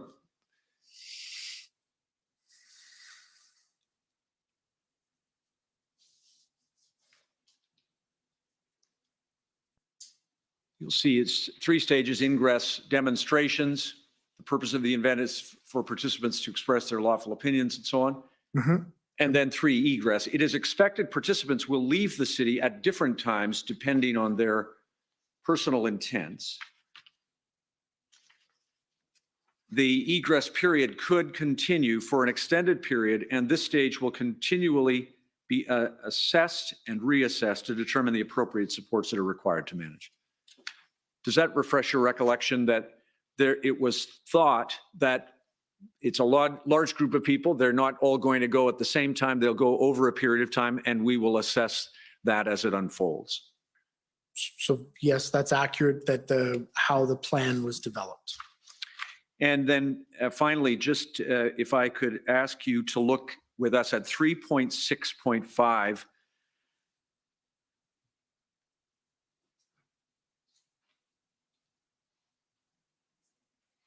Do you see contingency staffing for a prolonged event? Due to the unknown nature of this event, staffing will be revised. This may be a typo there, but should the operational period be extended, staffing plans would include resources in the following order, and they are set out there. So there was, again, some thought given to the possibility that this event may be prolonged and additional staffing needs could arise. Is that fair? Yes, that's fair, based on this section. Now, so far as you knew from your contact with Superintendent Abrams, and you told us about the role that he played and that you played, so far as you knew from him, you were not, you should not be doing anything differently than you were doing. Is that fair? No, there was no, well, so I think he raised a couple of concerns as it went along, concerns around deployment of OPP members, a number of concerns that we went through this morning. But in terms of, are you speaking specifically in terms of the plan? Yes, he raised no concern about the plan. No, I didn't receive any concerns from him. And in terms of the role that Superintendent Abrams had, he was the strategic operations lead OPP, and he asked you to be, in effect, a conduit of information to acting Deputy Ferguson. Well, I don't think he asked. I think we identified between the command team that I would play that role, and that Superintendent Abrams would contact me, and then I would then have either try and resolve the issue or have conversations with Deputy Chief Ferguson. Right. At the time that the convoy participants began to enter the city of Ottawa, you believed, and fair to say that OPS command believed, that they were dealing with people who intended to protest lawfully. That's correct. And that the resources that OPS had available to it would be adequate to meet the needs of the community, to protect the community, and of course to allow the protesters to protest safely. Is that fair? That's correct. Now, beyond the OPP and Superintendent Abrams, would I be right that there was no intelligence brought to your attention from any source that alerted you to the scope or the scale or the duration or the degree of disobedience and criminal behavior that you experienced? Absolutely. Now, of course, had any intelligence come to your attention in the days, even the few days prior to the convoy commencing, I think you told my friend Mr. Rao, you would have faced a significant challenge with the resources that the OPS had available.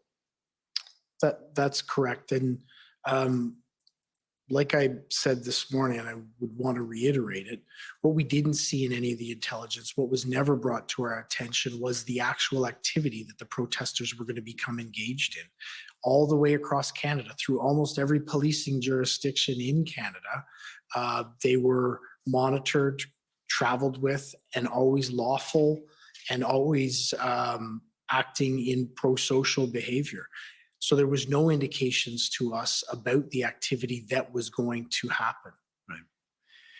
The number of commercial vehicles, trucks in particular, that came to the city would have presented a significant challenge in terms of logistics as to where they could be diverted without cooperation from the operators. Is that fair? So what I would, and I've contemplated this, I believe that it would have taken the scale of operation that we would have had with the number of resources and the detailed planning to remove the protesters that we did over the weekend of the late February, to divert them from coming into the area. So it would have been a massive undertaking. It would have been on scale with what we had to execute at the end of February. That's what I wondered, and you could provide the commissioner with assistance in this respect. Put another way, had the protesters adopted the perspective and defiance, I'll use that word, that they demonstrated in refusing to leave when requested to do so towards the end of January, then the 1,800 plus, I suppose it was maybe closer to 1,900, service personnel would have been required to manage them prior to their arrival in the downtown core of Ottawa. I would fully agree with that. And indeed, would you go further to say that some of the extraordinary powers that were available to be used as a tool would also have been required in the event that they resisted cooperating with direction or lawful orders? That's difficult to say because that's not a plan we ever contemplated. So we didn't actually get to the planning perspective of that, but it would have been a massive undertaking with massive planning requirements and massive resource requirements to undertake keeping them out of the downtown core. Fair to say that there was no time to have drawn the plans that you're talking about or to have made the resource requests of the OPP, RCMP, and other municipal police forces in the short time that you had available prior to the protest arrival in Ottawa? So I would say that there is always time to do planning. We would have been under tight restraints. It would have been very challenging, and I don't believe we would have had the level of detail or specificity. I think the big challenge would have been trying to access resources without having the level of plans that we know we should have to be able to bring resources in. I mean, one of the things the commissioner has heard is that there is perhaps a fair question about whether resource requests should proceed ahead of plans or plans should be in place before resource requests. In this case, do you agree that once the protesters arrived and you saw what you were dealing with, as you've described it, that the most urgent thing that this city required was resources?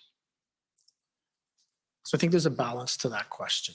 I think you absolutely need the plans to be able to drive the specific resourcing requests that you're going to have, the type of specific skills that you're going to require. But the other side of it is you also have a responsibility as a leader in an organization to make other organizations aware that this request may or is coming, regardless of the specific skills you need. So I think it is actually a parallel track that you can travel down. And so in the case of Chief Slowly, you support the idea that he was making requests of his policing, your and his policing partners for the, in this case, 1,800 personnel that were reasonably expected to be required to deal with the protest.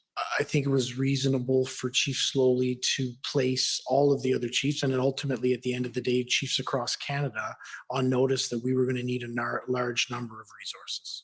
And in terms of that, I appreciate you were present with others at a meeting where Chief Slowly requested the team to assemble the information that would allow that number to be known. It turned out to be 1,800. Do you accept that your team and the Ottawa Police Service made a good faith effort to define the resources that were needed actually? So absolutely, I think we made the best faith effort we could. What we lacked at that point was the detailed level of planning to actually indicate the type of resources we needed. So we were putting best efforts forward while we were building or starting to build plans that ultimately were taken over by the integrated or developed by the integrated planning Right. team. And the numbers and specific roles actually map on reasonably closely, don't they? So I can't comment on that because Okay. I wasn't involved in that. Fair enough. Can I get your help on this? So far as you know from the meeting, and I've seen your notes, there isn't a note of this, just to orient you to that. You didn't make any note that Chief Slowly said, fix a number and then double it. That's not the method that he chose to follow, is it? I don't have a recollection of that. Thank you. Now, so far as a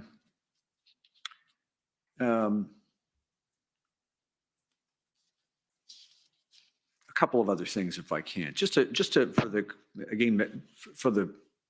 make sure I get this right. I understand the Ottawa Police Service, or perhaps the city, has an arrangement with the Government of Canada to provide policing services in and around the parliamentary precinct that are beyond the parliamentary police services, and that there is an MOU or another arrangement that by which the Government of Canada pays the Ottawa Police Service the sum of $3 million for those policing services? So the Ottawa Police Service is the police of jurisdiction in the city of Ottawa. So short of security details that are done within the parliamentary precinct, which the Parliamentary Protective Services is responsible for. So security, primary response. The police is still the police of jurisdiction within that area and all of the city of Ottawa. So if there's a major incident, we will assist in response. If there's a criminal investigation, the Ottawa Police Service will be the ones that conduct that investigation. So as part of the responsibilities that we as the police of jurisdiction in the city of Ottawa undertake, which isn't just response in parliamentary protective services, which is demonstrations that would impact us directly because we're the nation's capital. The need for us to be engaged with embassies and have a different level of response or different level of training as it relates to diplomats in and around our area is something that we've come to an agreement with the federal government to compensate us $3 million a year for extraneous costs such as Canada Day or other events. Right, understood. Is that under review after this event? Yes, it is. A couple of things about incident management systems, IMS or ICS, incident command systems. You mentioned that was a process that is well understood and had been used in the city of Ottawa by the Ottawa Police Service. So within the city of Ottawa, they would use the provincial standard of the incident management system. Policing traditionally uses the incident command system. There is also another gold, silver, bronze for major events that has been adopted by the RCMP and been utilized in some circumstances by the OPP. So there is a hodgepodge. There is a bunch of different doctrines. They basically boil down to a very similar set of circumstances. You have strategic level control, operational level control, and tactical level control. And you described to the commissioner that the border zone between strategic decisions, operational decisions, and tactical decisions is not, these are not bright lines. No, it's something that I believe is really important within every area to have those discussions with the commander up and down to make sure that everyone's clear on where the decision making is made. It's something that I believe is worth undertaking to make sure that we can create better lines between those and better understanding of the different areas. In this case, prior to this convoy protest, I understand that you, Chief Slowly, Acting Deputy Ferguson, had functioned, I think you told us earlier, in the incident command system effectively, right? That's correct. There was no, you didn't have an experience in which someone was intruding or thought to be intruding on operations or tactics from the level of strategy prior to this? So what I would say is Chief Slowly was regularly involved in reviews and revisions on operational plans. I can't recall him ever giving directions around it, but he was very engaged in those lower, what could be seen as lower level responsibilities. Right. And his involvement in those matters was not considered to be problematic. Is that fair? I think that's fair. And for example, I understand one of those might have been the Black Lives Matter protests that occurred in the aftermath of the death of George Floyd in custody. That was a major demonstration that we managed, and I have no recollection of any challenges within our command structure. And to the extent that when we came to this unprecedented protest here brought about as in the convoy, that Chief Slowly and probably others were facing unprecedented circumstances that strained the ICS system as well. Yes. So unprecedented circumstances, immense levels of stress, very clear expectations on outcomes, and all of those together did strain the ICS system, and actually for me identified that there needs to be much better clarity, at least within the Ottawa Police Service, around how that system manages. That's exactly why when I took over as interim chief, I spent time making sure that everyone understood their role within the ICS system. Right. And is it fair to say that from your long career in policing that this is unlikely to have the circumstances here facing the Ottawa Police Service and the City of Ottawa would not have been handled any differently by any other municipal police service? I think that's difficult for me to say because I don't know how other police services would have handled it. Right. Okay. PLT. At the time of the convoy protest, am I right that there were 14 members in the Ottawa Police Service PLT, and I appreciate they're part-time members, that included 2 sergeants? So I don't know about those numbers specifically. National Framework on Demonstrations is a framework that prior to the convoy protests, am I right, you were not familiar with yourself? So that's the CACP national framework? Yes. Yes, that's that. I had reviewed it, but to call myself familiar with it or extremely knowledgeable in all the content of it would be not correct. And the PLT, the work of the PLT in this case included a a couple of aspects that I believe you did become involved in. You've told us about a couple of them. Can I just get your help with them? The issue of the fuel stored at Coventry. You recall that? I do. Am I right that what the PLT team had negotiated was the removal of fuel that was stored at Coventry, and they wished to allow it to go downtown to the protesters who were using that fuel to operate their vehicles? So I'm generally familiar with what occurred there. Actually, I'm quite familiar with what occurred there. But in terms of the specifics about what the agreements were, it would be unfair for me to comment because I don't have enough knowledge in that area. That's fine. Can I get this from you, that you spoke with Staff Sergeant Ferguson, who was then running PLT or on the ground in respect of PLT, concerning an issue that had arisen about enforcement, that Superintendent Patterson took enforcement steps to intercept the conveyance of the fuel. Do you recall that? Is there a notation that can reference that I can familiarize myself? Yes, sure. So the easiest place for us to find this, I think, in the time that I have, is to look at Staff Sergeant Ferguson's summary in his interview, if I could show you that. It's in your notes also, but let me just see if I can find the reference to Staff Sergeant Ferguson's statement.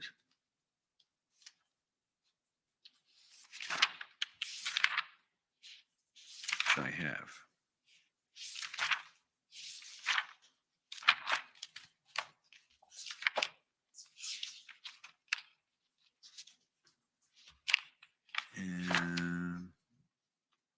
Which I don't have. I don't know what I did with it. Hang on 1 second.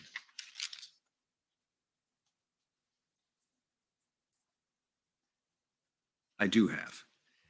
Mr. Registrar, forgive me for the delay. WTS 5027.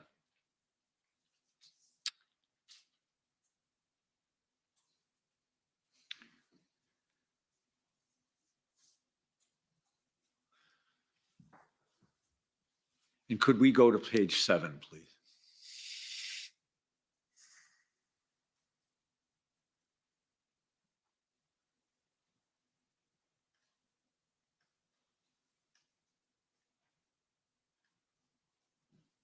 Coventry Road, do you see that? Yep. Yes, I do, sir.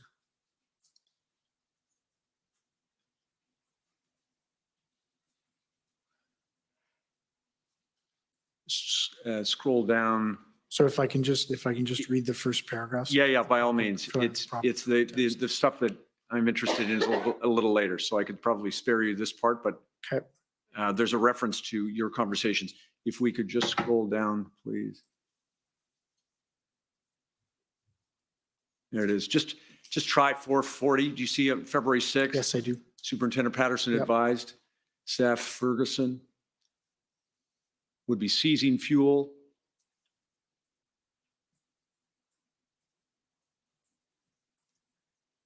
And there was a conversation between Superintendent Patterson and Staff Sergeant Ferguson. I see that. Staff's next paragraph, attempted unsuccessfully to convince others in the OPS not to proceed with the public order operation. Mm-hmm. And Inspector Marin told him that the fuel was not to leave. And there at 5:10, that's what I'm interested in. Staff Ferguson contacted Deputy Chief Bell and advised him the enforcement operation would undermine PLT's negotiation, which had been proceeding for 2 hours. Staff Ferguson informed Deputy Chief Bell protesters were compliant. 5:18, Deputy Chief Bell contacted Staff Ferguson, informed him he agreed with Superintendent Patterson's decision.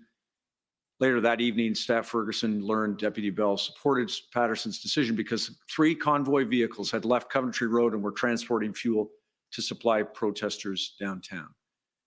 Does that assist your recollection? The footnotes, I think, might go to your notes or his notes, but there are some notes of yours I could take you to. But does that assist your recollection that? I do recall, yes, I do recall this conversation. And this is an example, isn't it, of PLT negotiating something that did not fit with your strategic direction, that fuel was not to go from Coventry Road fuel depots downtown, where it would presumably present an even greater public safety risk. Is that fair? I do believe that's fair. But I also do believe, I do believe this is the right call in this circumstance.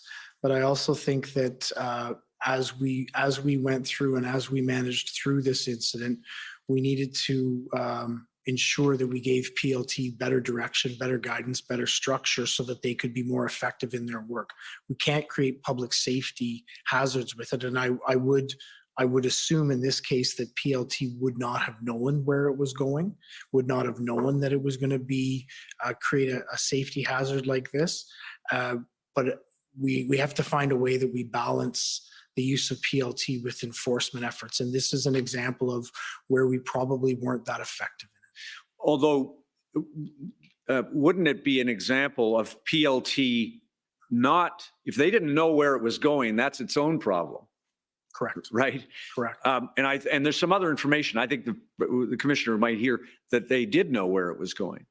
So if they, when we speak about, or when the commissioner hears about PLT autonomy, do you agree that the PLT could never operate completely autonomously? Because, for example, they might come to a conclusion that lies in the opposite direction of strategic direction from those who have more information, like, for example, you in this case.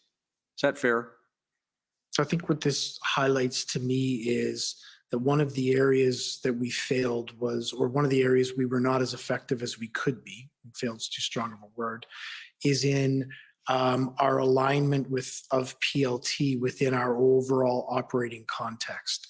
This type of confrontation is probably too strong a word, but this type of disagreement around what is occurring wouldn't happen likely, I don't believe, if we had better common understanding of what we were achieving and how we were moving ahead. So for me, this is one of the things in terms of lessons learned that we have to take very, very seriously. And I can tell you we have taken it seriously. Right. PLT needs to be aligned and integrated and help to drive the operations because they are a hugely important component. No disagreement. I think Chief Slowly will say the same thing. It just, when it comes to specific examples, just like with the strategic, operational, and tactical, there are not bright lines. There has to be good communication between PLT and operations. Is that fair? There has to be good communication so that a circumstance like this doesn't actually ever exist. Right. There were other examples I've seen in the record. I'll give you one. Do you recall a circumstance in which PLT negotiators wanted to bring porta potties, portable toilets, into the red zone or into the protesters with no quid pro quo, just as a sign of, I suppose, a sign of good faith? And that was a decision that was not shared by, or a goal or objective that was not shared by the strategic command. Does that ring a bell with you, that negotiation took place? So I do remember that, and I do remember advocating for that. And I do understand that it was going to be about bringing porta potties in where there wasn't anything immediately in return. But for me, it was about part of those small gains that you could actually make so that you could build relationships, so that in those relationships you could look how to lower the temperature and also look for a resolution. So absolutely, I do recall that. Right. And running the other way was incredible community anger. You were dealing with angry residents. I wouldn't describe them as angry residents. I think we were dealing with residents who were hurt, who were harmed, who were victimized, and who wanted this to end. They were angry, but that wasn't the emotion that I would explain first off when we describe our community during this period. Fair enough. I'll take the description that you gave. They were suffering. They were suffering. And you and Chief Slowly, Deputy Chief Ferguson, and everyone in the service was trying to do their best in good faith to help resolve this problem. Absolutely. Now,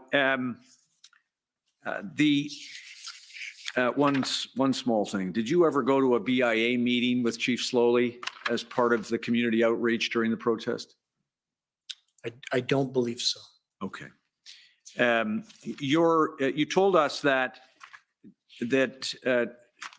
in a public statement, at least, just dealing with public statements, Chief Slowly did not promise or declare to the public that he was going to close bridges, only that was something that would be considered, correct?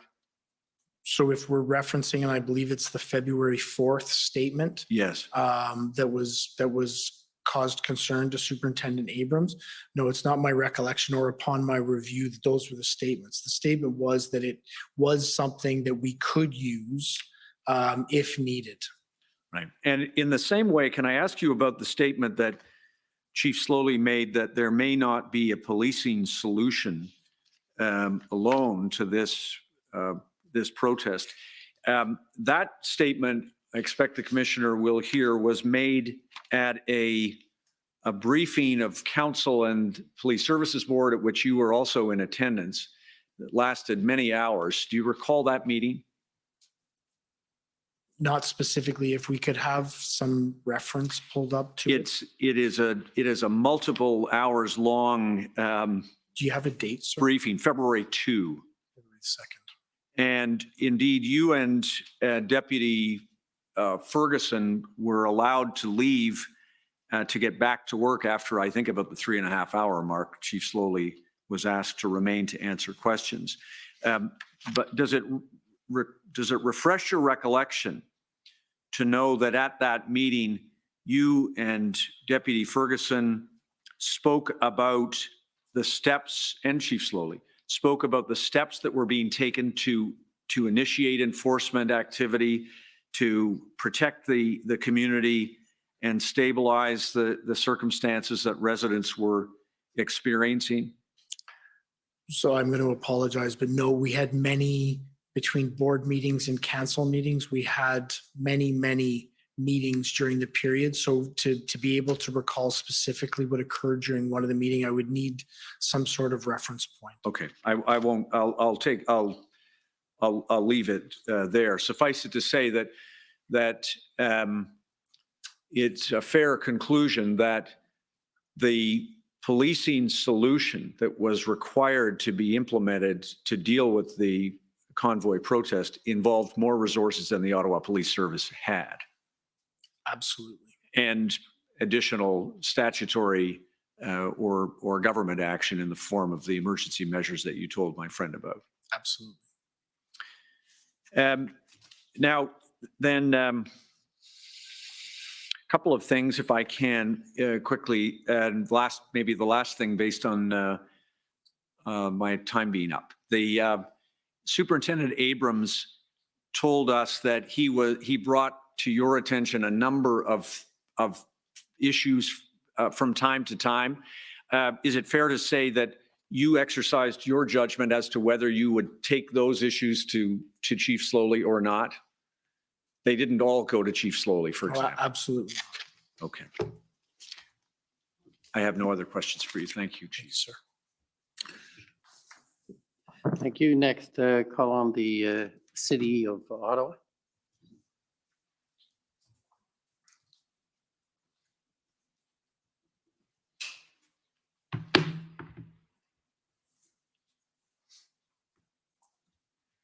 Good afternoon, Alyssa Tompkins, Council for the City of Ottawa.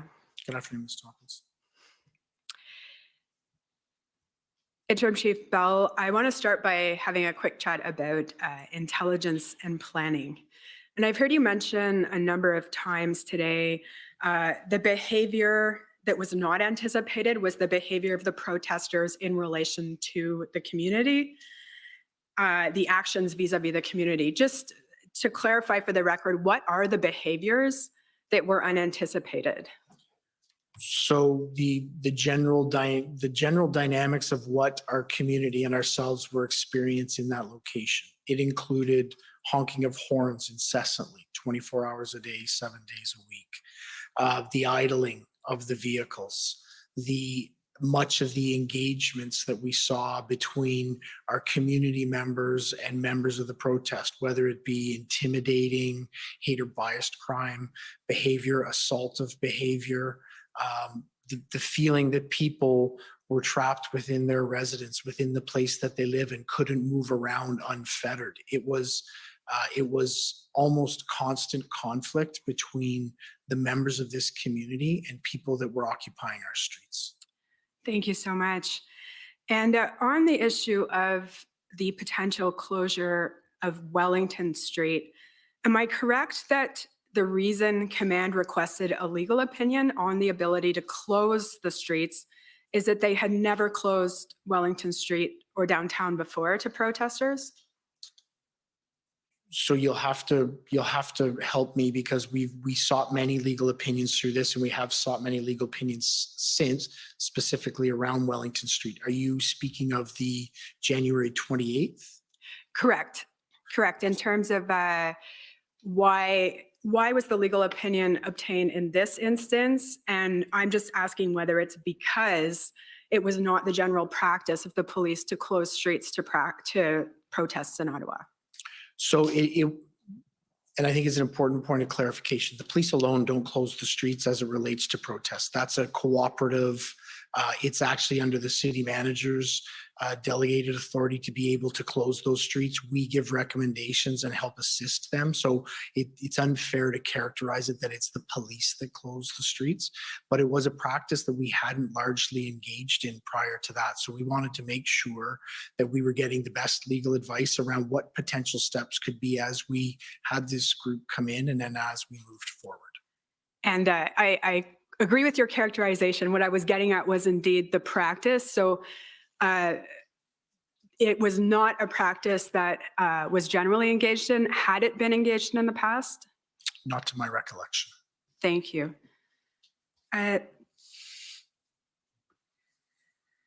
Now, my understanding is that you were present when the city solicitor, David White, provided a briefing on the possibility of obtaining an injunction. Are you able to provide me a date and a reference to document? It would be January 30th. We can bring up, I was going to lead into another point, but we can bring it up. OPS 404878. Thank you.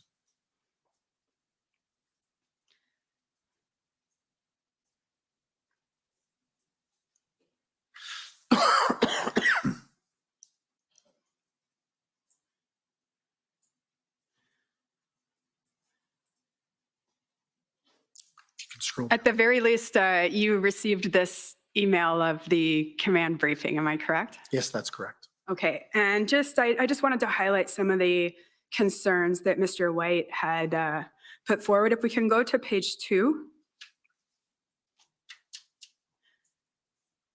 And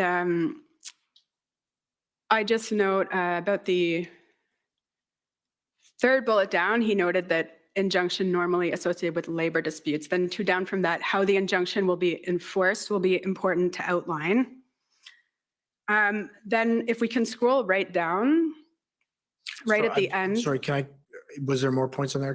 No, I was just going to ask you to confirm that these were in fact concerns that Mr. White brought to your attention, to OPS's attention. Okay. I'm good. You can scroll down.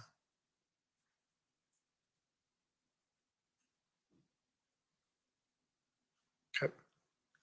And the last few points I wanted to highlight were that an injunction is a more assertive step and that it might aggravate the situation. That's a concern that you are familiar with? That's a concern that was raised by Mr. White, absolutely. And that the injunction might give a platform or an outlet to protesters. Another concern he raised for sure. And if we can now go to document OPS, I think it's 4 zeros. maybe 504927. Maybe 4, sorry.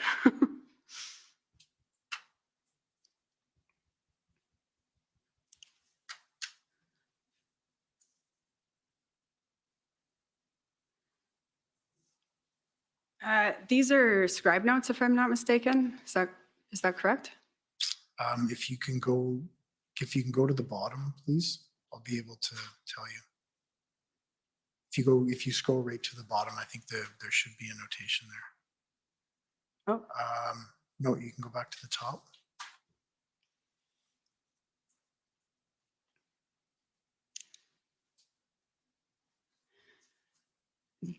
So I'm not sure whose notes they are. Okay, do you remember a briefing to the RCMP and the OPP? It would be a Teams meeting on January 31st. Can you scroll down, please? If we go to page 3, it's indicated SB. Yep. Yes, Do you think that's you? that is me, yes. Okay. Thank you, that's what I was looking. I just wanted to, if we can scroll up now to page 2. Here, if we can stop here. Again, talking about an injunction. So I believe BL, is that Commissioner Lucky? Yes, I believe so. And it states concern if injunction, now it's an official movement to another stage. This will involve the whole country. Anything official will spark a national response. Do you recall that concern being expressed by Commissioner Lucky? I do recall that. And if we can scroll down a bit further, we have TC. Is that Commissioner Creek? I believe that's Commissioner Creek, yes. And concern with injunction, you would have a legal obligation to enact it, continue to build for, I believe it's supposed to be injunction, mass arrests, and then removal of. And I believe there's a comment above. I apologize, I missed it. The 5th bullet, BL is spot on, must remain cautious. This is local, careful not to become national or international. Then if we can go down to page 3, BL again. 3rd bullet, de-escalation, negotiation, up to legal for injunction, but better not to have it. Do you recall Commissioner Lucky saying that?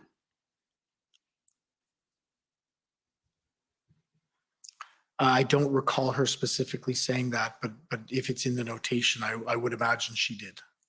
Okay, and then we'll just go to another document, OPS 405194.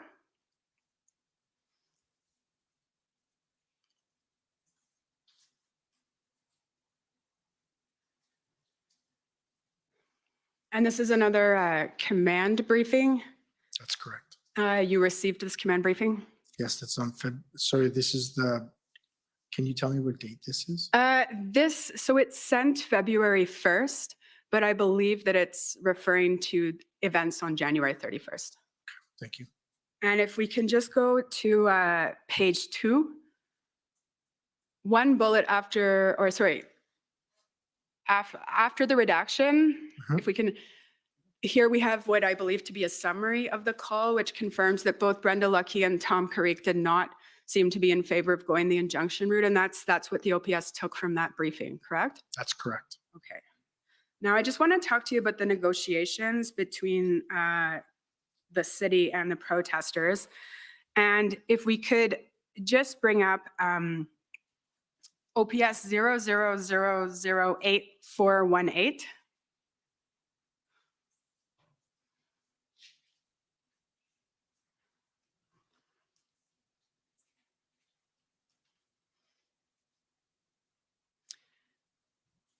And I'm not sure whose notes these are. Are you aware? If potentially scroll to the bottom. If you go right to the bottom, like we'll probably have, there should be a name on them. No, I'm unfamiliar whose notes these are. Okay, well, we'll go to them and see if it refreshes your memory. So on page 4, again, there's a redaction, and then it says, And this, I believe, follows the correspondence that Commission Council took you to, where there was an exchange from John Ferguson to Mark Patterson, and then you followed up. Mhm. And it states here, redaction, one of biggest advocates, organizers, demonstrators, negotiating with PLT members last night, going to be meeting with Steve Kay with City, wanted to meet with him, win situation, told will be some trucks that will be moved. So the idea that trucks would be moving came from the police, not the city. Is that correct? So just for my clarification, these are notes of the 9th. I believe it was the 8th. The 8th, yes, I'm sorry, I messed that up before as well. Yes, that's accurate. Okay. And if we can go back, I see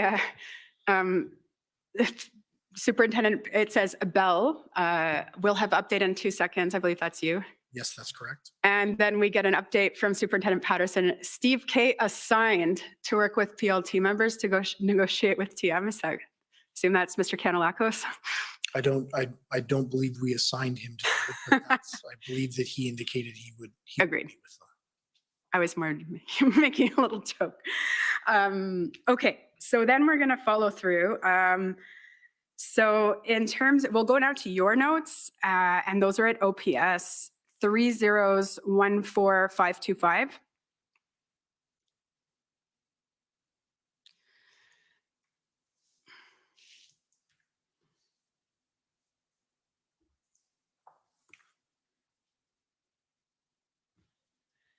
And just in the interest of time, your evidence is that on the 12th, you got an update from the former Chief Slowly about the city's negotiations, and it was told to you to be highly confidential?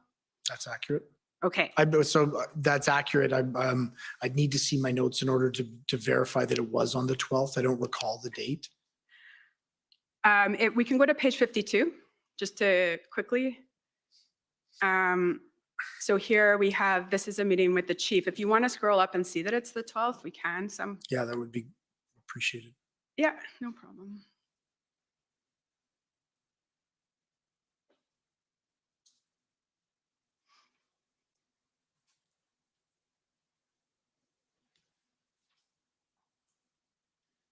There, thank you. Yeah, so this is the quick update that you got from the chief. Then if we can skip ahead to page 64. And this is the meeting at noon. And I just wanted to scroll down a little bit. This isn't the same day, I don't believe. No, This you're is- quite right. It's is the next this day. The 13th? It is the 13th. Thank you, sorry. I apologize. This is the meeting at noon on the 13th. So this is, if we can just scroll down, one thing I wanted, keep scrolling. The comment here, Premier is very supportive of the action. Do you have any recollection of who said that? I don't have recollection of that. Okay. And then if we can scroll down a bit more.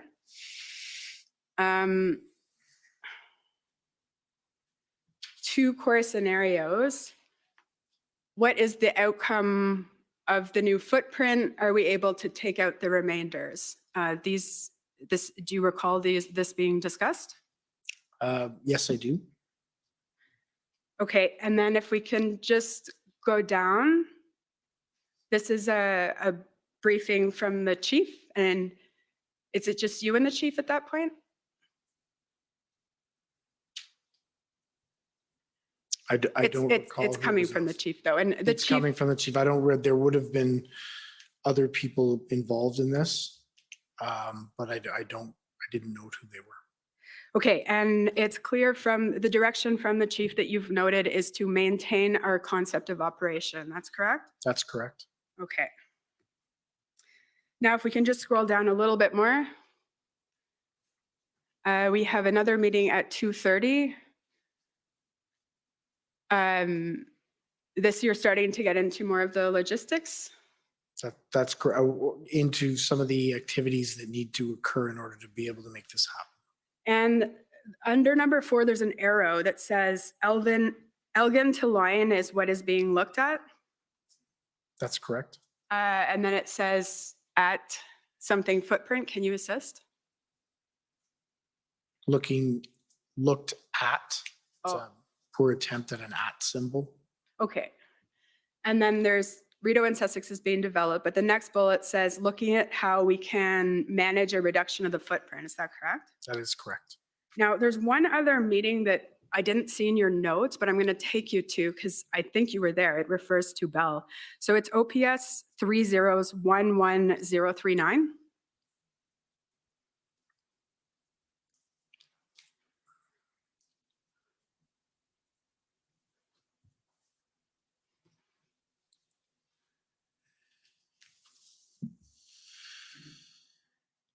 And maybe these ones are scribed notes. Can we check the last page?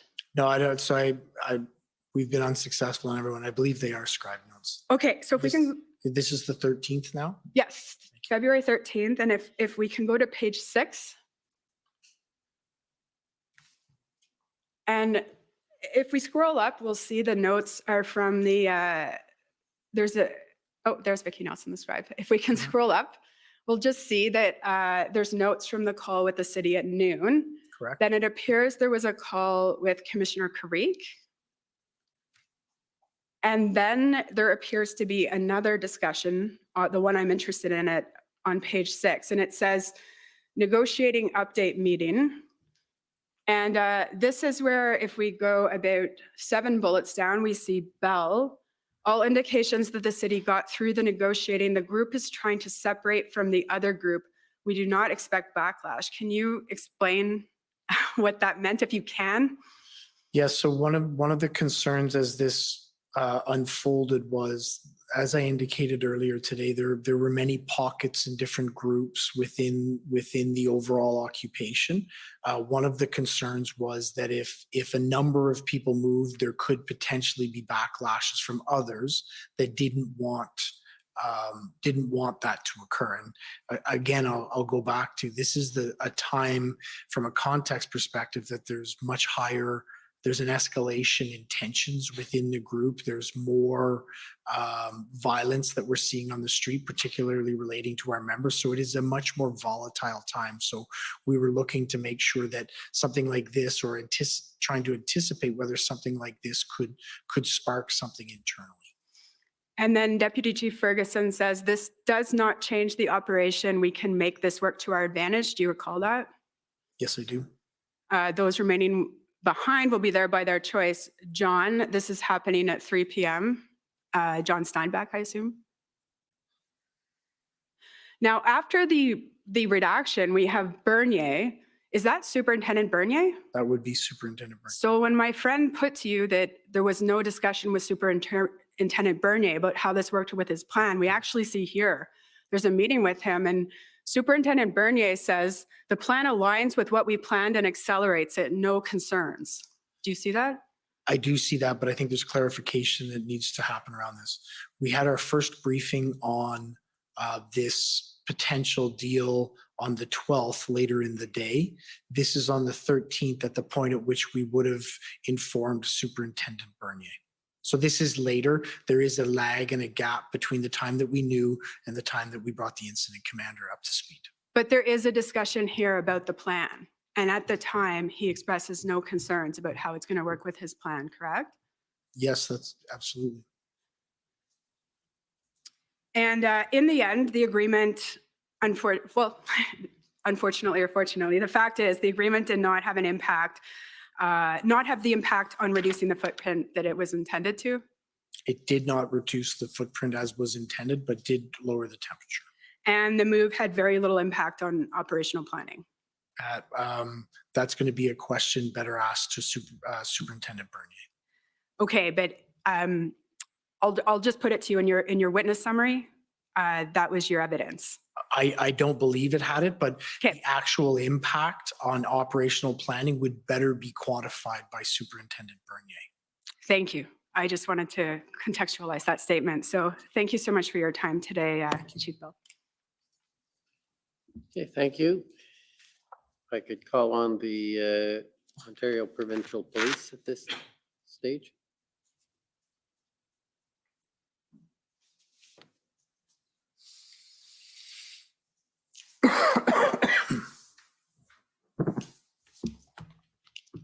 Good afternoon, Superintendent. Christopher Diana for the OPP. I'd like to start by asking about the Hendon reports. I believe your evidence was that you did not start receiving them until, I believe, January 27th. Is that correct? That's correct. Of course, you would acknowledge, as we've heard from other witnesses, that OPS as an organization was in fact in receipt of these reports basically from the inception of Hendon. Oh, absolutely. We were a partner and a very engaged partner in Project Hendon and did receive all the reports widely within our organization. Right. And so I think from Superintendent Morris's evidence, I think he name checked around 6 individuals that were receiving them. There were a couple of others that were referenced in Superintendent Drummond's witness summary. So there were at least 8 members in OPS that would have received these reports, correct? I don't know the specific numbers, but beyond the numbers, what I can say is that they did go, from my review, they did go to the chief of police, they did go to intelligence, and they did go to our event planning. So they were widely distributed and disseminated in the organization. All right. And if I heard your evidence correctly, I believe that when you started to receive them, you didn't go back and read the earlier ones. So was that your evidence? That's correct. From the 27th moving forward, I did daily review them. I have had the opportunity since then to go back and review the entirety from the 13th on. And considering the nature of the reports, do you think, and maybe in retrospect, you should have went back to review the earlier reports? Yes, I think that could have been beneficial, but I think it's also very important to realize that is an analytical document that one of my responsibilities would be to make sure that it was properly brought into the organization, properly reflected and analyzed, and then put into the operational planning people. So it's always a benefit the more eyes you get on something like that, but it wasn't absolutely necessary for that to happen to ensure that the information was brought in and shared within the organization. Right. Although that was your bureau at the time, correct? You were in charge of intelligence. Well, that was one of the areas within my command, correct. One of the things that you said in your evidence in chief, and you may have repeated it since then, was that there was no intelligence to indicate there would be any significant community impact. Was that your evidence? I believe my evidence was that it wasn't reflected within the Hendon reports, the activity that the protesters would engage in that caused the community harm and community violence that existed when they got here. There was no reference to that within the Hendon reports. Okay, I wrote down significant community impact, so maybe I misheard, but that was my understanding of what you said. You would agree that the Hendon reports did make reference to certain things such as early as January 20th, there was reference to no exit strategy in the Hendon reports, correct? I'm sorry, I missed there was... Sorry, as early as the January 20th Hendon report, there was reference in that report and subsequent that there was no exit strategy for the protesters, correct? That is correct. And the reports also referenced that the protesters would not leave until their demands were met, correct?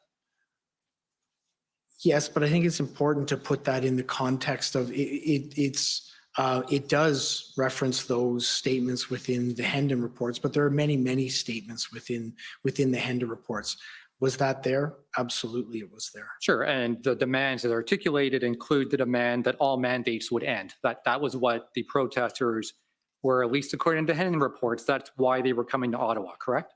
Is it possible to pull that Hendon report up so we can review it specifically so I can see that reference to make sure I'm getting it correctly? Well, what I've done to try to save some time is to refer to the Hendon summary. Superintendent Morris prepared a Hendon summary, which may be useful. So if we can go to OPP 349.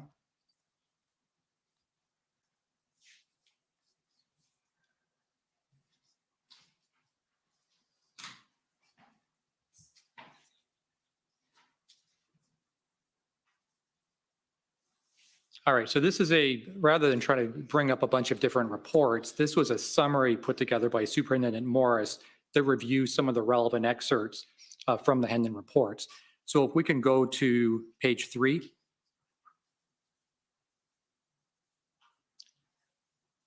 All right, so there's some points here that... Sorry, there's just a moment. I did have a concern. If you could just identify yourself Yes, again. I'm sorry. David Mijikowski, counsel for the Ottawa Police Service.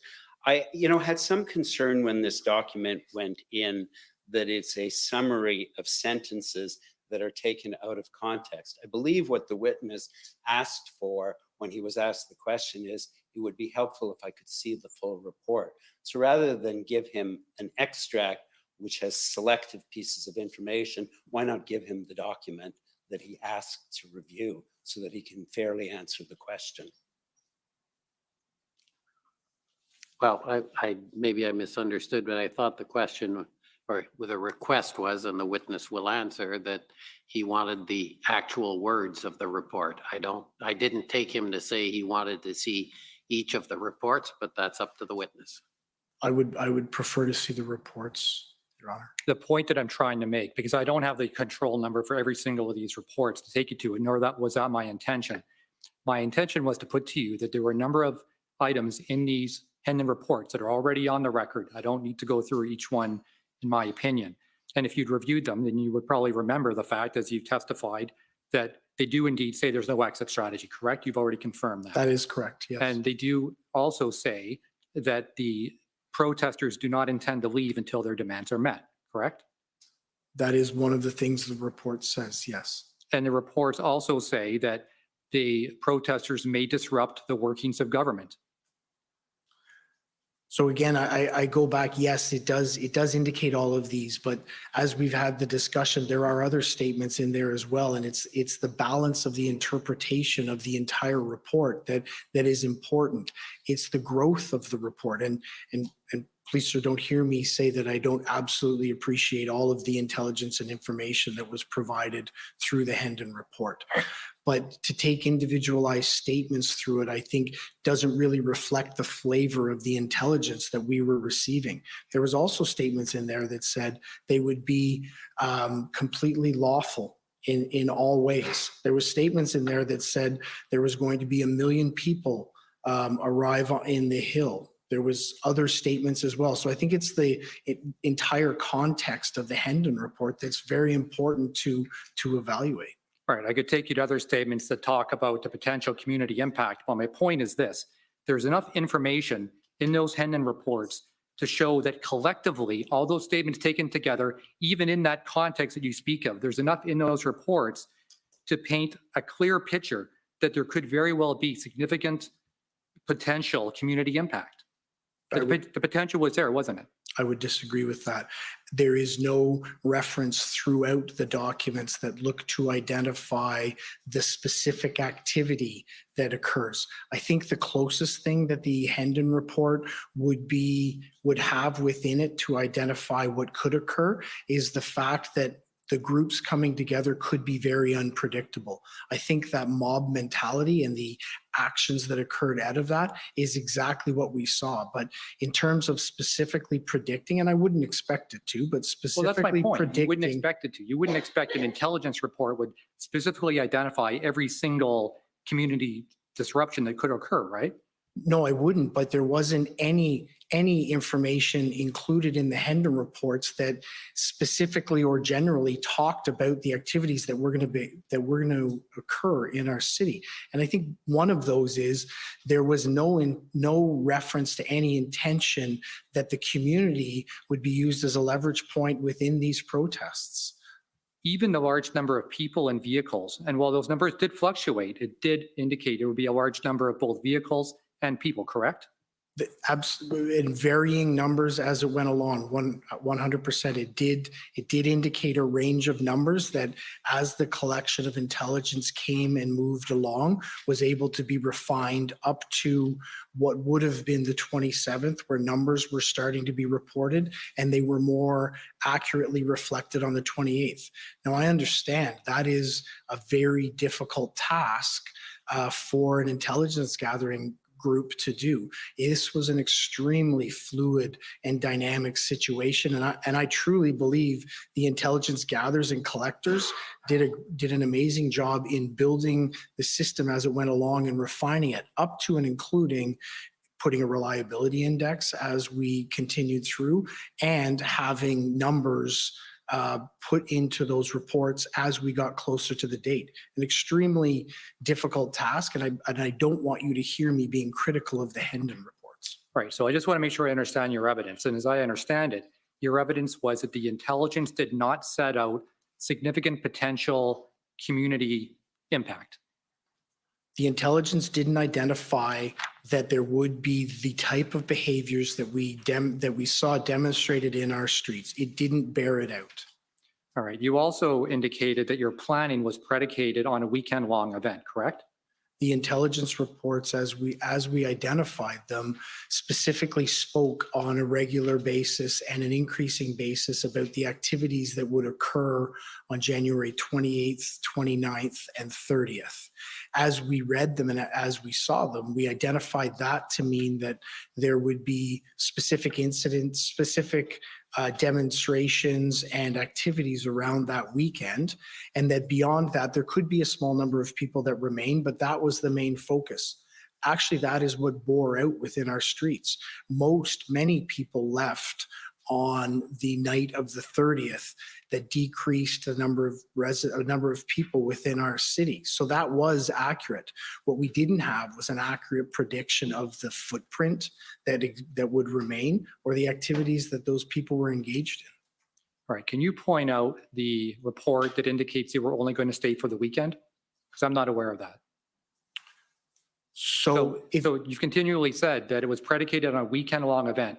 I'd like you to point me to the source of that intelligence, because it's not in the Hendon reports. So that the Hendon reports regularly discussed weekend activities, planning, and in fact, on several reports, you can identify in intelligence gaps activities for the 28th, 29th, and 30th. There is several different examples where that specifically is what is referenced. Correct, but the reference to intelligence gaps simply means that the intelligence did not know exactly what was going to happen on those days.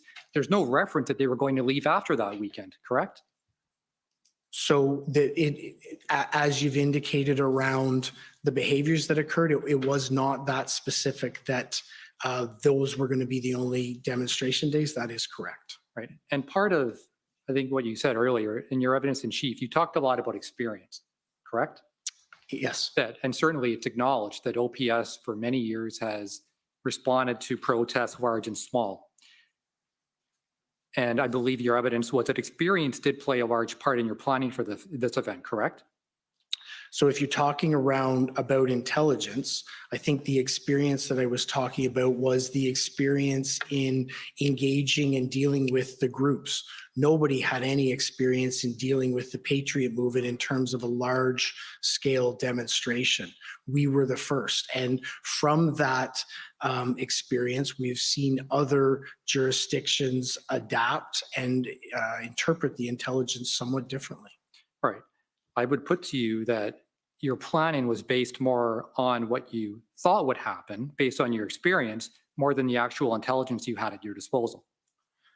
So I think it was, I would submit to you that it was both. We do have a plan around experience that we did execute in terms of allowing vehicles into that footprint, in terms of managing how we would look to manage what would be a small number of people that would remain in a localized area in the downtown core. That was the experience package that we brought into this. That wasn't what bore out.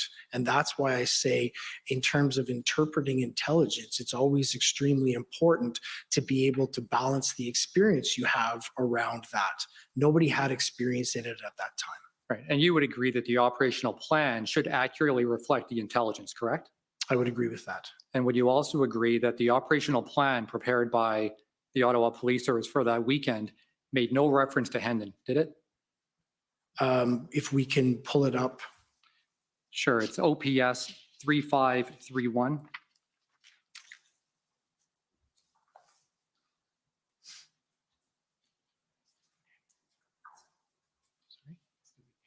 Was that the redacted one? Just 1 second, we'll pull up the other one. The OPS operation. OPP 4262. Thank you.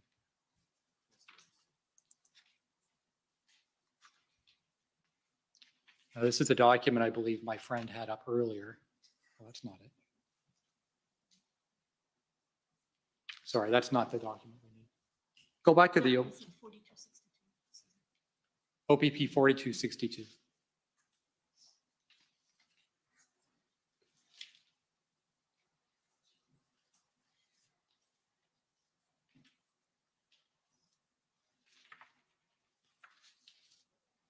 And if you can scroll down, this is the operational plan, correct? My friend took you to this earlier. That is correct, yes.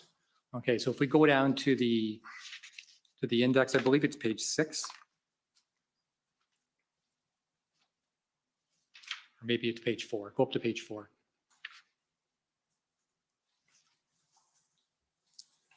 Okay, scroll down.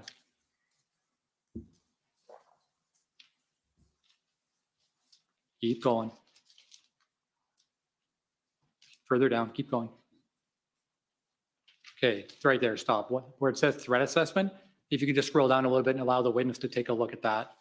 And when you look at it, I'll be asking you whether or not there's any reference to the Hendon reports or whether or not there's any reference to the fact there was no exit strategy, the potential long-term stay as referenced in the Hendon reports. The reference is that there may be interference with the operations of government and those other things that I brought out. But please take a moment just to scroll through and take a read of that.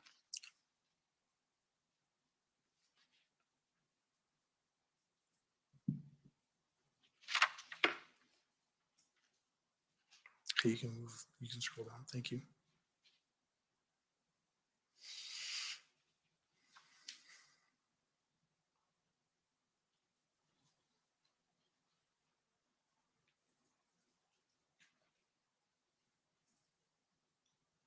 So I absolutely agree. There isn't reference to the Hendon report. I wouldn't specifically expect there necessarily to be references to the Hendon report in that area. What I can tell you is I know that the Hendon reports, as you indicated earlier, were received by these groups and used in developing the threat assessment and in developing the plan. And I also do acknowledge that it is a gap that there is no reference to the potential of the convoy lasting longer than the 3 days. Even when it comes to planning, you know, you can kind of hope that something may turn out a certain way, but in policing, you always need a contingency, right? Yes. I asked Deputy Chief Ferguson whether or not she agreed with my proposition that this plan was not intelligence-led, and she agreed with my proposition. Do you agree that this plan was not intelligence-led? I believe I would agree with you that this plan was intelligence-led, that the intelligence provided was actually shared with the planners, was properly brought into the organization, assessed, analyzed, and adequately shared to be assessed and developed into the plan. Okay, so you disagree with Chief Ferguson then? Deputy Chief Ferguson, yes, I do believe, and through all the review that I've done, I on several points and frequently identify where there's references between the planners and the intelligence group to actually look to access intelligence that exists. So I do know that that existed. I do know the planners were very conscious and cognizant of intelligence and making sure that it was put into this plan. So even though it doesn't reference Hendon and the various attributes that I pointed out, you would still say it's intelligence-led? Yes, I do believe so, yes. All right. Thank you. No further questions. Okay, next is the Government of Canada. Oh, it wasn't intelligence-led. Oh, mamacita, this is painful to listen to.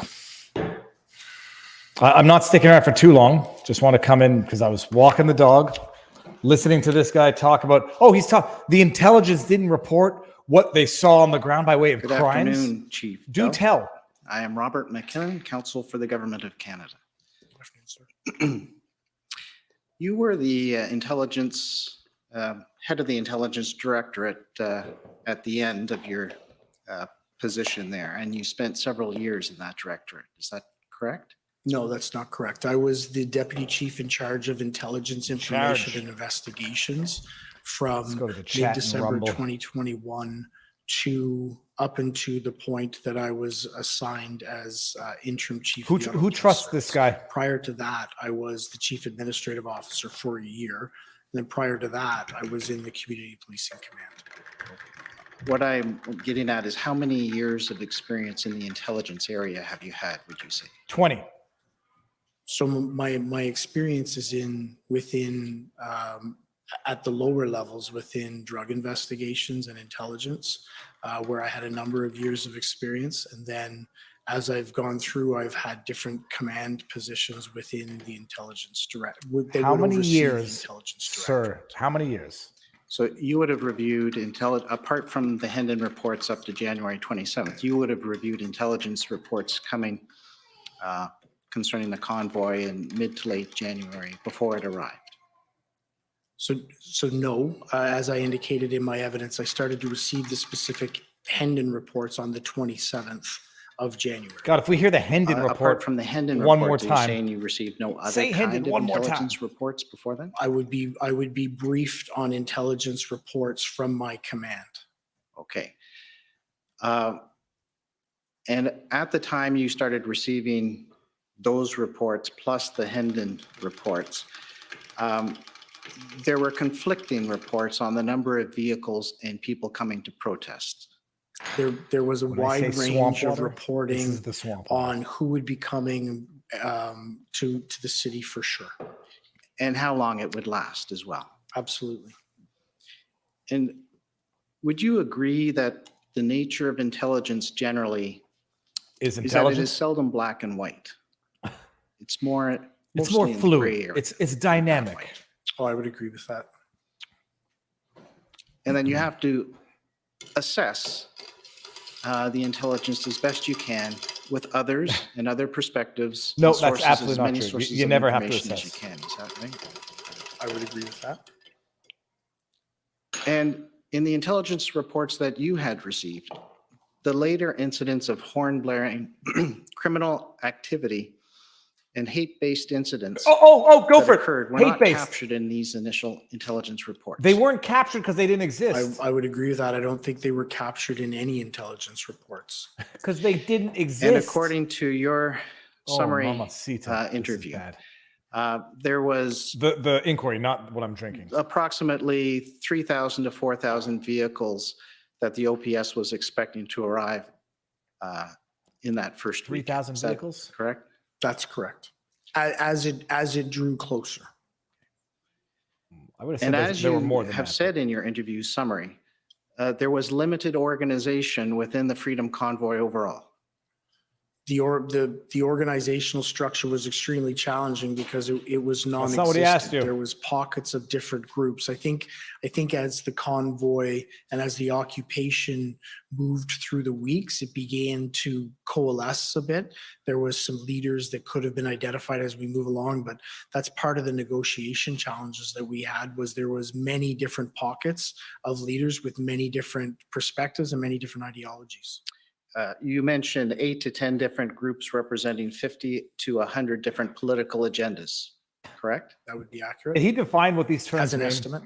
And that the OPS found it hard to identify any one particular leader or group who could speak for them all. That's accurate. Oh, that's And you were interesting. also aware that there were former police and military members as part of the convoy participants, That is accurate. and that they had raised a significant amount of money through crowdfunding platforms such Software, as yeah. GoFundMe, later on Give, Send, Go. That's accurate. And you were aware of some warnings concerning participants in the protest. And in that respect, you were taken to a document earlier, which I'll make quick reference to. It's the intelligence assessment by Sergeant Chris Keys on January 29th, the OPS 4039. Loyu says this is the Canada version of the US You January pulled that 6th up fake first. trial. Yes, but no, because this is actually adversarial. This is actually bipartisan. There's actual cross-examinations, people with diverse adverse interests cross-examining the other. And if you could go to page 5, Let's see here. and under lone actor concerns, you go down to the heading just below the middle. Lone actor concerns. Let's So hear you it. can see there it says, as the ent becomes larger and larger, OSINT, that's open source intelligence, correct? Open source information. Is revealing the occasional and not unexpected online instigators, lone actor instigators who online advise others instigators. to use violence if encountering police barricades. Is that correct? Online. That So is it correct. went from at the protest And to on online. page 6, instigators. there's a warning Oh, that was the warning. You want to know why there was no violence there? at the top. The page, yeah. veterans would not have allowed it. The third And they bullet were, point, they were big. the open strong nature of men. this event, coupled with the high concentration of attendees, may further add to the potential appeal among certain May individuals who further may add embrace potential extremist appeal, ideologies. Do who you see may that? have had Yes, I do. extremist ideology, may have potential. So there was some warning in That's not a warning. advance as to That's not a some warning. things to be worried about. Is that correct? Oh yeah, There yeah. was some notations here that Totally raised dangerous. concerns that we should be looking for. Some may And potential You online. have mentioned in your summary that as January 30th progressed into Monday, OPS was not prepared for what developed into an occupation. So it soon began from a protest to an occupation. Is that correct? When did it That is become an occupation? When? As of what date? What minute? And with elements demonstrating lawlessness, What types of lawlessness? Correct? harassment, Parking their cars? Correct? What type of intimidation, harassment? Yes? What type of and intimidation? threats to Liar. Ottawa residents and Lie. public officials. Lie. Yes. Maybe to public officials, there probably were some. I just want to mention one thing that you said with the convoy coming initially, that you did try to keep out large tractors, farm equipment that could have posed difficulties. Is that correct? You tried to keep those out from the core. That is correct. However, there was a huge crane that made it into the core that was Yeah, sitting right next to the Prime Minister's. You know what that crane office. did? That So do you crane know how hung a that got flag. there? So I wouldn't characterize it as a huge crane, and I'm not trying to minimize what it was. It was so It was dangerous. actually a boom truck that had what would be a much shorter boom than what a crane would have and a flatbed back on it. It was extended and had a flag hang from it and was Mhm. used as a stage. I expect you'll hear evidence, if it hasn't already come out, if I remember, that it was right outside the top window of the Prime Minister's office. Do you accept Liar. that? It was Yes, on I the do. it was on the street of Wellington, right outside the office of the Prime Minister. What a liar. That's a Now, liar. you and mentioned he's asking a a few lying areas question. in questioning of powers under the Emergencies Act, And the it had Federal nothing but a flag Emergencies on Act, it. But the- through its regulations that were instrumental in assisting the police to resolve the situation. Do you remember earlier in your testimony? Yes, I do. Okay. And right outside the Prime those Minister's powers office. It were could have been used instrumental as a to ball, the a wrecking OPS ball. in ending this occupation. So I don't think I used the terminology instrumental. I don't believe that's the words I used, but they were absolutely of a benefit to allow us to end this occupation, and were widely leveraged. You did mention 4 areas. I'll just mention, I think there may have been one that was missed, so I'll just mention 3 quickly, and that come from your interview summary, and you can just confirm or not. One very important power was the authorization to create an exclusionary zone, both the 4 zones that were used and the red zone, correct? That is correct. And which to your mind was the most important power because it allowed OPS to stop the movement of more people into the downtown core when it came time. Is that correct? It created a very clear legislative framework that was clearly articulable to our members as to their powers to create the exclusion from that zone. Hell did he just say? And it allowed OPS to Gotta say create a that 5 stable times. atmosphere in advance of launching the operation to clear the downtown core. Oh, stable That atmosphere. is absolutely true. Oh, yeah. Had we not been able to limit or stop the flow of pedestrians into the area, it would not have created the stability that we would need to launch the operation. And I think part of that stability is what led to the safety that we were able to use while we did it, that resulted in, The a safety. very low, small number of injuries. The And it safety allowed that the was OPS to required. execute this operation The operation. slowly, deliberately, and safely. That is correct. With flashbangs, pepper It spray, also batons. provided Oh, the yeah. power to freeze financial accounts, which you made mention. This is also under the Emergencies Act regulations.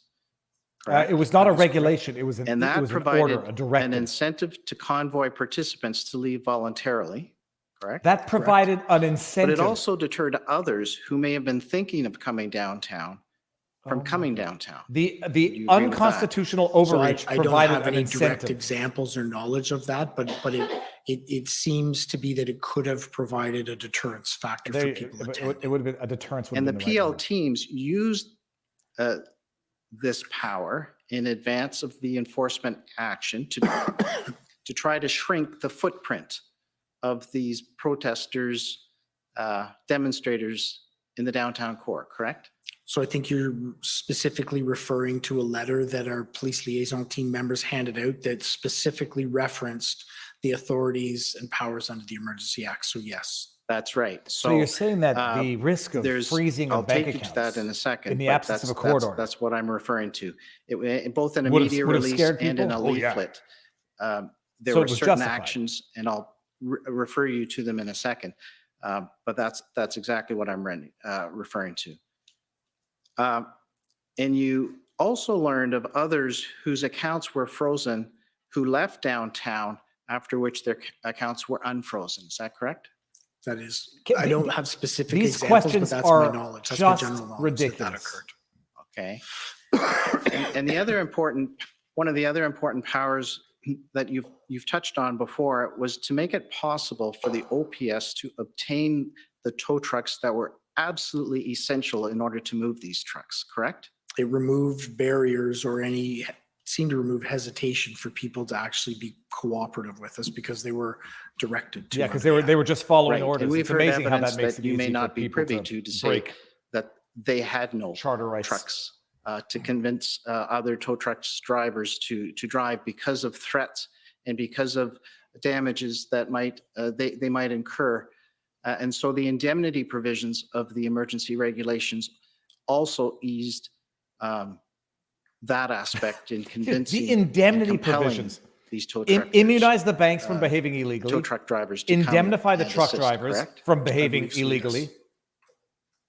It's amazing how when you indemnify and hold harmless people, they'll do all sorts of things that they would otherwise never do if they had to suffer the consequences of their I'd like actions. to refer to OPS 000144438. It's the February 18th iteration of the integrated plan. Yep, federal government is trying to cover their A's. Thought that was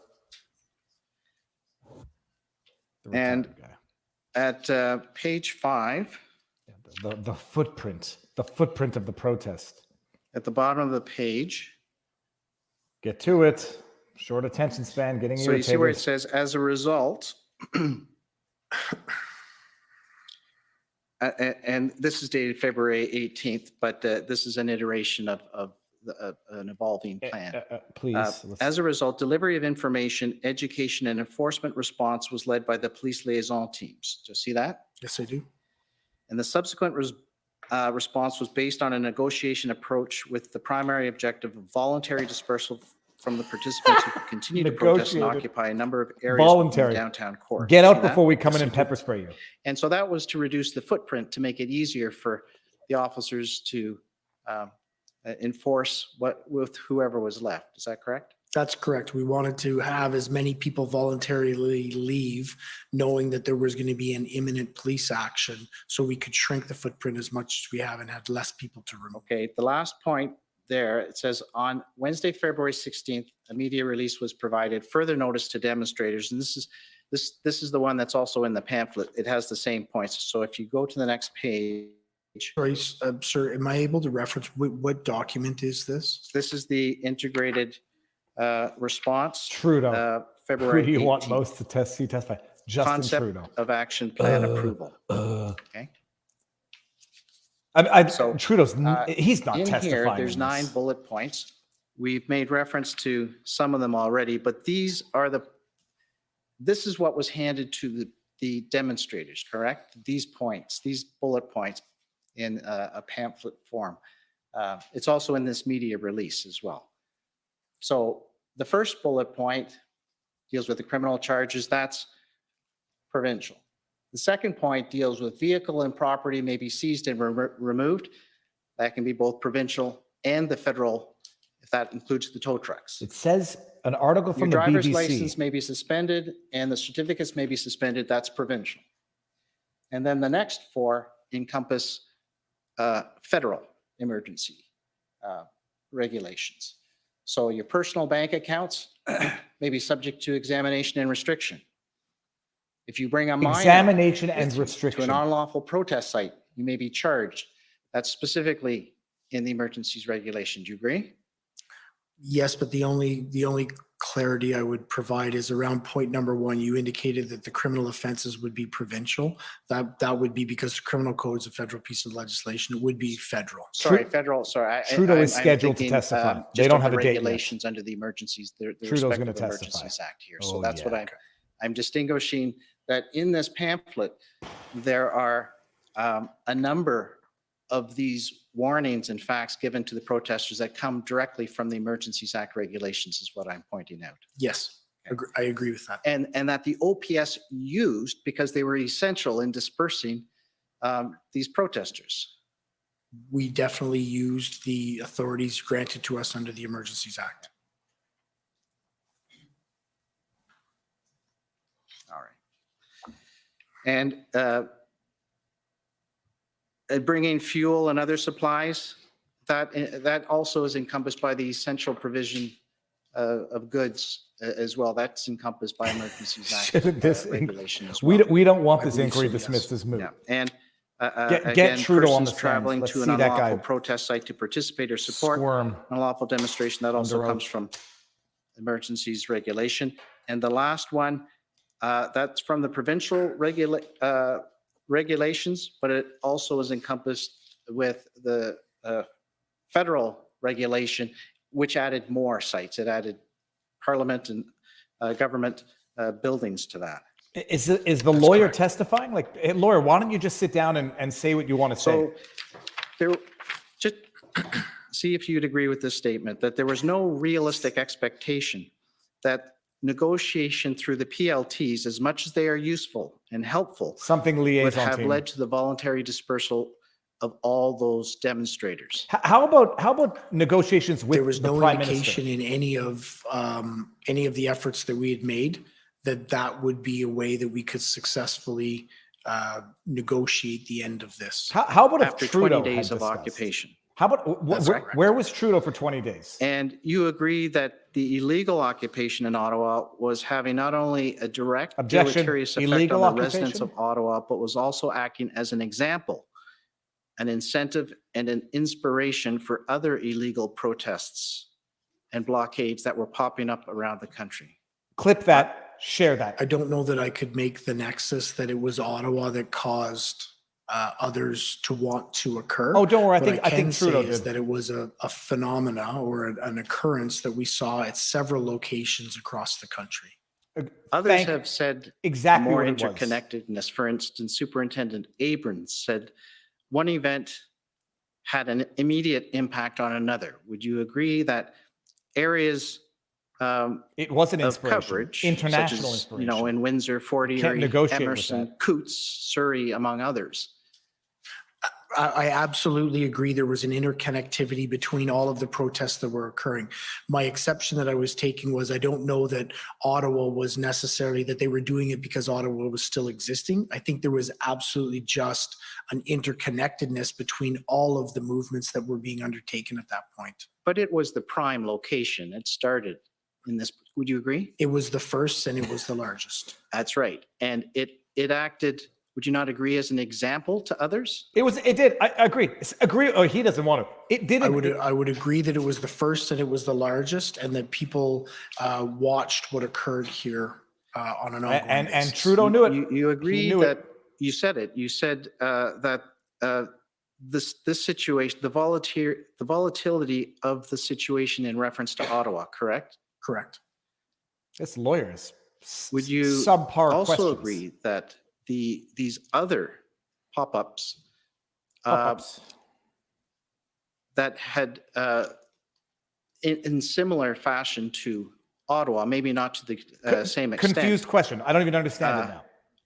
Provided an escalating situation across the country concerning these type of protests. And Trudeau I would knew agree it. with that. Thank you. Oh, thank you. very much. That was it. Easier than negotiating? Suppress Okay, it. well, this may be a good time for the afternoon break. It's 4:30 for the afternoon People break. may need to stretch their legs. So we'll take 15 minutes and come back in 15 minutes. Now, what I want to do while you The guys do commission is in that, recess for 15 minutes. La commission est levée pour 15 minutes. I am going to go. Did you see me squirming? Oh, hot mic! Did you see me squirming? Who just said that? That was Steve Bell. What did we just see? Hold on. I can actually back up here. Am I on YouTube? Go to live. Go live. Okay, here, hold on. This. You want it lower so it would. Oh yeah. Hold on, I'm gonna cough. Or, I think actually that's like where it was is fine. It might be like in my line of sight. I'm listening. Okay, here we go. Am I hearing myself? This is okay. So hold on. I'm just going to go back and see what was caught on the hot mic there.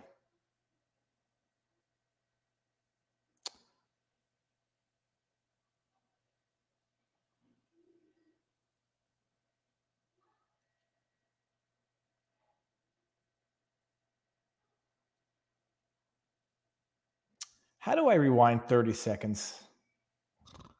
Now you're all watching me futz around while I...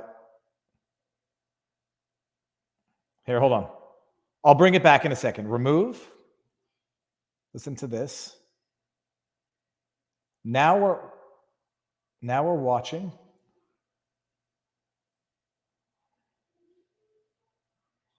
Here, okay, now we're watching me watch me from... break. What does he say on the hot mic? People may need to stretch their legs. So we'll take 15 minutes. Did you see me come squirming? back in 15 minutes. Now, what I want to do while you The guys do commission is that, in recess for 15 minutes. La commission est levée pour 15 minutes. I am going to go... Did you see me squirming? Oh, hot mic! Did you see me squirming? Who just said that? That was Steve Bell. Okay, I think we can stop. We can stop watching me watch me react to me from in the past. That was the witness say, "Did you see me squirming?" Who did he say it to? What did we just witness? Is it, I might be making it more exciting than it is because what else are we going to do? Go to Chrome tab. It's here, and then the public hearing is here. Okay. So I'm going to go to the Rumble chat. Oh, there's almost 2,000 people there. Mini Boomer, Pure Genius, Pete Santilli, responding. Did you see me squirming? I'm looking at the chat in Rumble. Who did he say that to? He didn't. He would not have said it to the judge. He would have said it to his lawyer, or maybe to the government lawyer. Anyhow, if anybody know. Oh, did you see me squirming? Maybe he had to go to the bathroom. Maybe. This is Chris T says, what the hell is with you hair? Oh, nothing. It's all here. Now I'm going to look at ragged. I got to probably brush it, wash it, fluff it, blow dry it. Can you actually appreciate what the government's attorney was just trying to get at there? No one is going to doubt for a second that invoking the Emergencies Act absolutely allowed the government through coercion and violence to suppress the protest. No one's going to deny that. No one's going to deny that freezing people's bank accounts, causing them to default on mortgages, allegedly, causing their banks to call in loans, allegedly, freezing their ability to pay for gas, mortgage, food. Nobody is going to deny that that allowed the government to, with a fist of fury, with great envy for the basic dictatorships of China, suppress the protests. Nobody's going to deny that. You'd have to be an idiot to deny that. The question is, Was it a national emergency warranting of such draconian measures to suppress a peaceful protest? That's the issue. Not what, I don't want to use any too hyperbolic of analogies. Coming in with, paddy wagons, busting it, that would have done it as well. The issue were there no other means through which to end this protest? And they say, after 20 days, oh, your PLTs, your provincial liaison teams, they weren't getting anywhere with the negotiations. Of course not, you idiots, because they were protesting federal mandates, not provincial ones. Oh, so negotiating with provincial liaison teams didn't resolve the protesting of the federal mandates? Oh, sorry. Is that maybe because the provinces didn't have the authority to negotiate for and on behalf of the federal government that had imposed these mandates? Makes sense. Why are there so many sex bots in here? Like, who? Block user, goodbye. Sex bot. By the way, don't click on those links, people.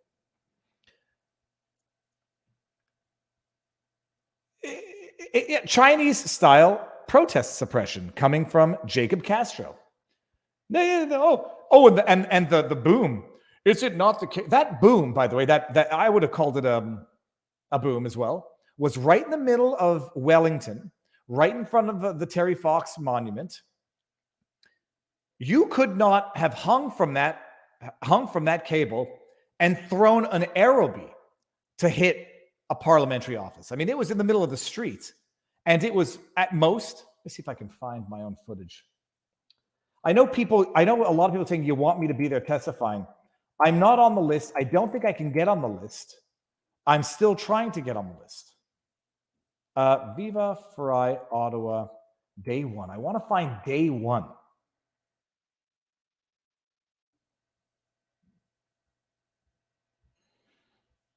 If anybody's able to find me day one of the protests of my documentation, interviewing the counter protesters, it's quite funny.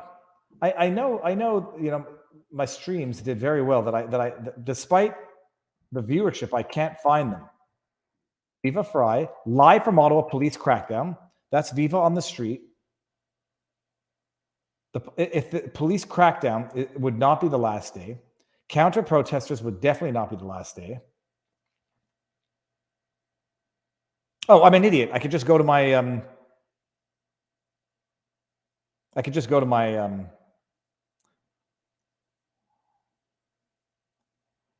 can go to my channel and then just go by chronological. Sometimes it's just so stupid. Okay, everyone, you can't see what I'm doing, but I'm just going to my video feed and I'm going to go chronologically because ich bin ein stupid Berliner, manage videos, and I'll just go back. It's going to take a few minutes to scroll back, so enjoy my pontificating face. Okay, let's go here. So many. Oh, I have to go to lives because they were live. Okay, let's see how many pages of live streams I have. I only have 991 live streams on the YouTubes. Okay. August 7th. Oh my God, this is going to take forever. Is there a way to show 50 per page? Can't see any of the chat. I'm just going to continue going back. 6 months. Okay, we're at March. Okay, we're getting close. So it was February. It ended in February. And it started.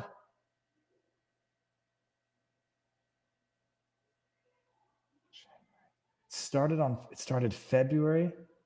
Live from Ottawa. Here we go. Live from Ottawa. Day one. Sweet action, Jackson. So let's get this. Oh man, this is going to be a trip down memory lane. Camera in a good position. Look how young I was. Are we live, back then. people? Hold on. Okay, that's symmetrical. So which way do I have to move the grip So where am I now? to get? I like that. Okay, like that. Whatever. We'll figure it out. People, are we live? Are we live? Can I see the chat? This as we was go? the first one. And I'm going to not use the earbuds and charge my phone until I need the earbuds. Then I'll run the earbuds until the battery goes low. Okay, then so I'll charge the phone. What's up, people? I don't know where I parked. I took a picture of the Oh yeah, this is day one. This is definitely day one. Right behind me is University. Okay, let's just see. Imagine that, by the way. The government suing the GoFundMe account to seize the donations that were sent by the citizens to support a movement that they wanted to support, alleging damages. Is this day one? It's like another form of tax. It's indirect taxation. Here's the monument, everybody. You can judge for yourself as to the level. People, where do of I see the disrespect date? that this trucker convoy, this misogynist, racist, xenophobic, transphobic, anti-Semitic convoy, you can see, just wait until you see the destruction and disrespect of the war monuments. Yep.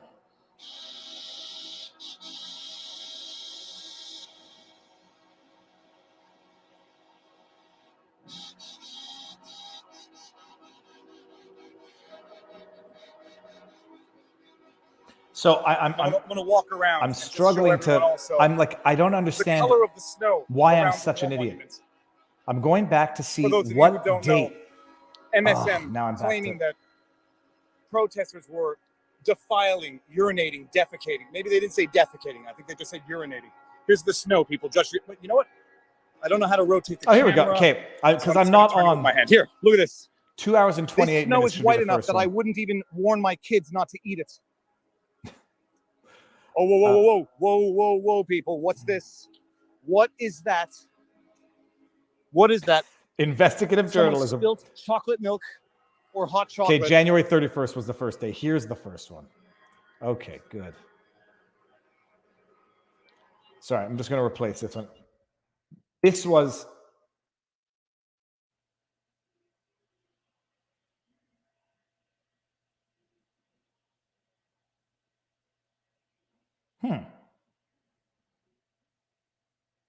That could be it. This is day one. Oh, come on with the ads, man.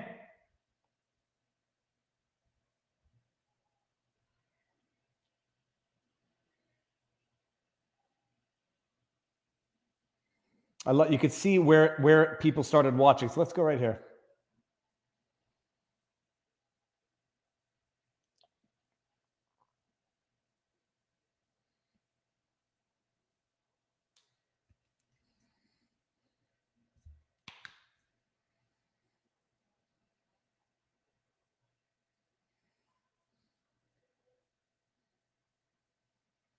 Oh, you're not watching the same thing I'm watching.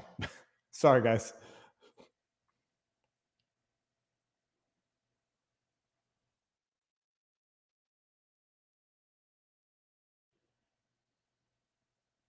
What is going on? That is being severed from the main part in Parliament. And There look, we go. I'm not trying to be unduly understanding. I understand why they have to.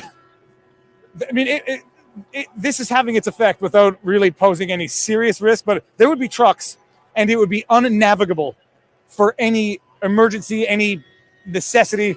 One thing is clear. What day is it today? It's Monday. Is it Monday? It is Monday. I don't know how Parliament is going to do their jobs, but this is something to behold. Check this out. By the way, so this is it's here in real time. This is where they kept the streets clear so they could actually have traffic flow through. How you doing? Sorry, I should have asked. You don't mind being on the interwebs? Yeah, let's do it. Are you part of the protest? That's Trista Sue. Yeah. Okay, we're gonna go here. We've already seen Trista. Yes. Okay, hold on. I'm gonna stick that in my back pocket. I can't. No, that's fine. Can't do it. That Hold was Donut Man hope that's my who back became pocket. Bible Man. Okay. You want a donut? There we go. No, thanks. Oh, okay. Thank you. So how's it going for you? It's amazing. It's beautiful. You've been here since the beginning? Laura Lynn, tell the world who Laura Lynn is. Laura Lynn is a woman of God who's out here fighting for everyone's freedom and their rights. And please support her. Please do everything you can to encourage her too. Laura? Viva Okay. Frei! So we've only met on the interwebs, and this is Oh, so I'm so excited.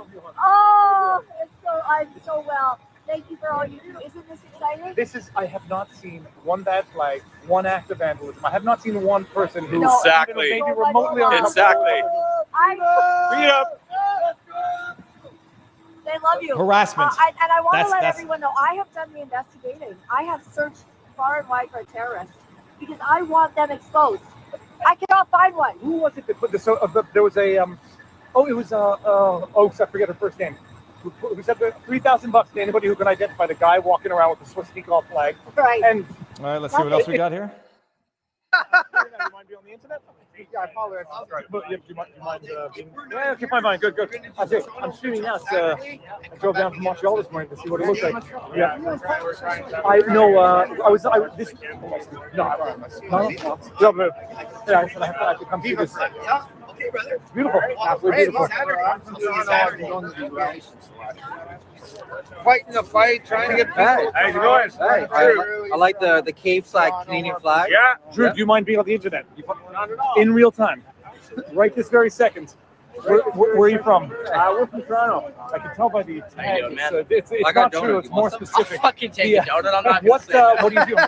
What's your role in the protest? Oh, we're from Toronto. This is why it's bunch of you got the government coming out.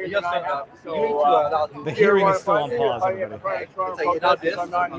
And I have to do this. Been here for 3 days. Nah. Oh my God, the person. Yeah, we're going back to He's talking his horn. Oh no. I had people walk up to me true patriots and soldiers and everybody knows friends. It's so normal. This was before I realized I needed the, we will break this cycle. We I gotta needed stand up the mic. from everything. Amazing. Thank you so much. Have a wonderful. Oh, I think This is the minority. No, you're the minority right over there. Up there. Top of the hill. This. You're the minority. Hopefully, we can see where the crane was. I'm just so happy to be here, man. Come on, give me Okay, look behind me. That's where the crane was. That's where the crane was. Right. I'm coming back up. So I'll see you soon. All right, have a good one. Right outside the windows of Parliament. according to Amazing that stuff. Lawyer. No, that's further down the street. It was further up. So that would mean it was more like here. All right, and we jumped in my truck. Good news. You mind? You're talking to. Let's see here, 7,000 people now. Okay, so hold on. I think there's Terry Fox, and that's the crane right there. That was the crane. That was the crane. When it does a loop around, you're gonna see it. That's the crane, right there. I'm told that there were more people out here yesterday. Right there on the back. Well, I'm going to walk That's down crane, the right street in and front of see the how windows far of this Parliament. truck convoy goes. That's what the lawyer was suggesting, was right in front of the windows of Parliament. There, that crane over my shoulder. Okay, the hearing is coming back on, so we can take this out. Hearing's back.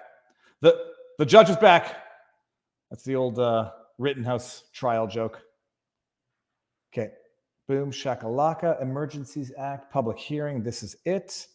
Bring it back in. Now, I was able to make it the full window earlier today. I don't know what happened. But anyhow, we'll have to live with that. Oh, yeah, we'll have to live with that, eh? Anybody wants to go back and watch the video? Horns are so loud in my headphone right now. Music to my ears. Viva, can you get in touch with people from Canadian Constitution Foundation and see if they might use you as a witness? Oh, shoot. Now that you reminded me, I was supposed to do an interview with someone. Let me see if that wasn't it. Constitutional. Let me go through my email. Constitutional. Cripe. Get too many bloody emails. Okay, so while that comes back, let me just check my email because I was supposed to do an interview with someone that I met at the protest. If anybody knows anybody that wants to get me on, if they have a space on their witness list, contact me. But I have pretty decent immediate connections, which I'm trying to, if anybody wants me to come. Lawyer, what would it have been their lawyer, Ottawa?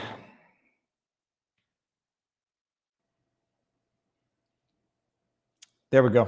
Found it. Open the email so that good, and it's right here. Okay, I'm going to open that email and get back Order to it. à l'ordre. À l'ordre. Nous allons reprendre l'audience. The commission is reconvened. La commission reprend. She sounds like she's got a cold, that person. Okay. like to call on the convoy organizers. Go ahead. Thank you, sir. For the record, my name is Brendan Miller. I'm counsel for Freedom Corp, which is an incorporated entity. We like this man. Representing the protesters that were in your city in Can you speak up a bit? It's not. that were, sorry. They were the protesters that were in your city in January and February of 2022. First, thank you for your service. I just have a few questions for you. Thank you. Good afternoon. Thank you. So I take it, sir, that you are aware of the February 8th, 2022 media briefing that the Ontario Police Service gave, where it was said to the media and in the public that OPS had concerns for the children of the protesters in Ottawa. Remember this. And OPS wanted to discuss enforcement with the Child Aid Society of Ontario. You're aware that happened? So more threats. You said the Ontario Police Service. I believe you mean the Ottawa Police Service. Do you have a document we can reference with that media release, or is that a clip? It's a clip. Do you not know what he's talking about? Recall, I don't specifically recall references to enforcement, but I do specifically recall the discussion around our concerns with children in the footprint, particularly as the situation there was becoming more volatile. Oh, so it's Right. becoming more And- volatile. but Yeah, I bouncy understand, sir, castles. from reviewing just the disclosure generally, that with respect to that media announcement, that you are in fact not supportive of it. It being announced to the media in that way. Do you remember that? Oh, wow. They announced it. That makes sense when I was So when no, I saw the I don't recall CBC that. Okay. accusing someone of that. Now, with enforcement of child protection laws, which in this province is the Child Youth Family Services Act, you agree that enforcement is essentially either the threat or the actual apprehension of children from parents. Is that right? So I don't specifically recall the references to enforcement that you're speaking of. I do specifically recall us raising the issue of the potential danger that the children would be in. Won't someone think of the children? In Would, the could, red zone potentially, footprint. maybe Mhm. in the Now, footprint. this was, of course, done When the police come through with tanks. Yeah, Chief then you have an Slaughter was issue. Still chief. Not and tanks, I, of armored course, will have vehicles. questions for him in the same regard. But I understand it that you had nothing to do with it, but you now know that it was the political firm, Navigator, that recommended that such an announcement be made. Do you know that? So I don't recall where the genesis of the announcement was, but I do stand behind. I had grave concerns with the fact that there were children within the footprint of an area where the activity that was occurring was occurring. The police but were coming beyond in. that, within the area where You're there not could protecting the be kids from the parents, enhanced you're or protecting would the be kids from the enhanced abuse of the enforcement police. activity. So All right. regardless of where it came from, I had and shared those concerns. Were you aware that the Child Aid Society of Ontario had no idea that announcement was being made and were quite unhappy about it? So I was the one who was liaising So- with the Children's so- Aid Society. so I, and they were, that was something in gaps we identified. That was a gap that we identified. I should have had conversations with them Oh, prior. so to the that answer is yes, you were announcement aware being that they made. didn't know. But as a result I- of the announcement, we were able to work together to identify the proper mechanisms that we would use in the event that we did identify children who needed support within the red zone. So you weren't Children aware who that needed support Navigator within the red zone. completed a report Mother for Cabri. February 5th that talked about some social media commentary about how they could be using, the protesters could be using children as human shields. And that based on that, they recommended that this announcement be made. You're not aware of that? Unbelievable. So I'm not aware of any report that was actually generated by Navigator. If you could take me to it, I could. Okay. It's anticipated that our witnesses are going to say that the day after that announcement on February 9th is when workers from Child and Family Services started to intervene with the protest. Do you agree with that? I'd have No, to I check. wouldn't, because I don't believe that the Children's Aid Society of Ottawa ever directly engaged or intervened in the protest. They didn't. They didn't. It was What I the do threat. understand is that we set up mechanisms in order to be able to, in the event that there was an enforcement action and children needed to be removed and then reunited with family, we set up the processes that would be put in place for that. But that was at the enforcement stage, as I understand it. You had set up, from my review of the records, an empty gymnasium of some kind to take children to, and then the plan was to give them back to their parents. That was what you're thinking of. Is that right? So I didn't develop So- that so specific that's plan. not what so he didn't you'll ask if need you to developed ask the it. planning team what the That specific was the plan? was. Okay. So You're going to hear evidence eventually from some of the protesters when they eventually testify. You don't want to know what the child abuse That is? some of the ones that were arrested upon their from the release, state. they were essentially kidnapped by OPS officers, driven out of town in the middle of February winter by OPS officers, and left in various rural areas and parking lots outside of town with no shelter or resources. Are you aware of that? Clip it, share it. No, because I don't know the specifics of what they're speaking about. What I do know is that we, as part of our planning, Tell us what you did. and Inspector Lucas tomorrow will be able to provide more details, but we did have remote arrest processing sites, not in rural Ottawa, in the south end of Ottawa, in a residential mixed commercial area where they were protest and then released to be able to find transportation to wherever they needed to go, which is common with the police. With Right. children? So one of the areas, there was several, as I understand. One of them was a municipal parking lot where the trucks were being towed to. That's correct. That's Right. in the south end. Right. And that parking lot doesn't have a building you drop them off at. It doesn't have a phone. It doesn't have any of that, does it? So I I don't don't know. know what the logistics at the building were. I would imagine it would have needed to have a phone because you have to be able to call your lawyer. So Well, I can tell you it didn't. So, and these people driven out there, they were already told they weren't charged and they weren't being charged. They were being released, but they were driven and forced outside of Ottawa or in the outer skirts and dropped off in the snow. Now, are you aware this happened? Yes or no? no, I'm not aware, and it wasn't outside of Ottawa. It was still within the geographic. I'm not aware, but it didn't In happen. your evidence in chief, you kept It didn't using the happen. word violence regarding protesters, right? Yes. All right. And This guy's a liar. you've heard the evidence the of lawyer, this guy. Superintendent Morris already. You sort of touched on that. And he had stated that the lack of violence in Ottawa during the protest was actually shocking. So I don't recall that statement. All right. So is it fair to say that when you use the phrase violence, you're not actually describing any form of physical assaults, are you? Well, physical assaults do contribute to what I'm describing. Did they I was happen, specifically any physical describing assaults? the violence that our community felt as a result of the culmination You of don't actions feel that violence, the you occupiers engaged experience in. violence. So the violence sir. that they felt, not actual violence. Is that what you're saying? Good. That is correct. Not the criminal code definition of violence, but the violence that they felt by having incessant horns blared. Right. And by not having trucks run 24/7 a day, right. by having people intimidate them and Let 'em go, follow Brandon. them, and by having people rip masks off their head, Never by happened. feeling sheltered in their homes. Well, couldn't leave. thank you. I understand what you mean, but you're not talking about violence under Section 2 of the CSIS Act, are you? No, I'm not. Thanks. Now, The violence that they felt, not that they I'd like to experienced. take you to a that they document felt. right now, if I can. If we could pull up document Unbelievable. POE.HRF 0000001. Did I get it right? Good.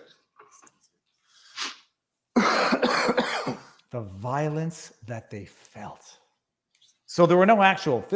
And the masks getting ripped off never happened, by the way. Oh, they were cornered in their houses, not by the protesters. They could have gotten out there and gotten a good breakfast. They could have had a good hug, a good conversation. Yeah, there was honking. There was audible violence. There was an assault on their eardrums, at the best you could possibly put it. Oh, by the way, so you're aware that they took them out there and dumped them off in the middle of nowhere? No, that never happened. They were put somewhere else. Possible to turn that so that it's the. Let's crank our heads, people.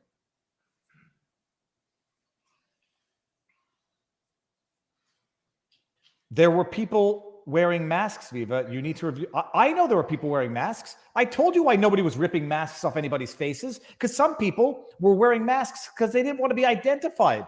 And the protesters knew that. Nobody's ripping masks off anybody's faces. Nobody's shaming anybody for wearing masks. They had strategic reasons for wearing masks at the protest. It's a bloody lie. It's just a bloody lie.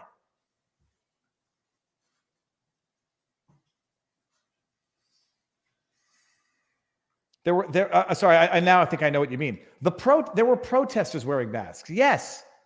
Thank you. So What is Chief, this? Hold on, let me- This is an email exchange of February 15th, 2022 between one Oh, of there your we go. officers, Cameron Hopgood, and Matthew Gravel of the Mayor of Ottawa's staff.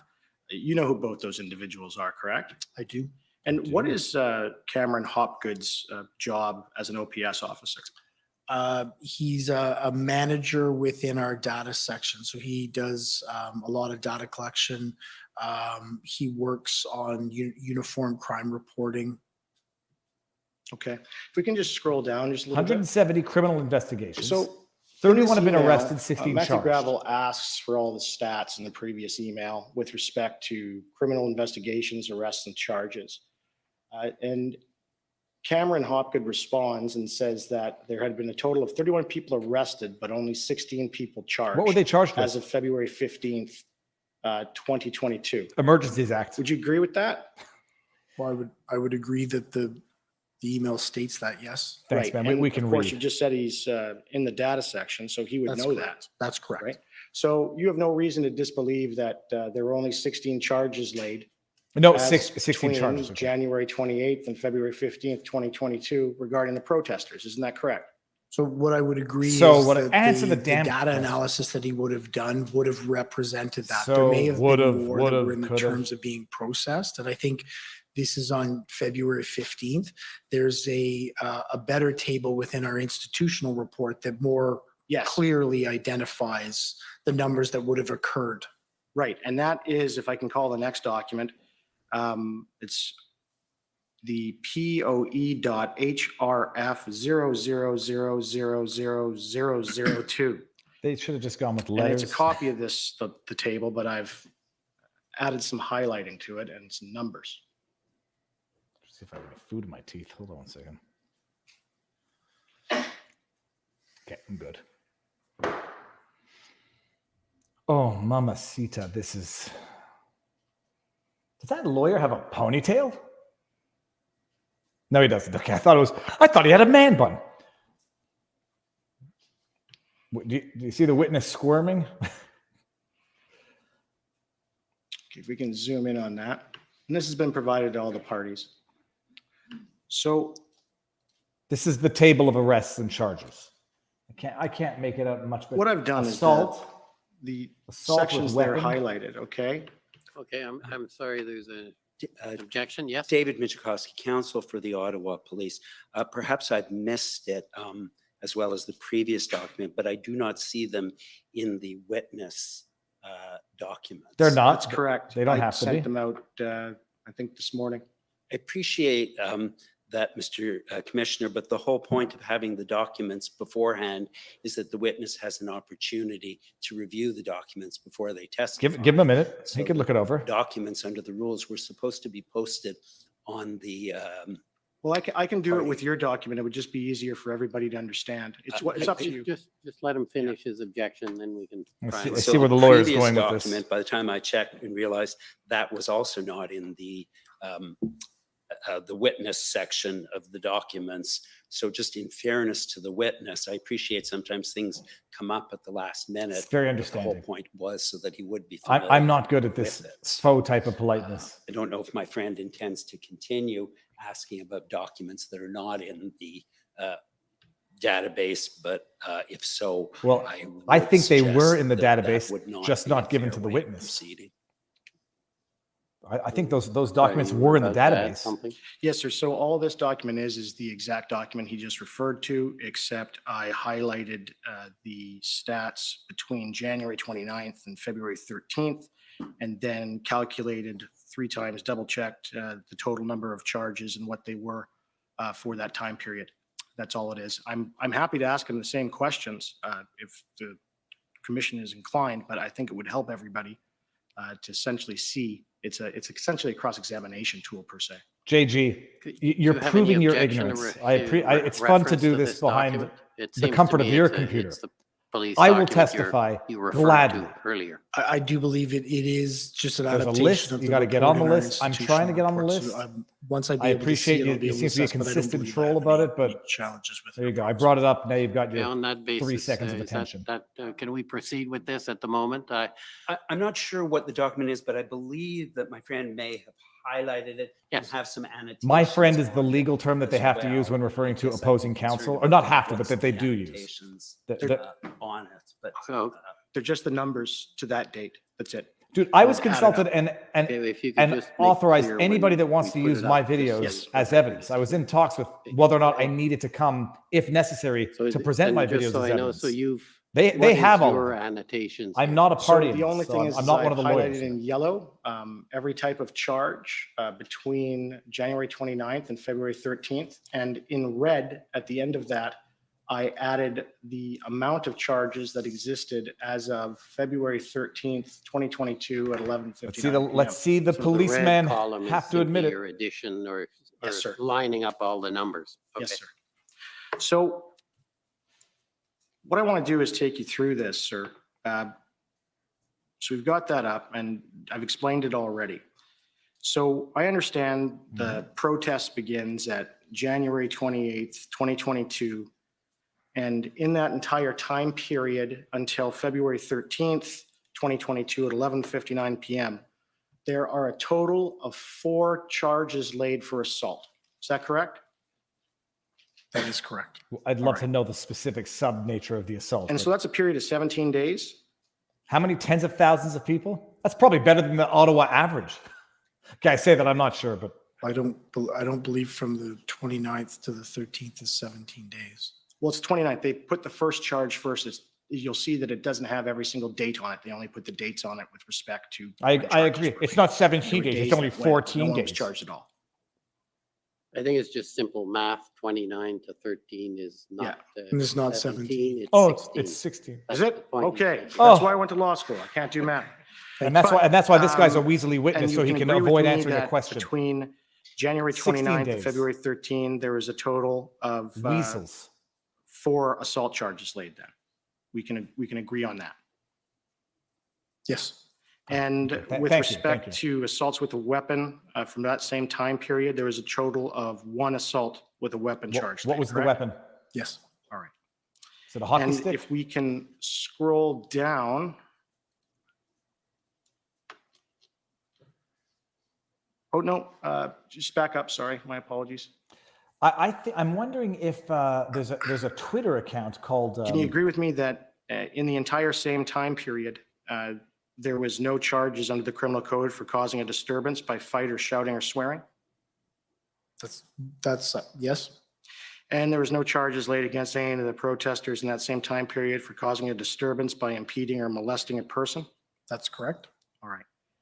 And there were also no charges laid with disturbing an occupant of a dwelling apartment or complex under the criminal code either, was there? Oh, That's correct. Okay, can we scroll down? Perfect. And can you agree with me in that time period, that is from January 29th to February 13th at 11:59 PM, there was no charges of inciting hatred in a public place ever laid, was there? Correct. And for you can obvious agree with me reasons. that in the same time period, that only 1 charge of intimidation by threat of violence was ever laid. Laid. Charge. If we can, last one, there was no charge either in that same time period for taking a weapon of a police officer in execution of his duty. Kind of random, but okay. Correct. And in that same time period, there was never any charges of uttering threats to property to damage property under 264.1. And yet this guy of the testifies criminal under code oath, either, right? harassment, Correct. assaults. So there's a total of 5 violent offenses charged between January 28th, 2022 and February 13th, 2022. Is that right? So I'm not sure how you're classifying violent charges, and we'd have to go through them again to identify. So anything dealing with an assault or threatening to cause bodily harm or to kill someone. There's 5 charges in relation to that. I'll take your word for it. We'd have to go through the list again. Okay. So you'd agree with me that that's not unprecedented violence, is it? I would like to know what Ottawa's What average is. So as I defined violence, it wasn't strictly criminal code violence. And I'm happy to again go through the definition that I was using when I was talking about community violence. This is a part of it. Threats, charges under the criminal code was a part of it, but it was the trauma that the community felt. It was the looking up to the extreme side. circumstances that they were exposed to and the duration of time that they were exposed to that has very clearly been described to me by community members as violence inflicted on them. Now it's third party So hearsay that's the violence. honking, right? Is one of them. Honking would be one of them. The honking is violence. I believe the exhaust coming from trucks.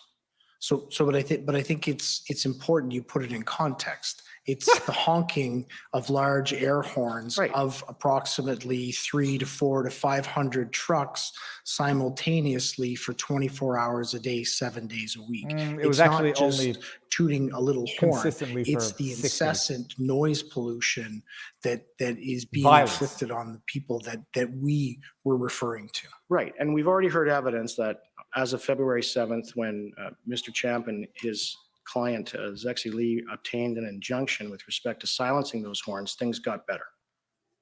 You agree?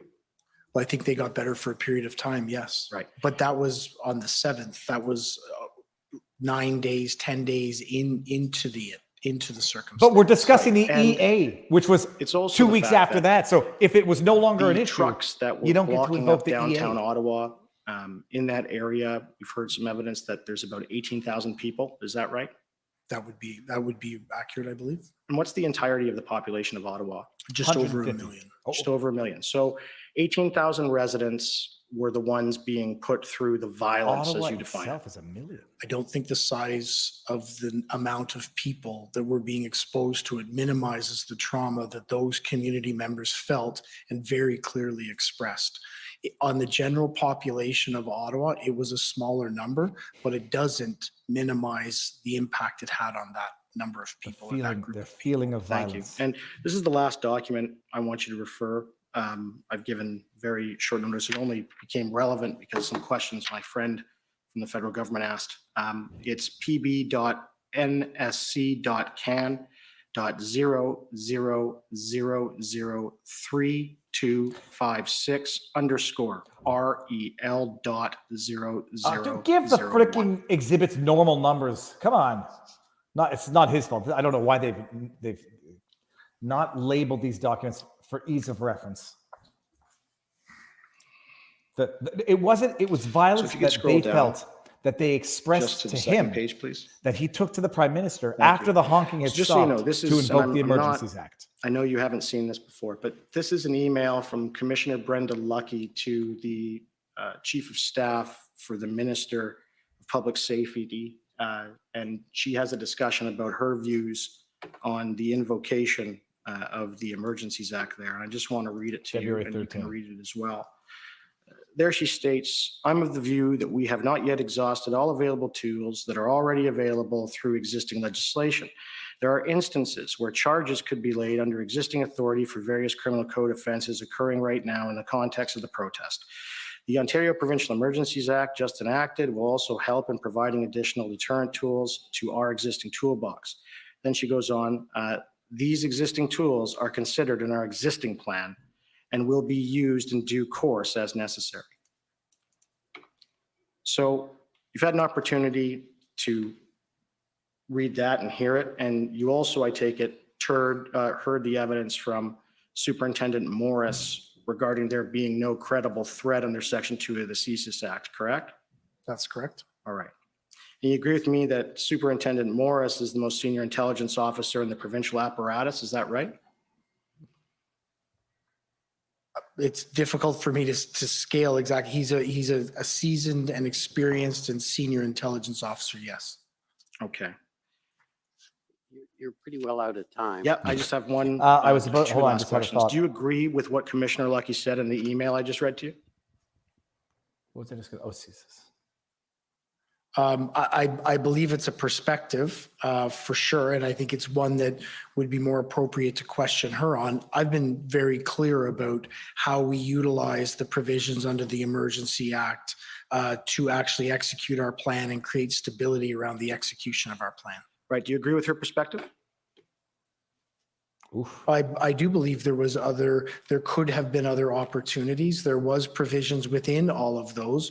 What I have said, and I'll say again, is we leveraged the Emergency Act as it came out to create a very stable platform to be able to access tow trucks, to be able to do the 4 or 5 different areas that I identified. So while these abilities do exist, absolutely in what Commissioner Lucky has identified, the Emergency Act created a very stable platform, a stable environment for us to execute our plan. But last question. We just 'cause leveraged the I just wanna unlawful get this use of the clear, law. but- So you're saying that there was existing laws that you could have done the same thing under. Is that right? Yes or no? We had a plan. We were going to execute a plan. Thank you. Oh, Okay, checkmate. next are the Ottawa residents and businesses. Oh, they're going to harp on the violence. CSIS is the Canadian Security Intelligence Service. Let's hear the city come in and break up the violin. Now I might have to leave to go. Thank you, jogging. Commissioner. Paul Champ for the Ottawa Coalition of Residents and Businesses. Thank you very much, Chief Bell, for coming and speaking to us today. Good afternoon, Mr. Champ. Good to see you again.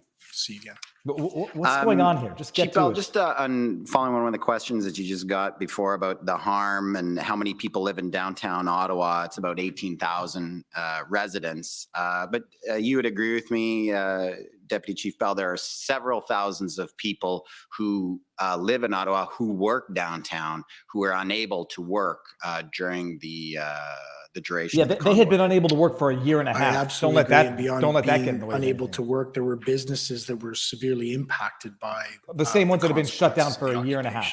Yeah, the businesses and their employees. And their employees, yes. Yeah. So I want to ask you now questions about the role that you were playing during the convoy demonstrations and around intelligence operations in particular. I understand from your testimony that you've given that the intelligence did not indicate that the convoy planned to use the Ottawa community as, I think you used the words, a leverage point to achieve their objectives. I just want to ask you about that. By leverage, did you mean that the convoy protesters were trying to make life difficult for residents in Ottawa as leverage with political leaders to achieve their objectives?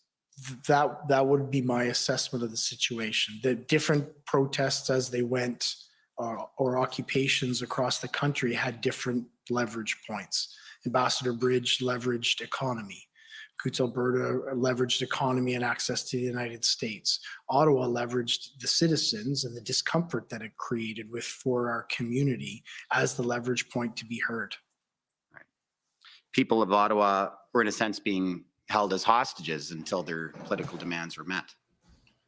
It could be characterized as that, yes. Now, in terms of the intelligence, Chief Bell, there was intelligence about Frei's bear hug or Operation Bear Hug. Do you recall that? Yes, I do. What was that? And what did you understand was meant by that term, bear hug? My understanding of what bear hug was, it was to be a protest that would, in sense, encircle all of Ottawa to, in essence, close down the entirety of Ottawa. Right. To encircle downtown to apply pressure to them. No, I think it was larger than downtown. Don't It try to was fix his supposed to be answer. A larger geographical area up to and including all of Ottawa. They were trying to. Oh, bear. Okay, that was the plan. I trust you'd agree with me, Chief, that a lack of a contingency plan for a prolonged occupation was a tactical error by the police. I think that the level of depth that we had attributed to contingency planning was an area that we need to be better on moving ahead, and one that we've identified and improved on. Well, here there was none at all. That's what we've heard from Deputy Chief Ferguson. There was no contingency plan for what to do if these big rigs decided to stay longer than the weekend. You would agree with that? So because there was Well, no I contingency would plan, agree that if Deputy Chief Ferguson they get feels to that use there the wasn't a nuclear weapon of properly legislation. developed contingency plan, she was in charge of the planning, so yes. And in retrospect, Chief Bell, we can agree that the Ottawa Police Service, unfortunately, was exceptionally unprepared for this protest. Unprepared, So break out the Ottawa EA. Police Service was absolutely unprepared for the unprecedented circumstances that we were faced with on Unprepared the or 28th just through to incompetent? the end of February. Or just unwilling to actually, Chief, I want negotiate to and ask you some discuss. questions about the intelligence during the protest. Should be a short line of questioning. You were receiving intelligence and were aware that there were former police and military members who were participants in the convoy. Is that right? That is correct. Okay, people, And, I'm going to some duck of out. them I got to were exercise. involved If I don't in get some my of the exercise planning in, and logistics for the convoy protests. That's good. correct. And these I'll leave it individuals, I running. gather, the I'll police try to assessed pop were back quite in later. sophisticated Enjoy. logistically and had knowledge of police tactics. That's correct. And I presume that caused some concern for the Ottawa Police in terms of how to manage or respond to what the convoy was doing. Well, I think it caused concerns for all of the police agencies who were involved, because it wasn't just Ottawa police members. It was police members, military members from across the country, in a small number. But the knowledge that group would have about our operations was concerning. Right. Now, this is a different question, but on a related point, Chief, were there any concerns or was there any intelligence about current police members from the Ottawa Police or other police forces who were sympathetic to the protesters and may have been sharing information with them? So there was concerns raised around that regularly, and there was investigations conducted into that. And as a result of those investigations, we didn't find any circumstances where there was a compromise of information or actions because information was shared from inside our organization into the protesters. But your investigations did confirm that a number of Ottawa Police members were very sympathetic to the protesters and, for example, were donating funds to them. So there was two circumstances where members had donated funds beyond to the Give Send Go account, and those were followed up on through discipline. Right. Now, in terms of other intelligence that you had, Chief, what about, like we know that the broad number of people who came to Ottawa were from, all kinds of different backgrounds and so forth, working folks and so forth. But there were also different elements who were participating in the protests who were of greater concern. Isn't that so, Chief?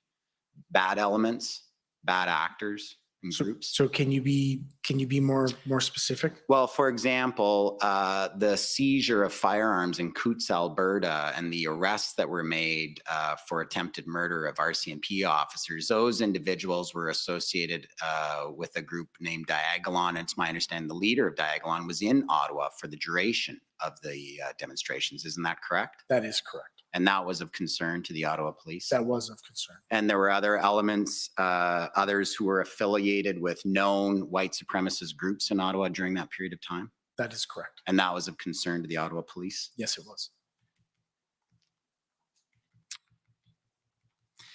Now, I want to ask you some questions about some concerns that others had with the OPS plan and the use of policing resources. We heard from Superintendent Abrams last week that he raised concerns with you on a number of occasions about OPS plans or the deployment or what he viewed as misuse of OP resources. That's all true, Chief Bell? So I believe through my testimony today, we've gone through the individual circumstances. There was an occasion where OPS did not deploy a number of OPP officers. That was rectified shortly thereafter. The concerns about our plans were raised, communicated, and as we progressed and as we had the integrated planning team come in, that was rectified. So I believe from my perspective, all of the concerns that Superintendent Abrams were raised to me were appropriately channeled and dealt with. Well, how about with respect to the plans? We heard evidence from Mayor Watson last week that he was hearing from the Prime Minister and the Solicitor General and the Federal Minister of Public Safety that there were concerns from the OPP and the RCMP about providing resources to the Ottawa Police because they had some doubts or concerns about the OPS plans and whether it was the right plan or whether it was safe. Were you aware that those concerns were being raised at the higher levels? I wasn't aware that those conversations were occurring. Did you yourself have any concerns about the readiness of the OPS plans in the first, let's say, 12 days of the protest? I would have concerns about the time that it was taking to develop the plans. I do think, particularly once we had the integrated planning team with the amazing assistance of the Ontario Provincial Police and the RCMP, that we did develop the fulsome plans that we needed.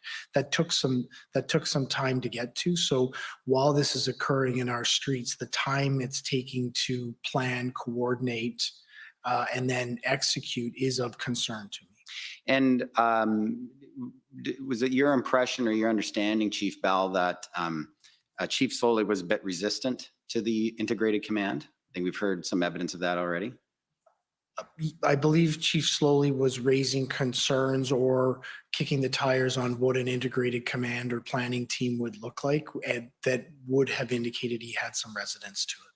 Well, and he made comments to you and Deputy Chief Ferguson that he felt the OPP and RCMP were not there to help and were taking directions for their political masters or comments like that. You recall that meeting? That's correct. And you and Deputy Chief Ferguson didn't agree with him and you raised concerns about that? That's correct. You also had concerns, did you not, Chief, that Chief Slowly appeared to be taking operational advice from the PR firm Navigator? That was your impression? So I don't believe it was that he was taking operational advice. It was the fact that a PR firm, a crisis communication firm, was involved in that level of operational discussions. It was atypical to me. It was ultimately, at the end of the day, Chief Slowly's prerogative and choice to make as the chief of police. It was just something that I hadn't experienced before. But as the crisis in Ottawa continued and became more prolonged, Deputy Chief, you had some concerns about the leadership of Chief Slowly, did you not? Well, I had not specific concerns about his leadership overall. I've identified the areas that were of concern to me around the incident command and his involvement at a lower level than I believed he should Yeah, be. that was another one, yeah. So there was different areas of concern that I had, yes. And Councillor Deans, the chair of the Police Services Board at the time, testified last week that she called you at one point about 1 week before Chief Slowly's resignation. And she testified that she asked you whether you would be doing anything differently if you were chief. Do you recall that conversation? I do. Is that roughly what she asked you? Yes, that is what she asked me. And she testified that you told her that you wouldn't have done anything differently. Is that right? I believe she testified that I said that I wouldn't have done anything differently, but that a plan was coming together and we needed to support the chief as we led through that plan. I think when you listen to her testimony, that's the more fulsome explanation of what I said. Fair enough. So you don't disagree with her testimony on that? Absolutely not. And what I would go on to say is my perspective is, particularly as a deputy chief, my responsibility is to support the chief of police, the office of the chief of police, regardless who's sitting there. And that my obligation is to make sure that that person is successful as we move ahead. Certainly, Deputy, or at that time, as Deputy Chief, your obligation was to serve your chief, but did you not also not have an obligation to serve the people of Ottawa, Chief Bell? But I do believe I was serving the people of Ottawa by ensuring that we as an organization, through the chief of police, had success moving ahead. At every opportunity where I had concerns with Chief Slowly, I raised those. Ultimately, he's the chief of police, so he makes the decisions on how we move ahead. But to have him fail, particularly in the middle of a crisis, would not have benefited anyone, particularly the citizens of Ottawa. Precisely, and that's the point, though, Chief Bell. So if you saw Chief Slowly, from when I heard your testimony today, reviewed your interview summary, it sounds like you had many points were of concern, shall we say, about Chief Slowly's leadership, and that this perhaps was a reason why this occupation was so prolonged. And so what I'm asking you, Chief, is that if you had concerns that Ottawa police perhaps were unable to respond the way that they could, or as effectively as they could because of the leadership, did you not have some duty or obligation to raise that issue with the Ottawa Police Services Board or some other authority? So my concerns would not have met to the level where I felt that obligation was necessary. The challenges I had were addressed on a regular and ongoing basis. And if I thought they had surpassed a level that I needed to report it, I would have reported it. They did not reach that level. You learned about Chief Solly's resignation from Chair Deans on February 15th, is that right? Well, I believe I first learned about rumors of it on social media, but then ultimately Chair Deans did call me at some point during the day to indicate, to suss out my interest in taking over as interim chief. Right. And between that conversation and the Police Services Board, many of the members being removed the following evening, did you have any communications with the mayor, the mayor's office? No. On the mayor's negotiations with the protesters, you made the connection between City Manager Steve Kanellakos and the PLT on February the 10th? That's correct. And did you know what was happening between February the 10th and February the 12th on those negotiations? No, I did not. And but you now understand or now are aware that there were different negotiations going on between the mayor's office and the protesters? Yes, I do. Okay. Did you have concerns that no police guidance or assistance was being provided to the mayor for these negotiations? It was atypical. It would likely have been, could have been facilitated what we wanted to accomplish more easily. But at the end of the day, like I said before, I truly believe it took the temperature of the protest down, and that was a good outcome. Could we have arrived at that circumstance better by having police involvement, by advising our incident command earlier? Yes, it was an imperfect process. I will absolutely agree with that, but I do believe the outcome of it was beneficial to having the streets remain calm for the time we needed it to execute our operation. I hear you completely, Chief Bell, that if that was a way to get any kind of dialogue with these protesters and get any kind of movement or agreement on them to relieve the pressure on people of Ottawa, that was probably a good idea. But the question I'm wondering is, how did it turn out that way, that the mayor's office was on his own conducting these negotiations with practically no input from the Ottawa police? How did that happen? That I don't know. That I can't answer. And just finally, I might be at my 20 minutes, I believe. Thank you very much. Thank you. Thank you. Thank you, Chief Bell. Thank you. Next, National Police Federation. Hi there. I'm coming in via Zoom. Sorry. Thank you. Hi there. My name's Lauren Pierce. I'm attending via Zoom, if you can see me. I can. Good afternoon. Great. Hi there. So I'm counsel for the National Police Federation, which is the bargaining agent representing RCMP members and reservists. Okay. Yep. So I understand that you, Chief Bell, met with representatives of the RCMP and the Parliamentary Protective Service on January 28th. Is that right? Do you have a document to reference? And I'm going to apologize. I met with several different people on several different occasions. For sure. So I can turn it up if it would be helpful. It's just from your witness statement, though. So why don't we do that? It's WTS 6029. And I think from my notes that it's near the bottom of page 8 is where we see that reference.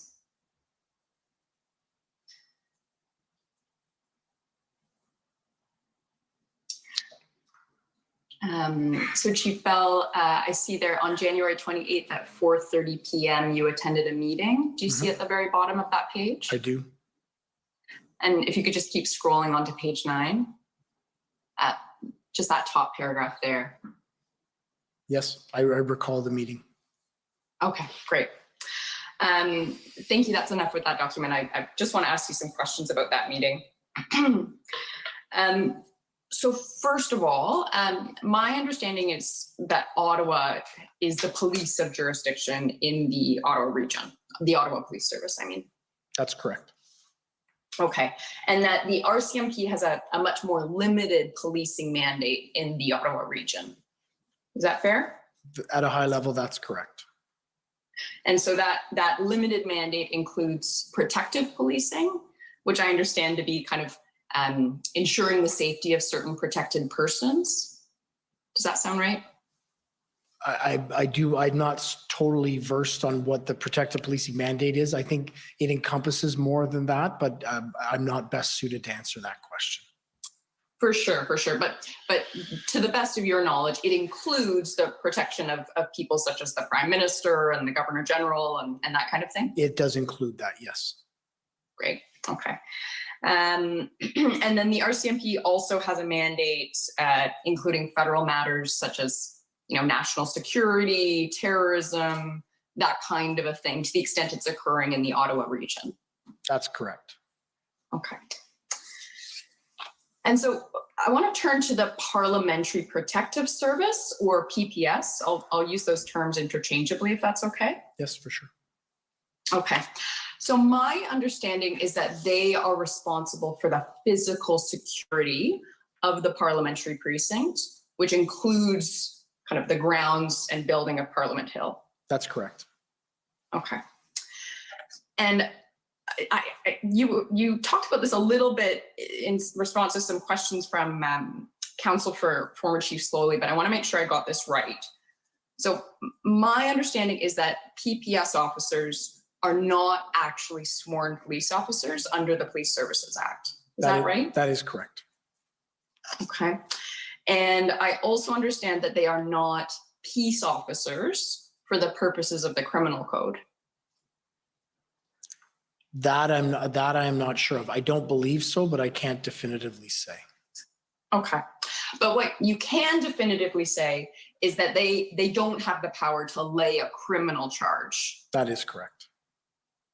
And so what I think I heard from you is that if there is a criminal offense on Parliament Hill, PPS generally will call the Ontario Police Service to come and address it.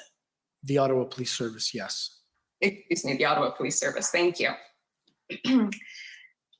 And that's the same if there's a major incident on Parliament Hill, that PPS would call the Ottawa Police Service to assist. So the Ottawa Police Service would be a primary responder to it, but depending on the nature of the incident, it may be us, it may be a national security. If it's a national security issue, it may be the RCMP. So we would be a primary response, and then we would have to decide amongst the other policing organizations in the city who would be doing the follow-up. Right. Okay. That makes sense. But in either case, whether it's Ottawa responding or RCMP responding or some other police service potentially, it's true that where there's a criminal offense that occurs on Parliament Hill, PPS can't deal with it alone. That's not for the purposes of laying criminal charges, no. Okay. Is it fair to say that PPS officers do not have nearly the same kind of training that police officers have? It would be unfair for me to comment on that. I'm not sure of the curriculum of the Parliamentary Protective Services training. That's fair, but at least to your knowledge, you're not aware of PPS officers attending anything that's equivalent to Ontario Police College. Oh no, I am aware that there is extensive training that's provided to Parliamentary Protective Services. I can't comment on what the content of it is, but I do absolutely know that they are trained. Okay.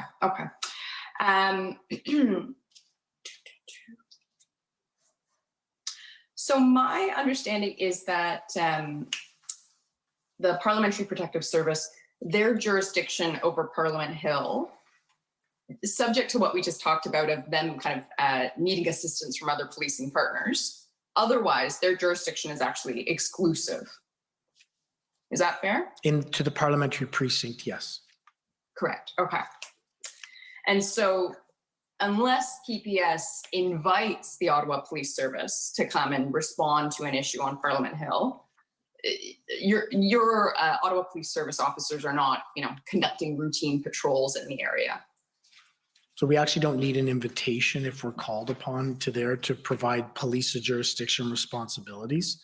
But in terms of general patrol or general activity within the parliamentary precinct, no, we don't engage in that. That is the responsibility and left to the Parliamentary Protective Services. Right. Okay. And my understanding is that during the convoy protests, that didn't change. right? That PPS remained of primary responsibility on Parliament Hill. That is correct. Okay. And my understanding, let me know if this is consistent with your understanding, Ottawa Police Service officers weren't actually permitted on Parliament Hill unless they were directed there by the NCRCC. I can't comment on that. I don't know. I don't know the answer to that. Okay, maybe we can just pull up a document quickly to assist. A document here, I've got OPP 404262. And Chief Bell, just while this is coming up, this is the January 29th operational plan that you've looked at a couple of times already. Okay, thank you. And I'm hoping within that document, we can please turn to page 32 of the PDF. So quite a bit of scrolling.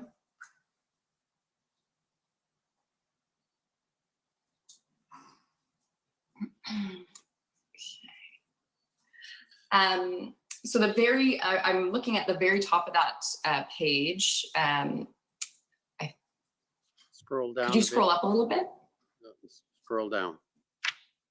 Oh, I'm sorry. Up, yes. Sorry. Thank you. So Chief Bell, I wanted to ask you about the second paragraph that you can see there starting, any decisions regarding support for PPS. Do you see that there? I do. Okay, and then in the parentheses, I see no OPS member shall be on Parliament Hill unless directed by the NCRCC. Do you see that? I do. Okay, so does that appear to be consistent with what I just said, which is that Ottawa Police Service officers couldn't have responded on Parliament Hill other than if they were directed by the NCRCC? No. I'm going to suggest this is a question better posed to Inspector Lucas, but as I read this, what I understand is that all of the movement in and around the area of the parliamentary precinct will be directed and controlled by the NCRCC. That would be typical and understandable because it's going to be important that there's communication and deconfliction around activities that are happening between the Ottawa Police Service, the Ontario Provincial Police, RCMP, and Parliamentary Protective Services. That would be funneled through the NCRCC because there are the incident commander and representatives from all of those agencies present there. Right. So I actually don't think we're disagreeing on this point. The point I'm making is that even in the event of the convoy protests, it didn't change that Ottawa Police Service officers were not kind of asserting jurisdiction over Parliament Hill. It was still PPS jurisdiction unless directed by the NCRCC. Yes. Okay. So my understanding, thank you, we're done with that document for now, thank you. So my understanding is that PPS's jurisdiction extends to Wellington Street and then it shifts to the Ottawa Police Services jurisdiction. Is that consistent with your understanding? Comes up to the gate of Parliament Hills, yes. Okay, so beyond the gate of Parliament Hill, so that the sidewalk and then Wellington Street is all Ottawa. That's correct. Well, Ottawa's police jurisdiction for the entire area. PPS has responsibility for safety and security up to on the parliamentary precinct, which extends to the sidewalk at Wellington Street. Okay. Just note you're out of time, so you're going to have to wrap up. Okay. I will make my last couple points very quickly. So my understanding is that during the protests, there was some construction cladding at that area. I'm not sure of that. Okay. My understanding is that PPS officers generally during the protests stayed within their jurisdiction on Parliament Hill. They were not responding on Wellington Street. I don't know that for a fact, but that would be my expectation. Okay. To your knowledge, Were PPS officers a resource that you understood to be available to the Ottawa Police Service in assisting with the police response to the convoy? So the PPS was part of our integrated command at the NCRCC. And in that, they would be able to be assigned taskings that were appropriate to their responsibilities, particularly in and around the parliamentary precinct. Certainly, but in terms of Ottawa's response to the convoy, which I think was generally outside of the parliamentary precinct, did you or your colleagues view the PPS officers as a resource that were available to you as a part of that response? So I can't respond to that. That would need to be directed to Superintendent Bernier or Inspector Lucas. Okay, so I think I will leave it there and use my time there. Thanks very much. Thank you very much. Thank you. Next is the CCLA.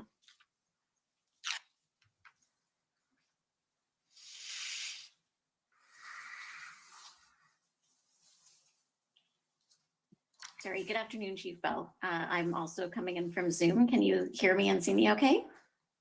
We can see, we can hear you, but not see you yet. Oh, that's because I have not turned on my camera. My apologies. There we go. Okay.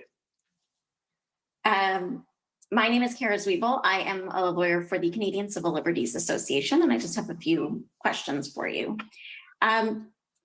You were asked earlier about the Ottawa Police Service's authority to really preemptively stop traffic from coming into the city.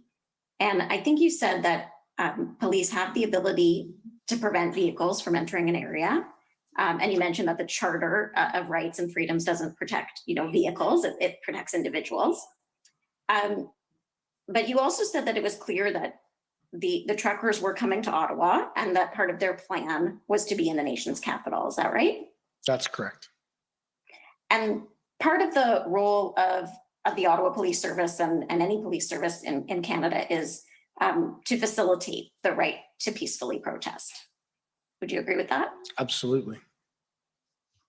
And in some cases, the manner in which a protest is carried out is a core part of the message that's being conveyed. So as an example, if you had individuals who wanted to protest insufficient bike lanes and they wanted to ride their bikes, the use of the bikes is an important part of the message of the protest. Would you agree with that?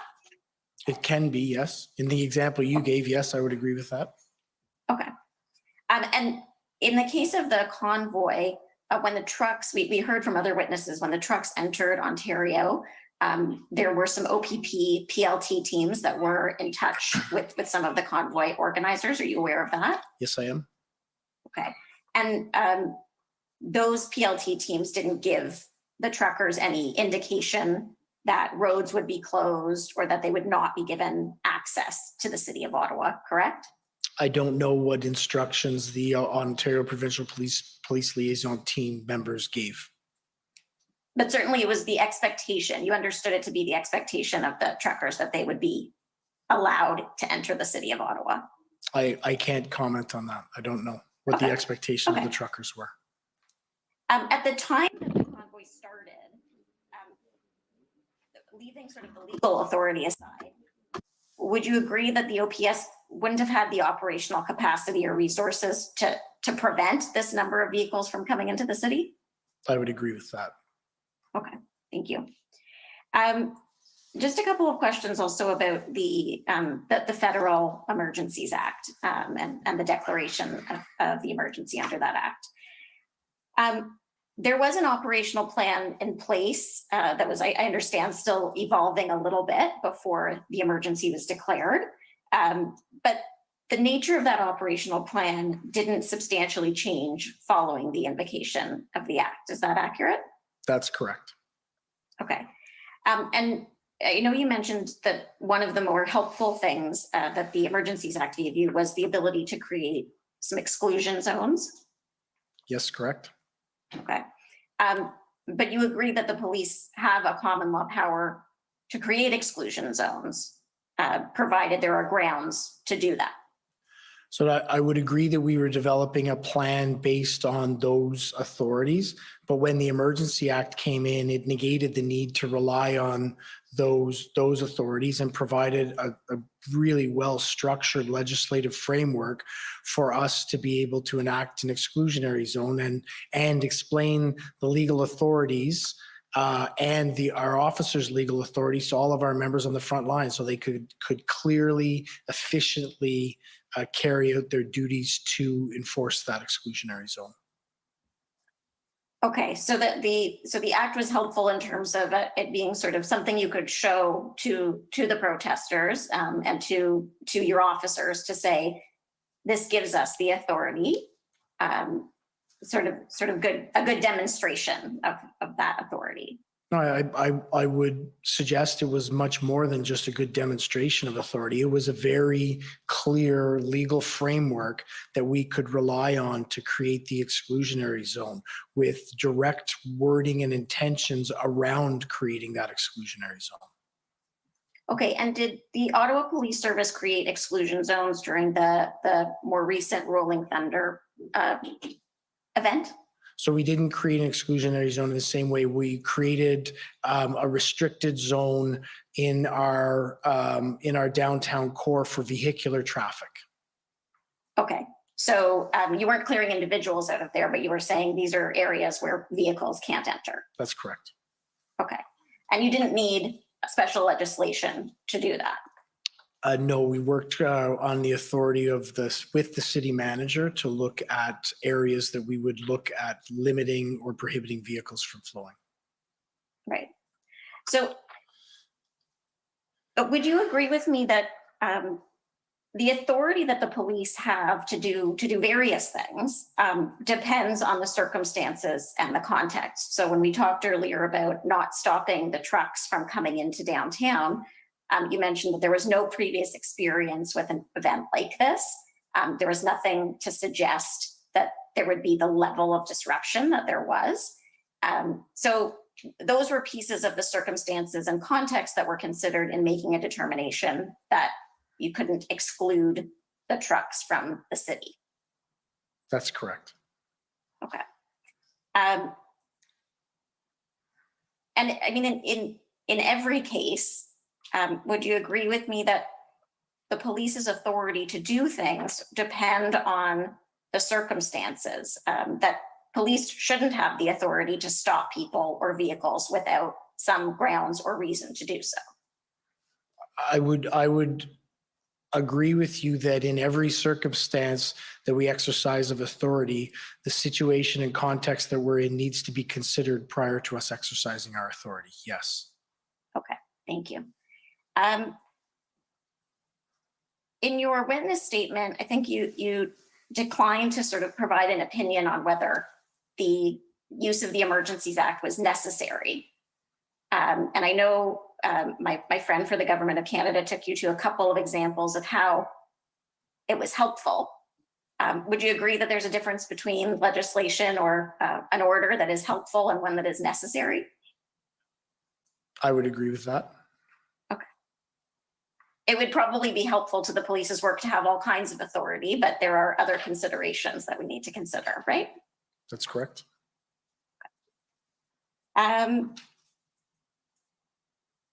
you stand by the position that's in your witness statement that you don't take sort of a position one way or the other on the necessity of the Emergencies Act. No, I would believe that this is exactly the forum that the necessity of that will be flushed out and discussed. It was exceptionally beneficial to us in the execution of our plan, well utilized, and created a stable environment for us to actually remove the occupiers from our streets. Thank you. Just one more area, and I think this has been covered, so I just want to double check. I apologize. I've had some issues with my Zoom. So if you've answered this, I apologize. The role of navigator, what was your understanding of their role?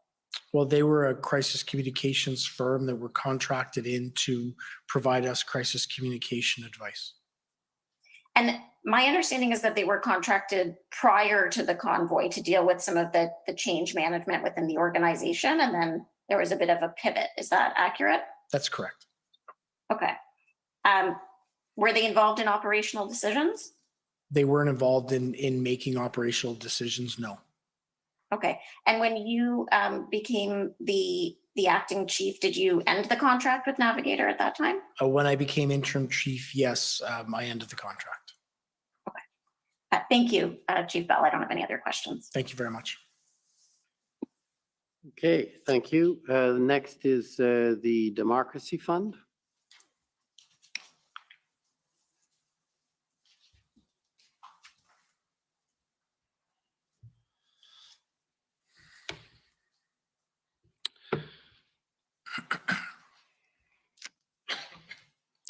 All right. Good afternoon, Interim Chief Bell. I'm Rob Kittredge, acting for the Justice Center for Constitutional Freedoms at these hearings. And I have just a few questions for you today. And to show my hand a little bit, they're all geared at, as you say, fleshing out and discussing the necessity of invoking the Emergencies Act. I'd like to show with these questions that under your leadership, the OPS was quite capable of clearing the process, even if the Federal Emergencies Act was never invoked. So, as I understand your testimony today, you identified 4 ways in which the invocation of the Emergencies Act may have been helpful to police in clearing the protests. First, it streamlined the swearing in of officers from other jurisdictions. Second, it made it easier to procure towing services. And third, the power to freeze financial accounts may have led some protesters to leave Ottawa voluntarily. Is that a fair characterization of your first 3 points? Yes, but I don't believe I said may have been helpful. I believe I indicated it was helpful. Which one? The power to freeze? All of them. Okay. All of them were helpful. I'll admit a little editorial work on my part there. So things were a little bit rushed at the end of your time with Commission Council earlier, and I want to make sure that I properly understand your fourth and final point, which was basically you said something like the invocation of the Act created a solid legal framework within which police could do their work. Am I understanding you correctly to think that the framework that you're referring to there meant the power to create an exclusion zone? That is correct. Okay. So going to your first point, streamlining the swearing in of officers from other jurisdictions, Acting Deputy Chief Ferguson testified that saved a few hours and some paperwork. Would you agree with that testimony?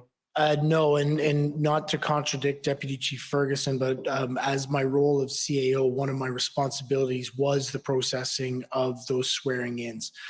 It is a much more labor-intensive administrative process that has several checks and balances and layers to it. So I personally wouldn't describe it in hours. I would describe it in normally days. It likely could be streamlined into 24 hours, but there are a lot of people you have to line up to be able to do that. All right. So in short, though, it could likely have been done in 24 hours.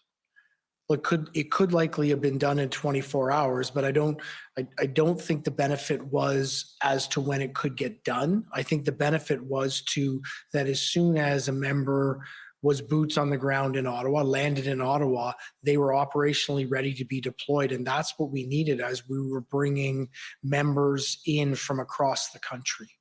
But you don't dispute that those officers could have been sworn in without emergency powers, do you? Oh, no, they absolutely could have been sworn in without it. It just could have created a backlog in lag time, right? Particularly with the number of officers we were bringing to the city from all across the country. All right. So in this regard, though, the invocation of the Emergencies Act was helpful to police, but not necessary, strictly speaking. Is that fair to say? It was helpful to us, yes. All right. Thank you.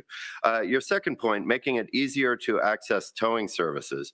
In the end, emergency powers were not used to compel any tow truck drivers to provide services, were they? I don't know that. So that's a better question directed at Superintendent Bernier, who directly interacted on that. Fair enough. And he is expected to testify to the effect that emergency powers were not needed to compel towing companies to supply trucks or drivers because by February 13th, the OPP had retained 34 tow trucks with willing drivers. Do you agree with that? I'll let him to testify to that. I don't know that. But you wouldn't have any reason to dispute that if that's what he testifies. If that's what he testifies to, yes. All right. And I guess just to cut to the chase here, again, the invocation of the Emergencies Act might have been helpful, but was not necessary to police with regard to obtaining towing services. Is that fair to say? Again, I can't comment on that because I don't know the structure or the challenges that were occurred in towing. That was a planning responsibility. All right, but if it was not used, in fact, you would, like if it turns out. This is like the fourth time you're going at that same question, so Okay, all right, fair enough. I'll move on. On your third point, the idea that the power to freeze financial accounts may have incentivized protesters to leave Ottawa voluntarily. You don't have any direct knowledge of that, do you? No, I do not. And same with the point put to you by Canada's Council that the freezing order may have deterred some people from coming to Ottawa to join the protest. I don't have any direct knowledge. All right. And you have no direct knowledge of the power to freeze financial accounts being necessary to the clearing of the protest then, I guess. No, I do not. You speculate that perhaps it helped, but. Yes. Okay, thank you. And on your final point, the power to create an exclusion zone, there are other non-emergency powers police could have used to exclude people from the area, weren't there? Yes, there were. Yes. And so here again, the emergency power to create an exclusion zone may have been helpful and may have been very helpful to police, but it wasn't strictly speaking necessary, was it? The exclusionary zone and the powers granted around it were very clear. There was no debate about them. And that's what we leveraged to actually execute our plan. The need for the exclusionary zone was very important because we needed to be able to limit the movement of pedestrians in and out of that area. That is an uncommon authority that police exercise. So the ability for us to be very clear in how we were managing, striking up, and excluding people from that zone was extremely important to us to be able to execute the plans that we did. Right, but in the absence of the invocation of the Emergencies Act, the OPS would have been able to clear the protests. In the absence of the invocation of the Emergencies Act, the OPS, the OPP, the RCMP, as part of Unified Command, were going to clear the protests. All right, well, thank you very much. Those are my questions. Thank you. Thank you. Next, we have the province of Alberta.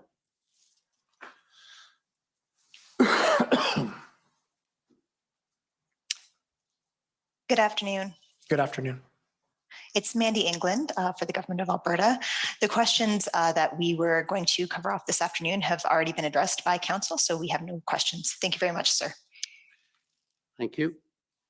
Okay, next is the Ottawa Police Service.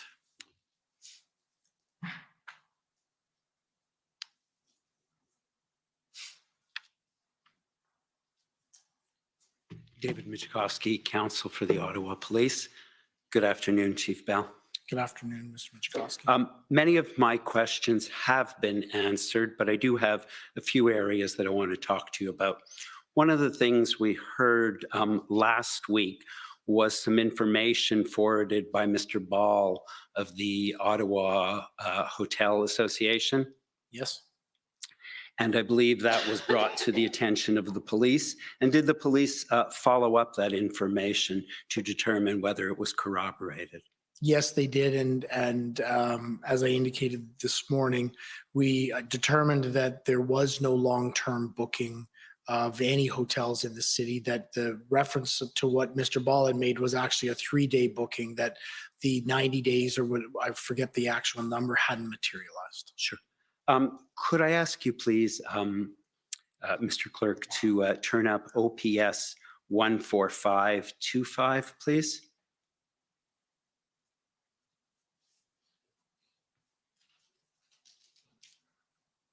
And it's page 31.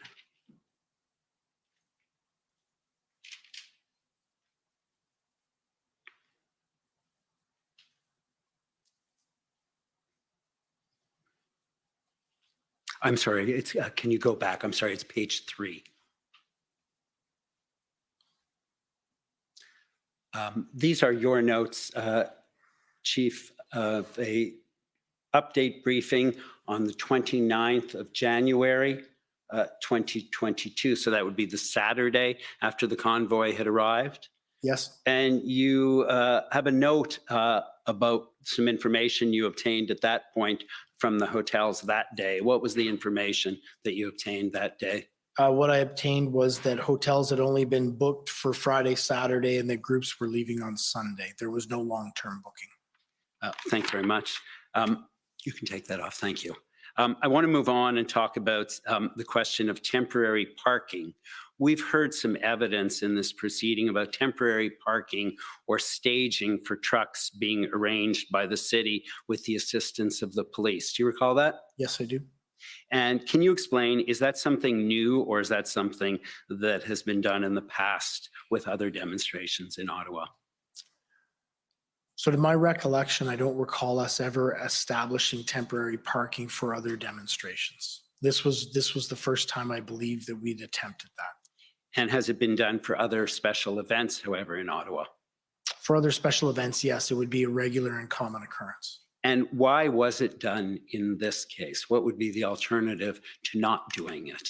It was done in this case to try and limit the footprint that trucks would come to for the demonstration and allow people to park in other areas and access downtown through busing, through rideshare, however, so that they could participate in the protester demonstration without actually bringing their vehicle into the downtown core.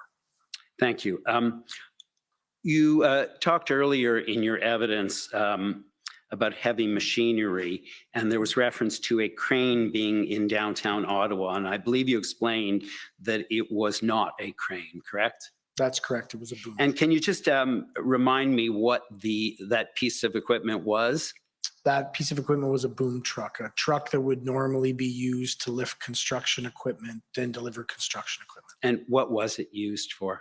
It was used for two purposes. One is the boom was extended and a flag was raised from it. And I also believed it was used as a temporary setup for stages for speeches and events. And was it used to cause any damage? No. And apart from that piece of equipment, was there any other heavy equipment allowed into the red zone? Not to my knowledge, no. You've talked about the Ottawa Police's experience with demonstrations, and you've told us that you have quite a bit, or the Ottawa Police Service has quite a bit of experience. Can I ask you a question more specifically? Does the Ottawa Police Service have experience with protesters using vehicles? Yes. And can you tell me a little bit about that? There's had been multiple vehicle-borne protests every year in and around the area, and I can think of 5 or 6 different examples. One farm where tractors were brought into the downtown core, another truck-related one where tractor trailers were brought in, vehicle-borne protests in passenger vehicles around Indian farmers, East Indian farmers, protests around Sri Lankan and Tamil conflict that is existing. There's several events that occur, several demonstrations of protests that had occurred in the past where vehicles were used and brought into the downtown core. And did that result in a staging of vehicles on Wellington Street? Yes, it did. And prior to the Freedom Convoy demonstration, was it the practice of the city to direct the closure of streets and creation of exclusion zones prohibiting vehicular traffic to groups of protesters? No, it wasn't. And what is the impact? I understand that is now being done, correct? That is by the City of Ottawa, you indicated, as delegated authority and in consultation with the police, those exclusion zones are being created. That is correct. What is the impact of creating these vehicular exclusion zones on the residents of the community or the people who have legitimate reason to travel to those exclusion zones? Difficult to assess because, as I indicated in my testimony before, community impact is one of the main things that we're looking at as we're looking to manage protests and demonstrations in that area. So I think the impact could be twofold. One is it may impede their progress in the area at some points in some ways, but on the other side, it will eliminate the potential that such an occurrence would happen in their neighborhoods again. And what about the police resources needed now that you create these vehicular exclusion zones? The police resources and city resources are considerable to be able to execute that plan. And was your past experience or the Ottawa Police Service's past experience successful in terms of resolving protests, including those with vehicles, without the type of community trauma we saw in this case? Past experience since the convoy or prior to yes. I want to move on and talk about the Hendon reports, and I want to ask you some information about some questions about what information can be gleaned from the Hendon reports. And just before we look at some specific reports, just generally, can you tell me what the report said about whether or not the protesters were expected to be peaceful and law-abiding?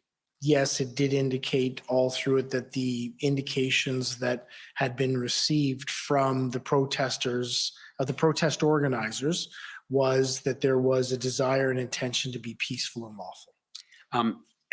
And we've heard that there was a traffic plan for protesters. And I wonder if we could please turn up OPP 0426, please.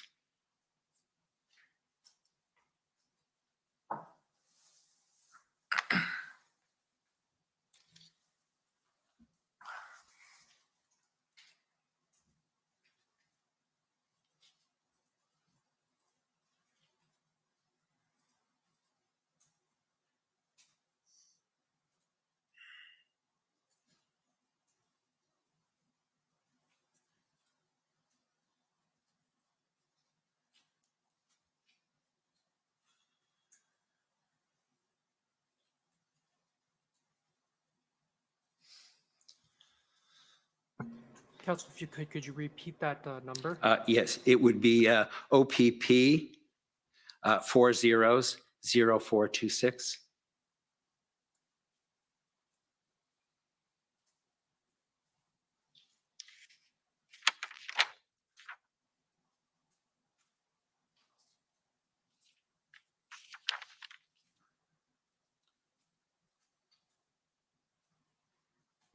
If I could just repeat that. I'm going to move on to, that's okay, that's okay. Council, it may be 4262.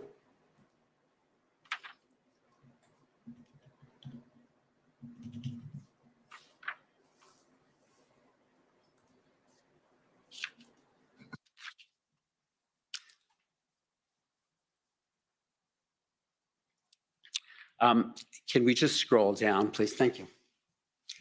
Can we just scroll down? And if we just go to the next, keep going. And then there is another plan, however, that I'm going to ask that we turn up that was a more detailed plan with a number of sub-plans. Is that correct? And that is OPS 04221.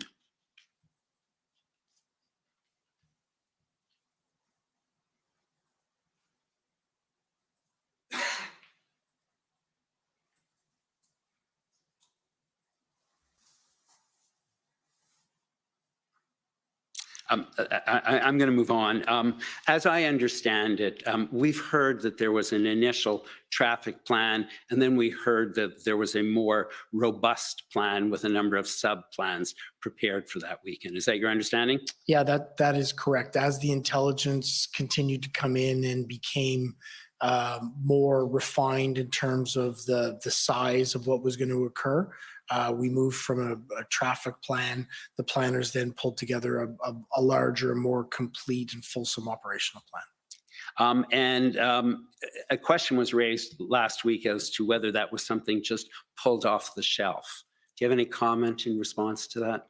So while I wasn't directly involved in the planning efforts or the development of the plan, all of the information that I have seen the back and forth between the planners and intelligence, the conversations that occurred around how to build it would indicate it wasn't just a pulled off the shelf plan. It was one that was fully developed and sounded out around the circumstances that were evolving and developing and coming towards Ottawa. And did the Hendon reports contain reference to the possibility of fringe groups and lone actors and the possibility of violence? Yes. And were those seen as significant risks? Yes. As significant risks? Were they seen as significant? They were significant risks if they materialized. They didn't materialize. It was risks that we identified through our threat assessment and our planning process. And so did the plan address the possibility of there being violence or serious criminality? Yes, it did. And we've heard about POU units who are specially trained. In advance of the demonstration, did OPS take steps to get additional POU units on alert to be in Ottawa if necessary in anticipation of potential violence or fringe groups? Yes, we did. And was their use in fact necessary? Yes, their use was necessary over the course of managing the dynamics that we had, specifically towards lone actors around issues of violence. I'm unsure, but the POU units, every resource that came to Ottawa was utilized. I'm talking about in the first weekend. In the first weekend, POU units were utilized in terms of crowd management. Okay, thank you. I want to ask you about a couple of the Hendon reports, and I wonder if we could start with the January 20th report itself rather than the summary. And so if I could ask you please to turn up OPP 401024.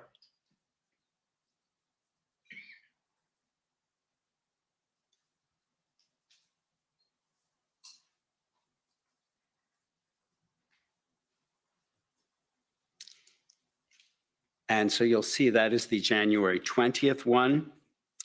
And we've had our attention drawn to certain passages. And I wonder if you could turn to the second page, please. Thank you. And the second paragraph indicates that open source research has identified a Facebook page titled Freedom Convoy 2022. Then it tells you the number of likes and how many it was being followed by. All of the comments express support for this event. What do we see in the next sentence about the number of people supporting the event and the number who may participate as of the 20th? So 8 days before. That those numbers are unknown. And I'd like you also to look at the third to last paragraph on that same page. So if we just, what information, what do you take from the information in that third to last paragraph on that page? I think there's two pieces. One that is the organizer promoting as a safe, lawful, and peaceful protest, while other individuals seem to be advocating aggressive tactics. And were the aggressive tactics prepared for? Yes, they were. And if you could please go to the assessment section on page 4.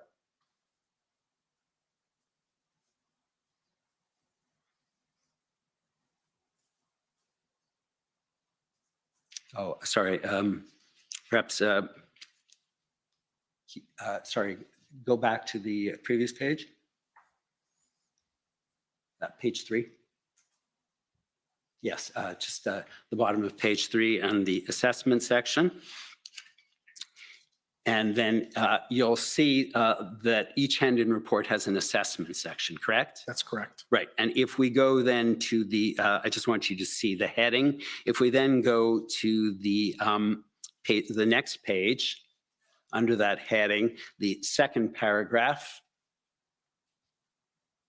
The available information suggests that the convoys may comprise thousands of tractor trailers. It's possible that a large number of smaller vehicles, including private vehicles, may join them. Did that in fact materialize? There were thousands of tractors. There were very few, if and I don't believe any tractor trailers that made it down into the red zone.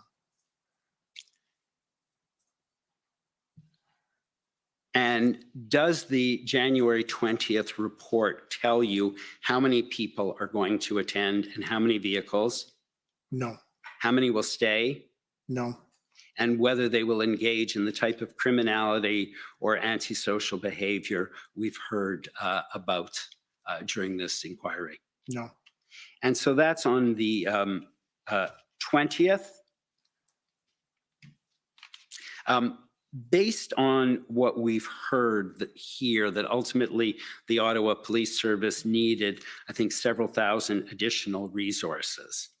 Based on what you see here, would it have made sense to mobilize 2,000 additional officers from somewhere else at this point in time and bring them to Ottawa based on this information? No. But I also think it's very important to note as we go through these, that I understand the challenges of gathering this information and intelligence, and I understand that it's imprecise and unrefined, and that's why I tried to make the point that the experience we have is so important in assessing these. So I believe every best attempt and great work was done by the Ontario Provincial Police and all the partners in bringing together this information to be able to share with communities, other police services, to be able to conduct planning. Can I ask you please to turn up OPP 401476 on the first page? That is the Hendon report from the afternoon of January 23rd.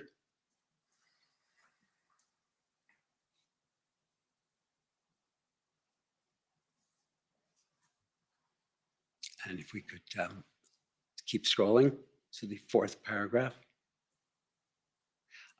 The fourth bullet, rather, information indicates that convoy organizers are cooperating and have developed a thorough and well-organized plan for conducting the event safely. Is that information important to the Ottawa Police Service in its intelligence assessment? It is one of the pieces we take into account, yes. And how do you monitor the behavior of the convoy prior to their arrival in Ottawa? So the convoy would have been monitored by other police agencies as it came across Canada. And I know that once it entered Ontario, it was monitored by the Ontario Provincial Police until it came to Ottawa, where we took over.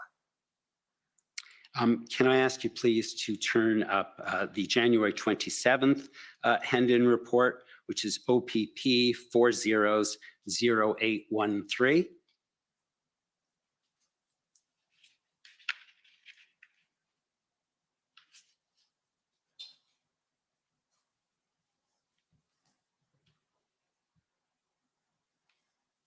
So you'll see this is on the Thursday. Is this the first time we have an indication of numbers? Yes, so there were several, as I indicated before, the numbers and the reporting in Hendon enhanced as we went through and as we got closer to the time. And this, on the 27th, is the first day that we saw actual numbers recorded. And understandably the first day, but the first day that we got a much better picture on the numbers that would be attending. Thank you. Can I ask you now to go to the January 28th Hendon report, which is the Friday, and that would be the Friday that the first trucks start to arrive in Ottawa, correct? That is correct. And so if we could please turn to OPP 400815. I'm all sticky and sweaty from jogging. Antisocial behavior. This is like the government that thinks it's our mommy and daddy. The protest was engaging in antisocial behavior. Antisocial behavior, criminality. There was virtually nil criminality, as evidenced by Brendan's cross-examination. Antisocial behavior. They were giving out free hugs. They were playing Thank you. hockey in the streets. They were making food And so for the now we homeless. have, so this is the day of, and there is an estimate of the total number of vehicles, That's which correct. indicates that they are estimates and subject to change.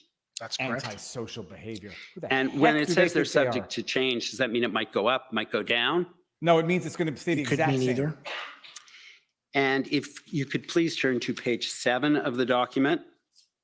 The psychological trauma of all. Imagine people stormed the beaches of And just Normandy. if we can scroll and down Ottawa to the assessment citizens are section. talking about Can you just trauma read the from first honking paragraph in horns. terms of the information that the OPP provided in this Hendon report with respect to the duration, expected Protesting duration? is actually Can you just read that out loud? The possibly by available definition information social. indicates that protesters plan to remain in Ottawa at least until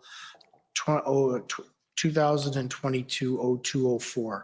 We continue to identify indicators to support at least some protesters remaining beyond the weekend of 2022-01-29-30. These indicators include collecting donations of cash, food, and water from supporters along the route. Antisocial. Thank you. And so what do you take from that sentence in which there's an indication that some protesters will remain beyond the weekend in the second sentence, and the first sentence, which talks about them remaining until the 4th of February? So what I would assess from that is that there is an indication that at least some may remain beyond it, and that those remaining would remain, the intelligence at this point would remain up until as late as the 4th of February. Can you believe they're calling it intelligence? I They said they just, were not leaving thank you, until the thank you very mandates were much. lifted. Just a couple more Intelligence. questions. I know more than Canadian intelligence. I want to talk about the events of the first weekend.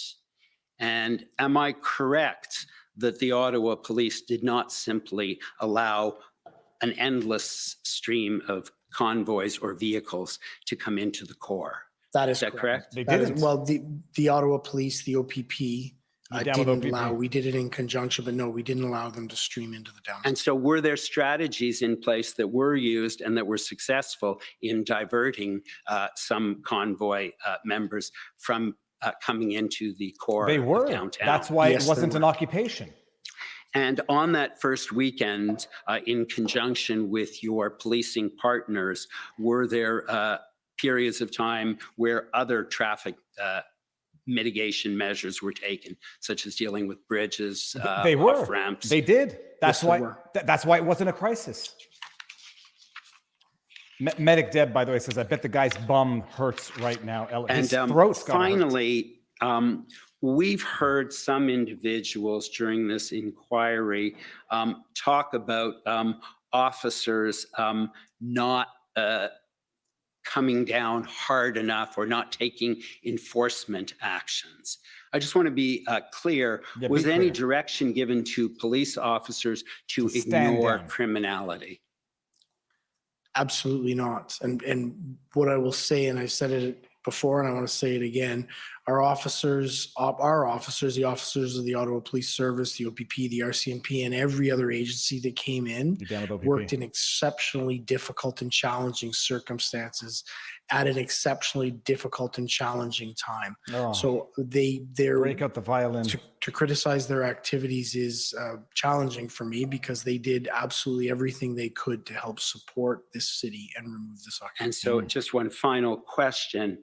So are there circumstances, however, where in the exercise of their discretion, it may not be appropriate for a police officer to take enforcement action?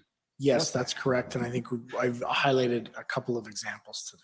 Thank you very much. Those are my questions. Thank you. That should end it for the day, people.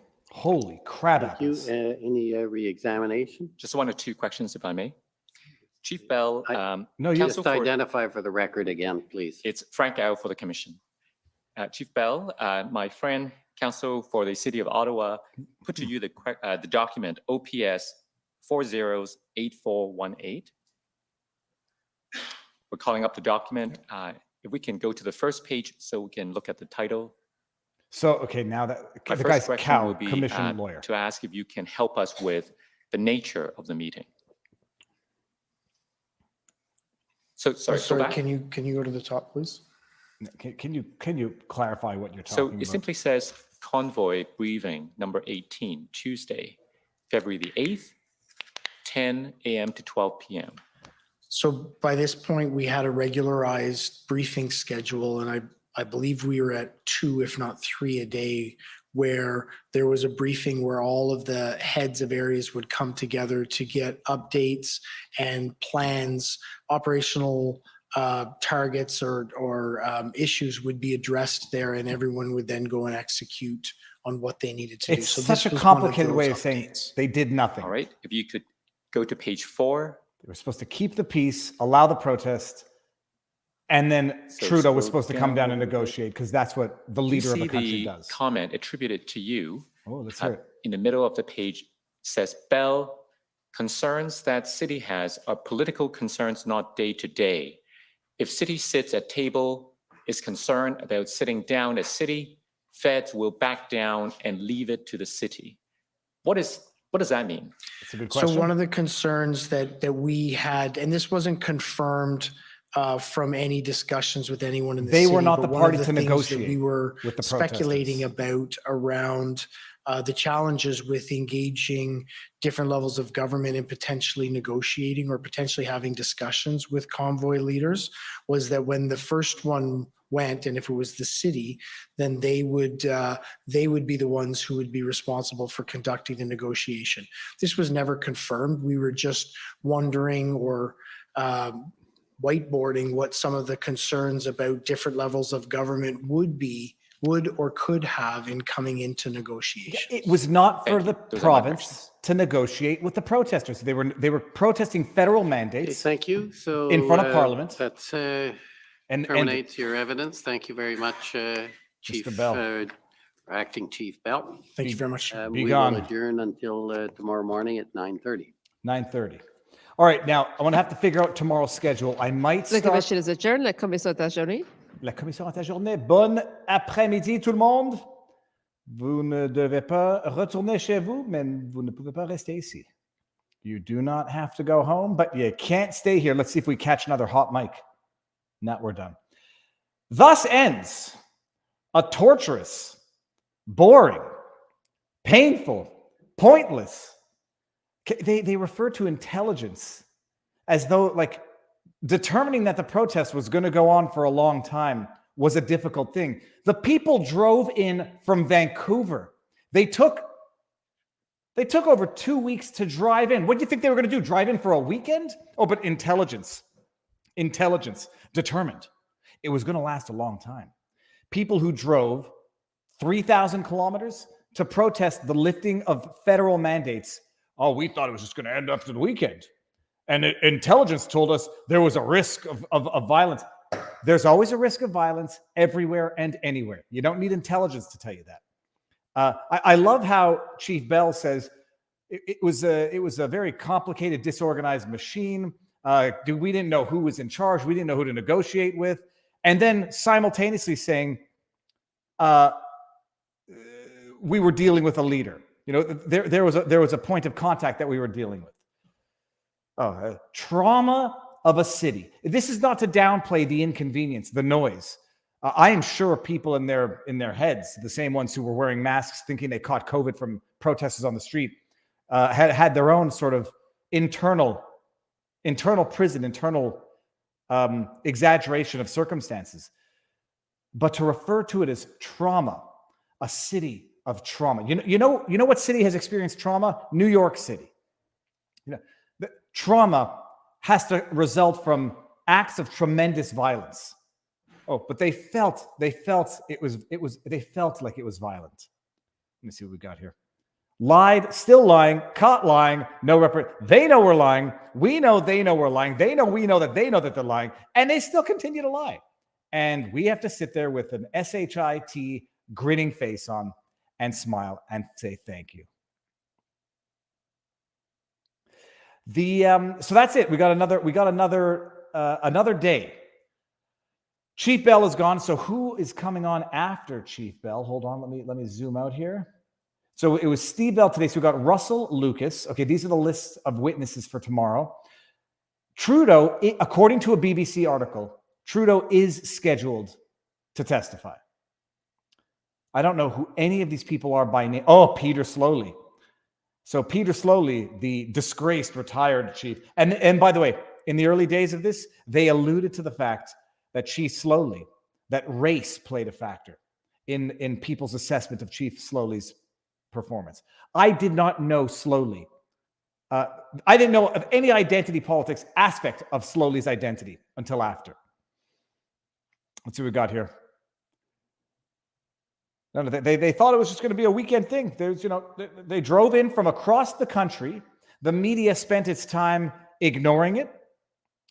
Then they spent their time downplaying it. Then they spent their time demonizing it. And they thought these people drove in from Vancouver. People have to appreciate. Let me see if I can do my Canadian geography. Vancouver, British Columbia. You go, next to it is Alberta, Saskatchewan, Manitoba. No, it's the other way around. Alberta, Manitoba, Saskatchewan, Ontario. People drove in. I might have mixed up the geographic order of those states.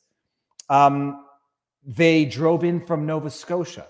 They drove thousands of kilometers from both coasts, and they thought it was going to be over in a weekend. I understand what he's saying about the city did not want to sit down and negotiate because the city, the province, has nothing. If they sit down and negotiate, the federal backs out and says, well, we don't have to talk now. The city's involved. The Ottawa's involved. Ontario's involved. We can wash our hands, which is what they did anyhow. Leave it to the provinces to deal with what was a federal protest and then seize the opportunity to invoke the Emergencies Act despite having no need to, no crisis, no national urgency, no lack of resources, no lack of existing legislation. And this is what we're getting out of it. So that's it. Did I just see a super chat? Oh, Viva, this is your trauma today, Medic Deb. Well, I'm thinking maybe we'll do an entire day on it tomorrow. We'll see. I'm doing something with Ron Coleman tomorrow. You may know Ron Coleman from such panels as the James O'Keefe panel, where I was with him, Judge Kaczynski, and James O'Keefe in Vegas. So we're going to do it's not live. It's a video podcast interview. It's going to be good. So I'm doing that tomorrow at 10. I'm going to figure out a way to do all this. This will be on and we'll be live tomorrow. Tonight, by the way, I would suggest everybody, if it's not already here, let me just see something. You got to watch the debate, the DeSantis-Christ debate. DeSantis debate. I almost was able to make it. It started. I was going to stream this, but my wife will crush me if I do this. The DeSantis gubernatorial debate. Come on, skip the ads. I'm just going to send everybody the link. Go watch it. And for anybody in Florida who dares think that DeSantis is anything but among the best leaders in modern time, you have no idea how lucky you are. How fortunate, I shouldn't say lucky, how fortunate everybody is down here. Future Evolutions. Please subscribe to Future Evolution and, of course, to this one too. Hit that Rumble button to support this channel. Someone told me to watch Future Evolution, Future Evolutions, and I think I'm going to give it a gander as I go bathe.